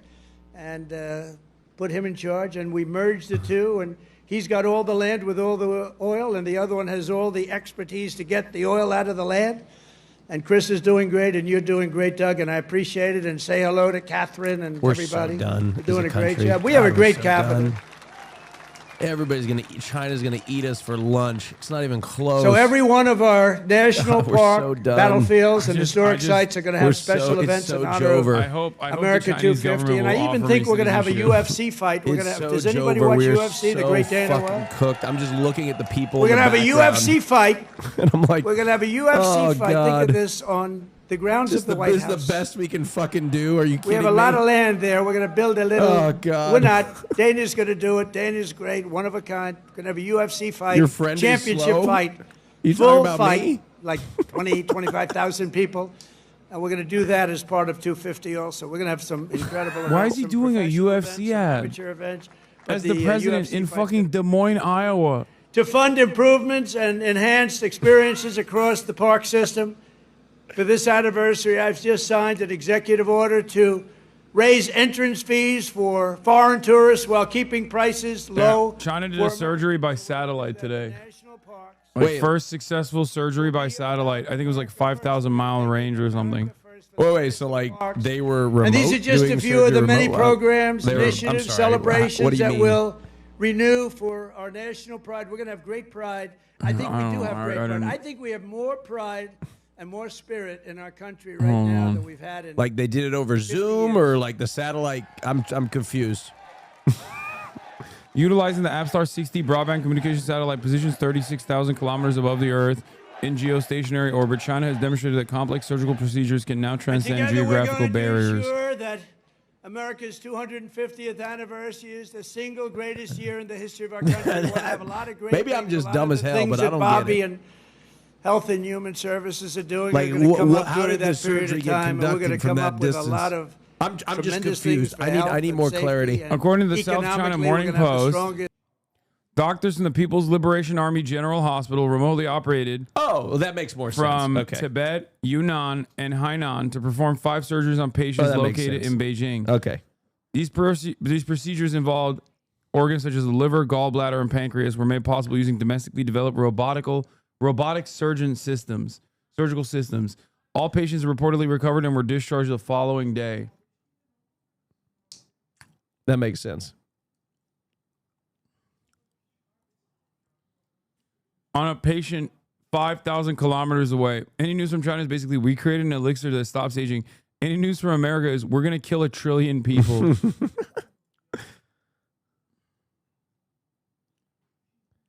So, yeah, China can do surgery on Americans remotely. Now, the Agricultural Secretary, Kristi Noem, great governor also. Yeah, our literacy rate declined to like, what, sub 70%. When? This year? It's been declining. I mean, yeah, I imagine that's just a Most Americans read continued- it, what is it, like a 6th grade level? Look at me. I'm the literacy rate. Okay. We're really. I'm a living, walking, breathing example of the literacy rate in this country. Okay. Just look at me. I have a college degree. Oh, we're okay? not sub 70. Sorry. We're sub 80. We're 77% literacy. Agency. He's the head of it. Great guy. He was a great politician, a tremendous USA also congressman. He did ran this for 2 weeks governor ago. of New You can York, which is chill. tough. And he almost won. I'm glad he did. We did it too, bro. It was just $7 million. Dude, shut up, dude. They did it. They did it already. America did it too, bitch. Shut up. On a grape. They did a surgery on a grape, and it was $7 Also, million. Governor Kim Reynolds from Iowa. Thank you, Kim. Thank you very much. Thank you for being here. Appreciate it. Thank you very much. And Lieutenant Governor Chris Corner. Where's Chris? Chris Corner. Thank you, Chris, very much. Great job. You have Senator Chuck Grassley and Joni Ernst. Chuck! Hi, Chuck. Chuck can't hear him. Chuck's deaf as a doornail. You know Chuck Grassley is the oldest congressperson. Yeah, he's like 100 years old. He tweets so great, though. He's the goated poster. I love the way he posts on Twitter. Very good. Good job. Thank you very much. Thank you very much, Joni. And you have members of Congress. Don't excite Ashley Chuck. He's Hinson. gonna have a heart attack. Marionette Miller Meeks. Zach Nunn. Randy Feenstra. Good group. Yeah. The other person he called out is Joni Ernst, who recently at a town hall said, everybody's going to die someday. When her constituents said, we're going to die if you pass this bill. And she literally responded with, everybody dies at some point. And then also turned around, went to a fucking cemetery and did a call out post where she said, you know, Jesus Christ, our Lord and Savior, and I simply meant everybody's going to die one day and meet him. But some of the woke losers. Wait, how does that change anything? No, nothing. Like she How was does just that doubling change down. anything? She was just doubling down. What is she just doubled down and said, everybody you're is- actually you're gonna die and you're gonna meet Jesus sooner. Yeah, she did an apology double down, which wasn't Former an State apology, in Senator a graveyard. Brad Zahn. Oh, my man, there he is. I haven't seen you. He was the first man in the entire country that endorsed me, right? Not just from Iowa. He endorsed me. Awesome looking 3 bro. Like, months how many before I millis ran. are you blasting? You He look said like that you guy throw from New twinks York- around. What, millis? So Like, I what want do to they- thank you. You're Really. doing You look. That's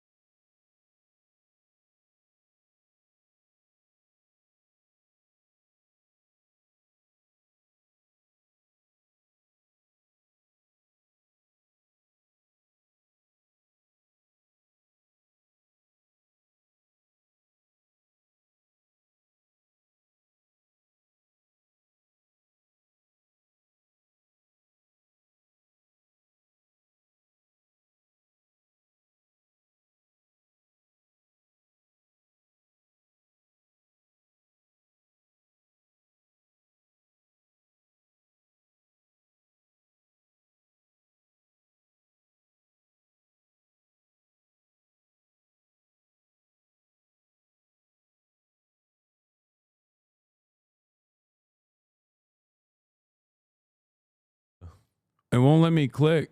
It won't let me do it. Oh, okay, we're back. Major Tom to That was ground weird. control. I don't know what happened, chat, but we got kicked out of coverage for a second. But we are back. We are back. Yeah, Celebrating. Right as we were talking about fucking China's ISP victories. Right as we were celebrating China's ISP victories, we once again received. Yeah, you can take them out. Okay, calm down, dude. What the hell? And strengthened by prayer. So important. If we bring religion back stronger, you're going to see everything one get of the better guys and in the better and background better. for another guy. Another guy. They want to show all the guys in Des Moines, Iowa that are losing their health care. The next 250 years, let us rededicate ourselves to one nation under God. Oh, thank you, Right? Mr. President. Yes, thank you. That's what I've been missing in my life. That is, we need. And more as you know, God. recently we've seen some of our political system attempting to overthrow the timeless American principles Less trans and people, other more pillars God. of our liberty, Less gays, and replace more them with God. some of the most noxious We're just ideas talking in human politics. history, ideas that have been proven false. That's what Members we need, of Mr. Congress and President. even former presidents have been openly embracing vile creeds such as socialism, Marxism, and straight-up communism. In New York, they're trying to elect a communist, Zoran Mamdani, the guy who wants to defund the police, take over the stores and run the stores, and have the people hand out goods. And when everything falls apart, it always does. It always works that way. It never has worked any other way. Anarchy and dictatorships prevail. Oh. This guy is a communist at the highest level, and he wants to destroy New York. I love New York, and we're not going to let him do that. Generations of Americans before us did not shed their blood only so that we could surrender our country to Marxist lunatics on the eve of our 250th year.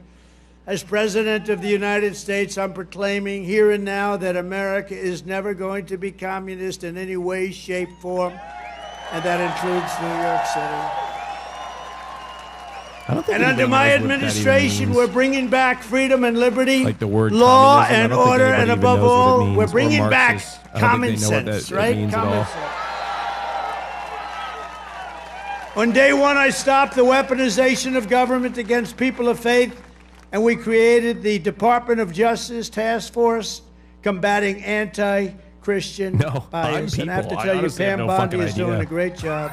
I couldn't Pam define Bondi it. is doing Like a real, great like job. truthfully, you put a gun to my head, I'd probably Attorney it General. would go off. I ended the Green think. New Scam and terminated the I'm insane. people. This is insane. The electric vehicle mandate, where everybody had to have Yeah, it's a our car president, Cutie. that happened to be all electric. Yeah, in the Cutie next loves it. Oh my God, MAGA Cutie Cutie. just said that's the guy I voted for. Mandate. That's crazy. Some people Cutie's in want the to have background. gas She doesn't stations wanna- powered. Some people want to have hybrids. Okay, now she literally is Maybe saying I even love that someday guy. hydrogen. she loves right him. now, I don't like it because when they blow up, they don't ever I think find he probably the body. did. I think he used wrinkle They find release the body spray. about Have you heard 5 of that? blocks away. That does not You can sound buy it at promising the to store. me. They said, no, And it's he just getting sprayed it better. on his I face said, and it that's okay. de-wrinkled Let him. somebody else use it.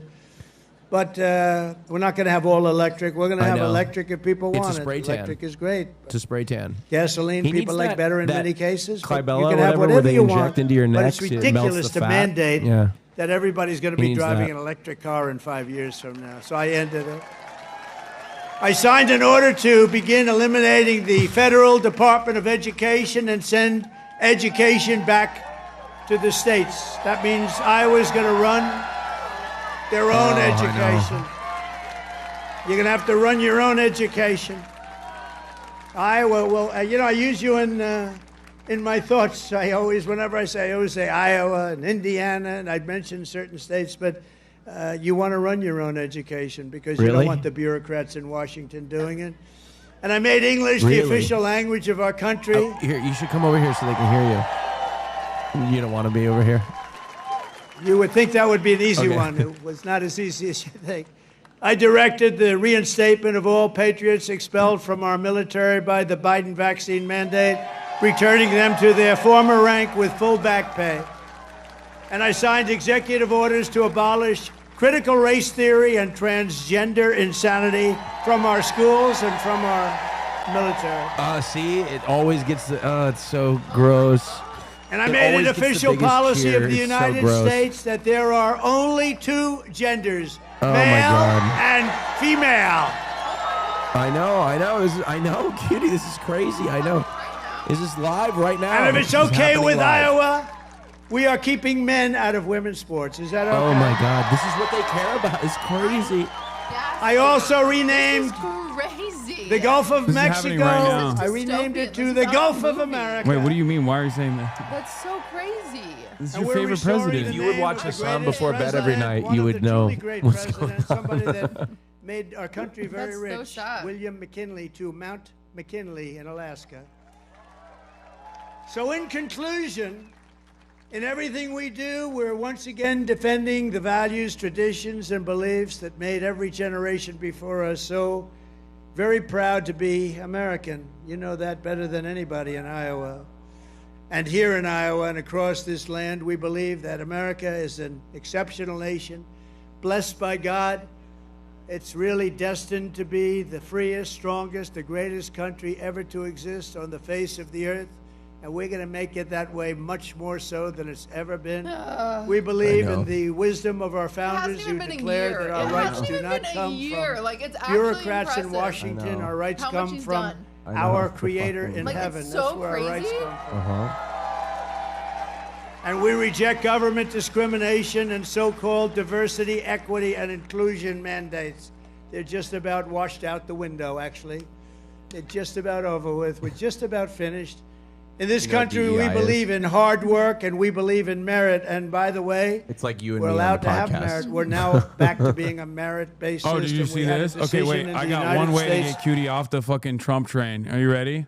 Wait, but I support One him provision, so much. one provision that didn't make it into the big beautiful bill should have. If you're over the age of 21 and you go to Disney World, but you don't have children, you go straight to Alligator Alcatraz. But has That's ever been to Epcot? I think we need restrictions on if you're over the age of 21 and you go to Disneyland or Disney World and you don't have children, straight to Alligator Alcatraz, El Salvador. But and have the you world. ever been to Epcot? I'm just saying, this is weird and That guy? Oh my God, that pisses me the fuck off. I was just there yesterday. Alligator Alcatraz? I take that guy Disney. to Disneyland one time. I changed his mind. I could change him. You are a better human than me. I could fix him. I got more mad about this. This is the only thing that Hasan agrees with. I got more mad about this in your stead than you did. How is that possible? I'm so confident I could fix him. So you can't. He's a I demon. fixed you. You're But a demon. no, I am not a demon. I am a nice and kind individual. All Since jokes when? aside. Hold on, I disagree. I think there's a Disney adult, and then there's adults that go to Disney. I think they're two separate things, right? A Disney adults are kind of like the you know what I mean, the weird people, and then there's adults that go to Disney, which are like, you know, like Cutie, like respectable adults that go to Disney, right? Right. I think there's two separate groups of people. We all know who we're talking about when we talk about Disney adults. I think every Disney adult is basically referring to other Disney adults that do the exact same thing that they do, which is fine. Everyone gets to have their No, treats. we don't have my bathroom's not themed like the Haunted Mansion. Yeah, see, I do buy a lot of merch when I go though. Like I wear a Disney sweatshirt and Mickey ears. Oh yeah. And I get the first time at Disney pin, even though I've not been there. That's gluttonous. You shouldn't do that. I shouldn't do that. You think that's inappropriate? Yeah. Is that like looked down upon by Disney? Yeah. By Disney park I'm gonna goers? turn you in. Yeah. Okay. Well, I did do that. All right. Well, Trump is the president, Cutie. I don't know if you knew that. Today, with your help, He stole the America is election. free, America is proud, and America is sovereign. Since he stole once the more. election. And this 4th of July, our magnificent destiny is closer than ever before. We are do one with the gun. people, Don't one hold it. family, They'll and one try to get you united banned American too. nation. Oh, really? That's the We will new never meta. give in. We will never give People up. are- We people will are never upset back that down, and we will never, Someone ever, was ever surrender. saying that I should be hanged. We will fight, Like I fight, should be fight. killed. We Someone's will like- win, win, win, because we Yeah, are I was like, Americans, good luck. and our hearts bleed And red, they're like, he was white, and threatening blue. to kill a chatter with a weapon. I was like, dude, what do you mean? Oh yeah, It's here. America, damn it! I Here, have a right let's- to self-defense. Here, let's. And together, as we look forward to the 250th year of American independence, we will make America powerful again. This is a nice restaurant. We will make America wealthy again. We will make America healthy again. We will make America strong again. We will make America proud again. We will make It's America like reading a bedtime story to a child again. at the end of the night. And we will make America great again. Thank you, Iowa. Thank you. Thank you very much. Thank you, Iowa. Take my wife, take my firstborn child. Is that Great again. bulletproof glass? Yeah. Oh yeah. Well, that's normal for presidents. If only we had something to do about gun control. Yeah, I know. No. See, yeah, no, they have, yeah, they always have bulletproof glass. They may have a little bit more, but why the fuck's he in Iowa? Is he running again in 2028? oh, here he goes, the double jerk, the double dick suck. Yeah, here we That's go. my favorite. Oh, he sometimes gets more zesty with it. I wonder if he'll do it this time. Where he's he done goes like this. He's done like different. He did one of these before. That was crazy. That was a crazy move. That's why he won, I think. Yeah. Look at the crowd behind him. It's hard to. I know. Hard to love this country when you see this. I'm sorry. It really is. It's just no. Can I feel a deep sense of shame. Can I be real? I used to really enjoy the 4th of July as a liberal voter. I used to love it. I used to dress up in colors. And then you became a HasanAbi head. I used Now to you listen hate to it. country music, and now it just feels gross. I can't even do it. Like I'm gonna wear all black tomorrow. I don't think you're alone in this. I feel like a lot of young people especially feel this Just way. like ugh. Where they're just like everything sucks. It just feels so. There's nothing to like feel patriotic about. Like honestly, what the fuck could you feel patriotic about? Well, that's what I'm saying. I enjoyed it more when I was less informed. What has the United States of America done like recently? In the last 5 months, can you point to, with the exception of Zohran Mamdani's New York mayoral primary victory, which Trump is now advocating to fucking literally deport him? Like, what have we done? What makes people feel patriotic? That we spent like $100 million defending Israel and then bombing Iran just because Israel wanted us to? Wow, resounding success. Like the only thing we're receiving independence from as of late in our new Revolutionary War is the treacherous health care that is afforded to some of the poorest Americans. That's what we're receiving freedom from. It's great. That's awesome. Are you celebrating the 4th of July tomorrow? Are we phasing up tomorrow? I don't know. Why not? Why? I don't know if I have time. Wait, what the fuck are you doing? Working. Doing what? You don't have a job? He's just starting Building the Wine About It set. He's just starting to talk to everybody like me. Yeah, I just treat everyone. Dude, they're like, yeah, he's got the fight shirt on. They're such fucking piglets, dude. Jesus Christ. Our local YMCA sent an email saying they're 100K short since the federal funding was pulled for childcare program they run, and they asked us for donations. Good luck, chatter.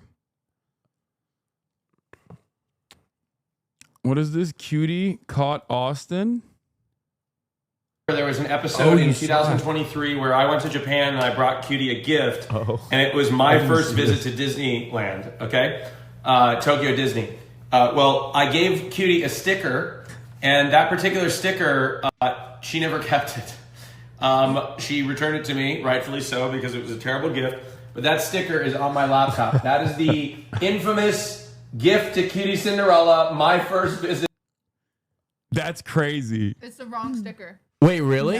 No, that's not the right that's a sticker, different Austin. sticker. Wait, what do you mean? That's not the right sticker. Wait, really? Yeah. Oh, no. Yeah. Wait, really? Austin, you If got you're a gonna double. say I left your gift, Oh. I'm gonna prove to you Oh, no. that I did not. That's my a different God. sticker. Oh, no. Buster. Oh, Okay. Oh no. Yeah, sassafras.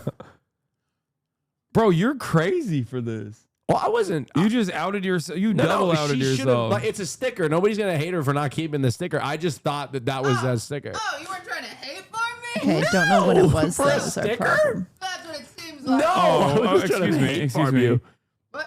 You don't get to talk about getting hate farmed. What are you talking about? Your entire clip compilation before and after this is probably a hate farm of me. I literally said, though, rightfully so, you shouldn't have kept the sticker because it was a bad gift. Oh, it doesn't look too good, does it? Doesn't feel too good when you fucking hate farm. Yeah, but it's funny when I do it to you. Oh, yeah, it's so funny. Love it.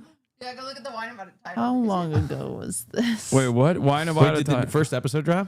What is the what? Wait. Wine about it title when Hasan was on was. Oh, I saw that. Hasan is the most insufferable human. Wait. Hold on. Let's look at it. Hold on. Because there's some other things to look at as well on that one.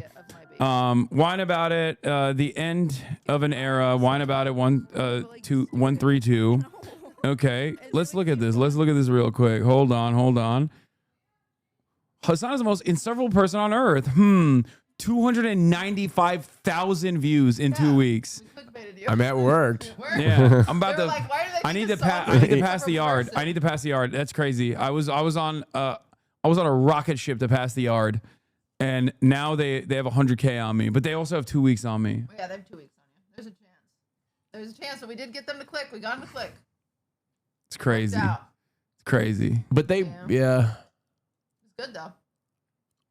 Replace Cutie with Maya on Fear and the worst part about that is I would love to do that, but she also would not actually be sad about that. She would love that. She'd be like, "Oh, great! I don't Now have to I do have the my Thursdays back." Yeah, I don't have to do this icky, gross boy podcast."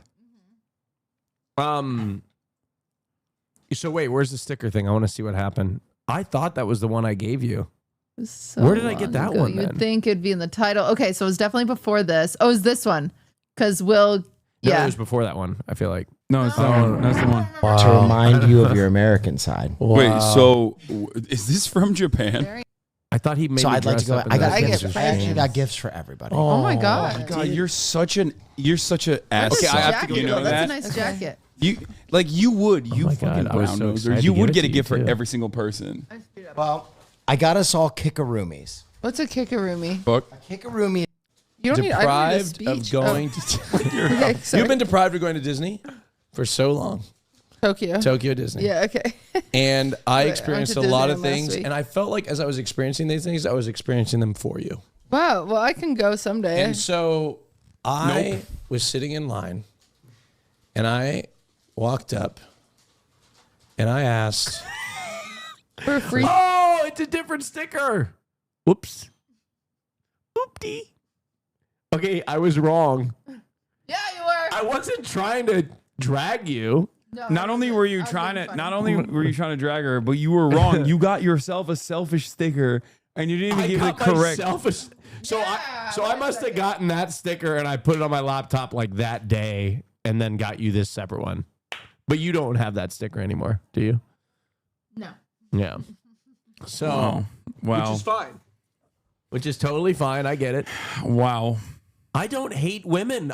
Nobody supports women more than I do. No, I don't know about that. You don't even have sex with them. Yeah, no. Yeah, that's what they don't want men. Ew, gross.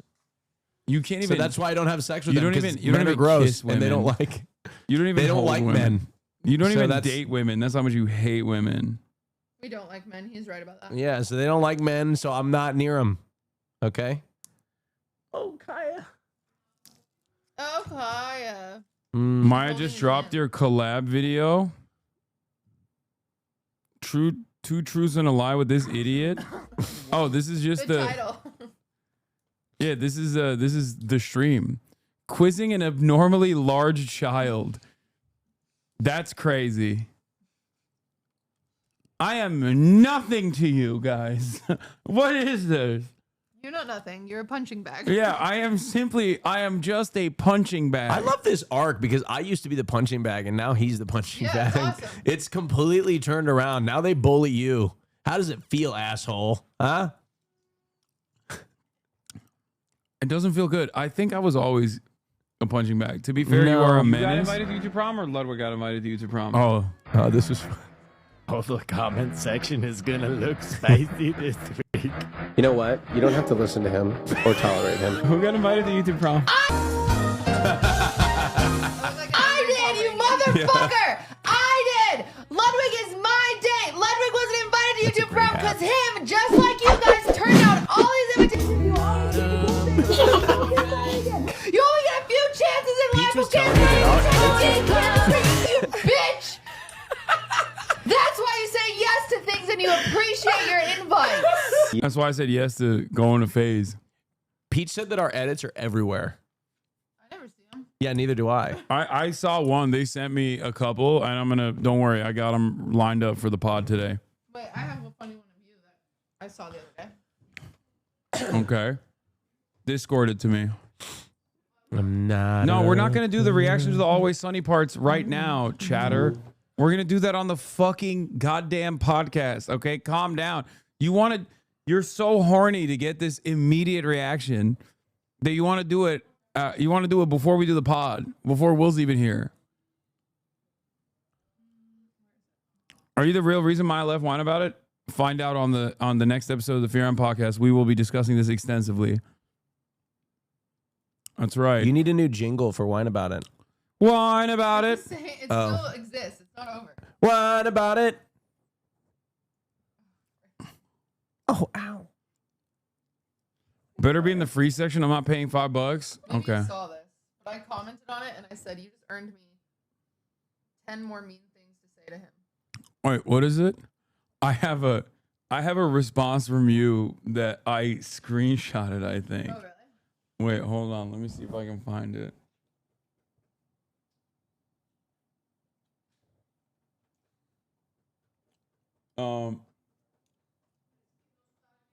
Where is it? I sent it to you on Discord. Oh, you did?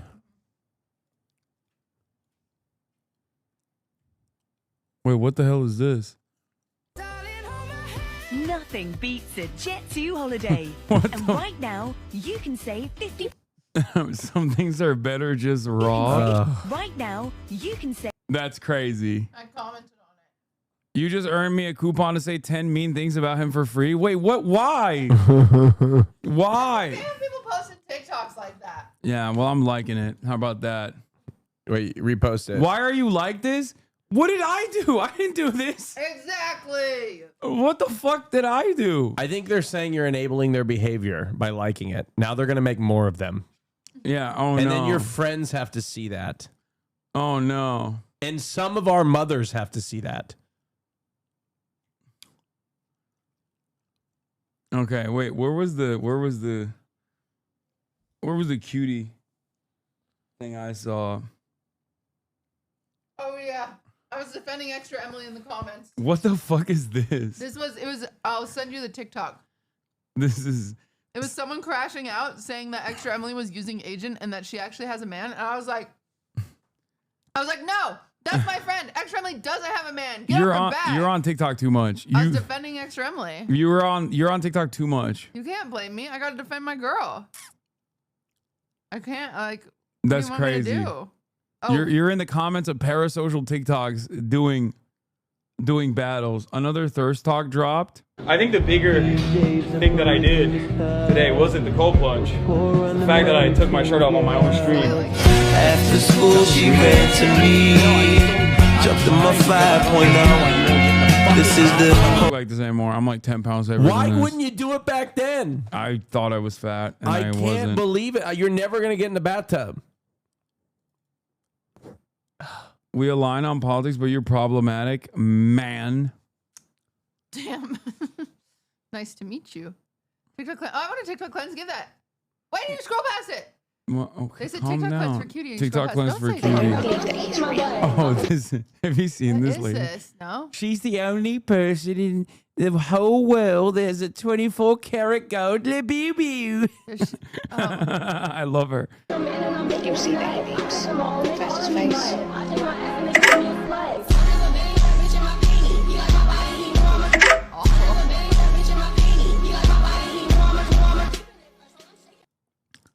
Le Pew.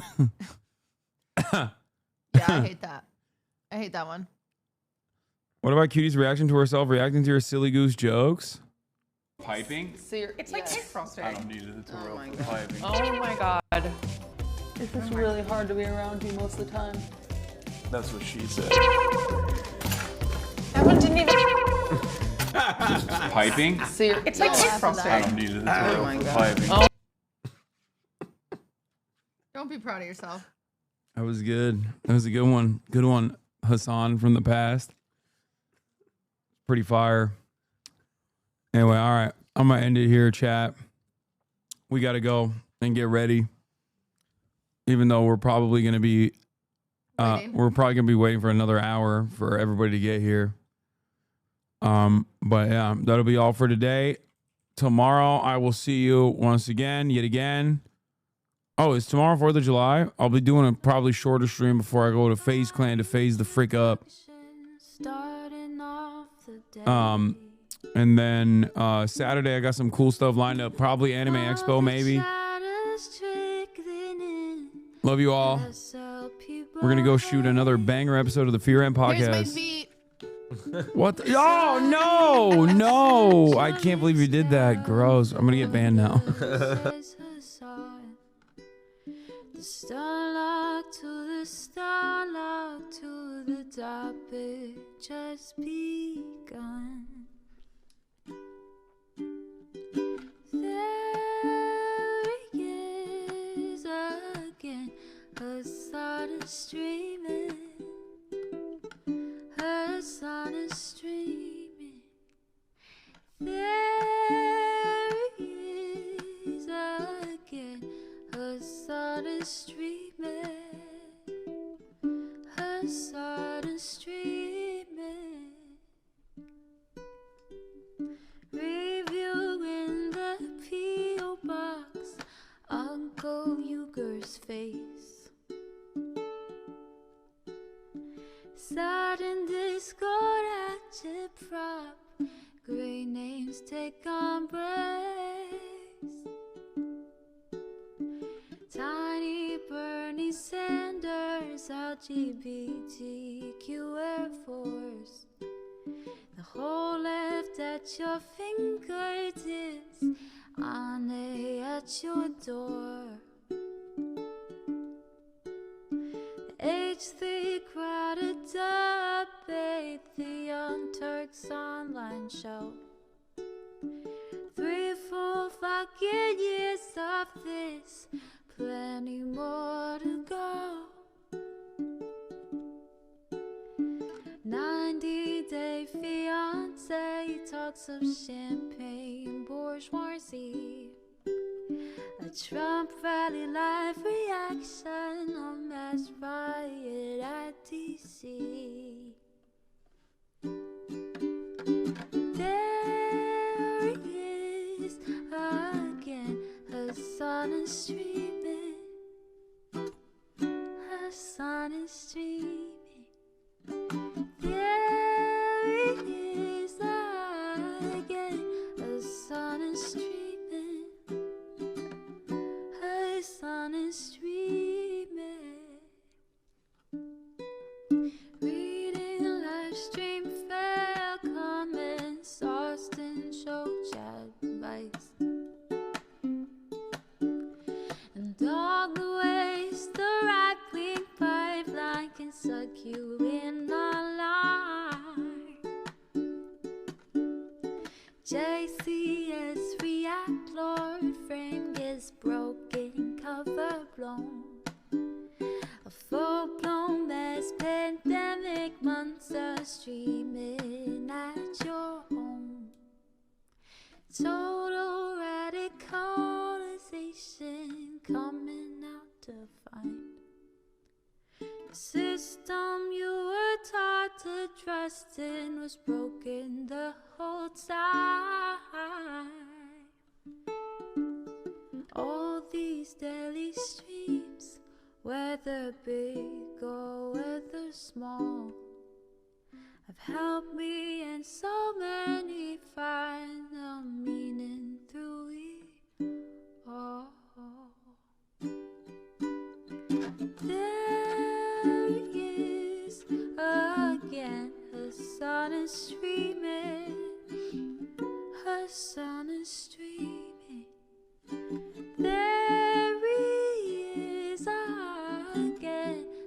Hasan is streaming. Hasan is streaming.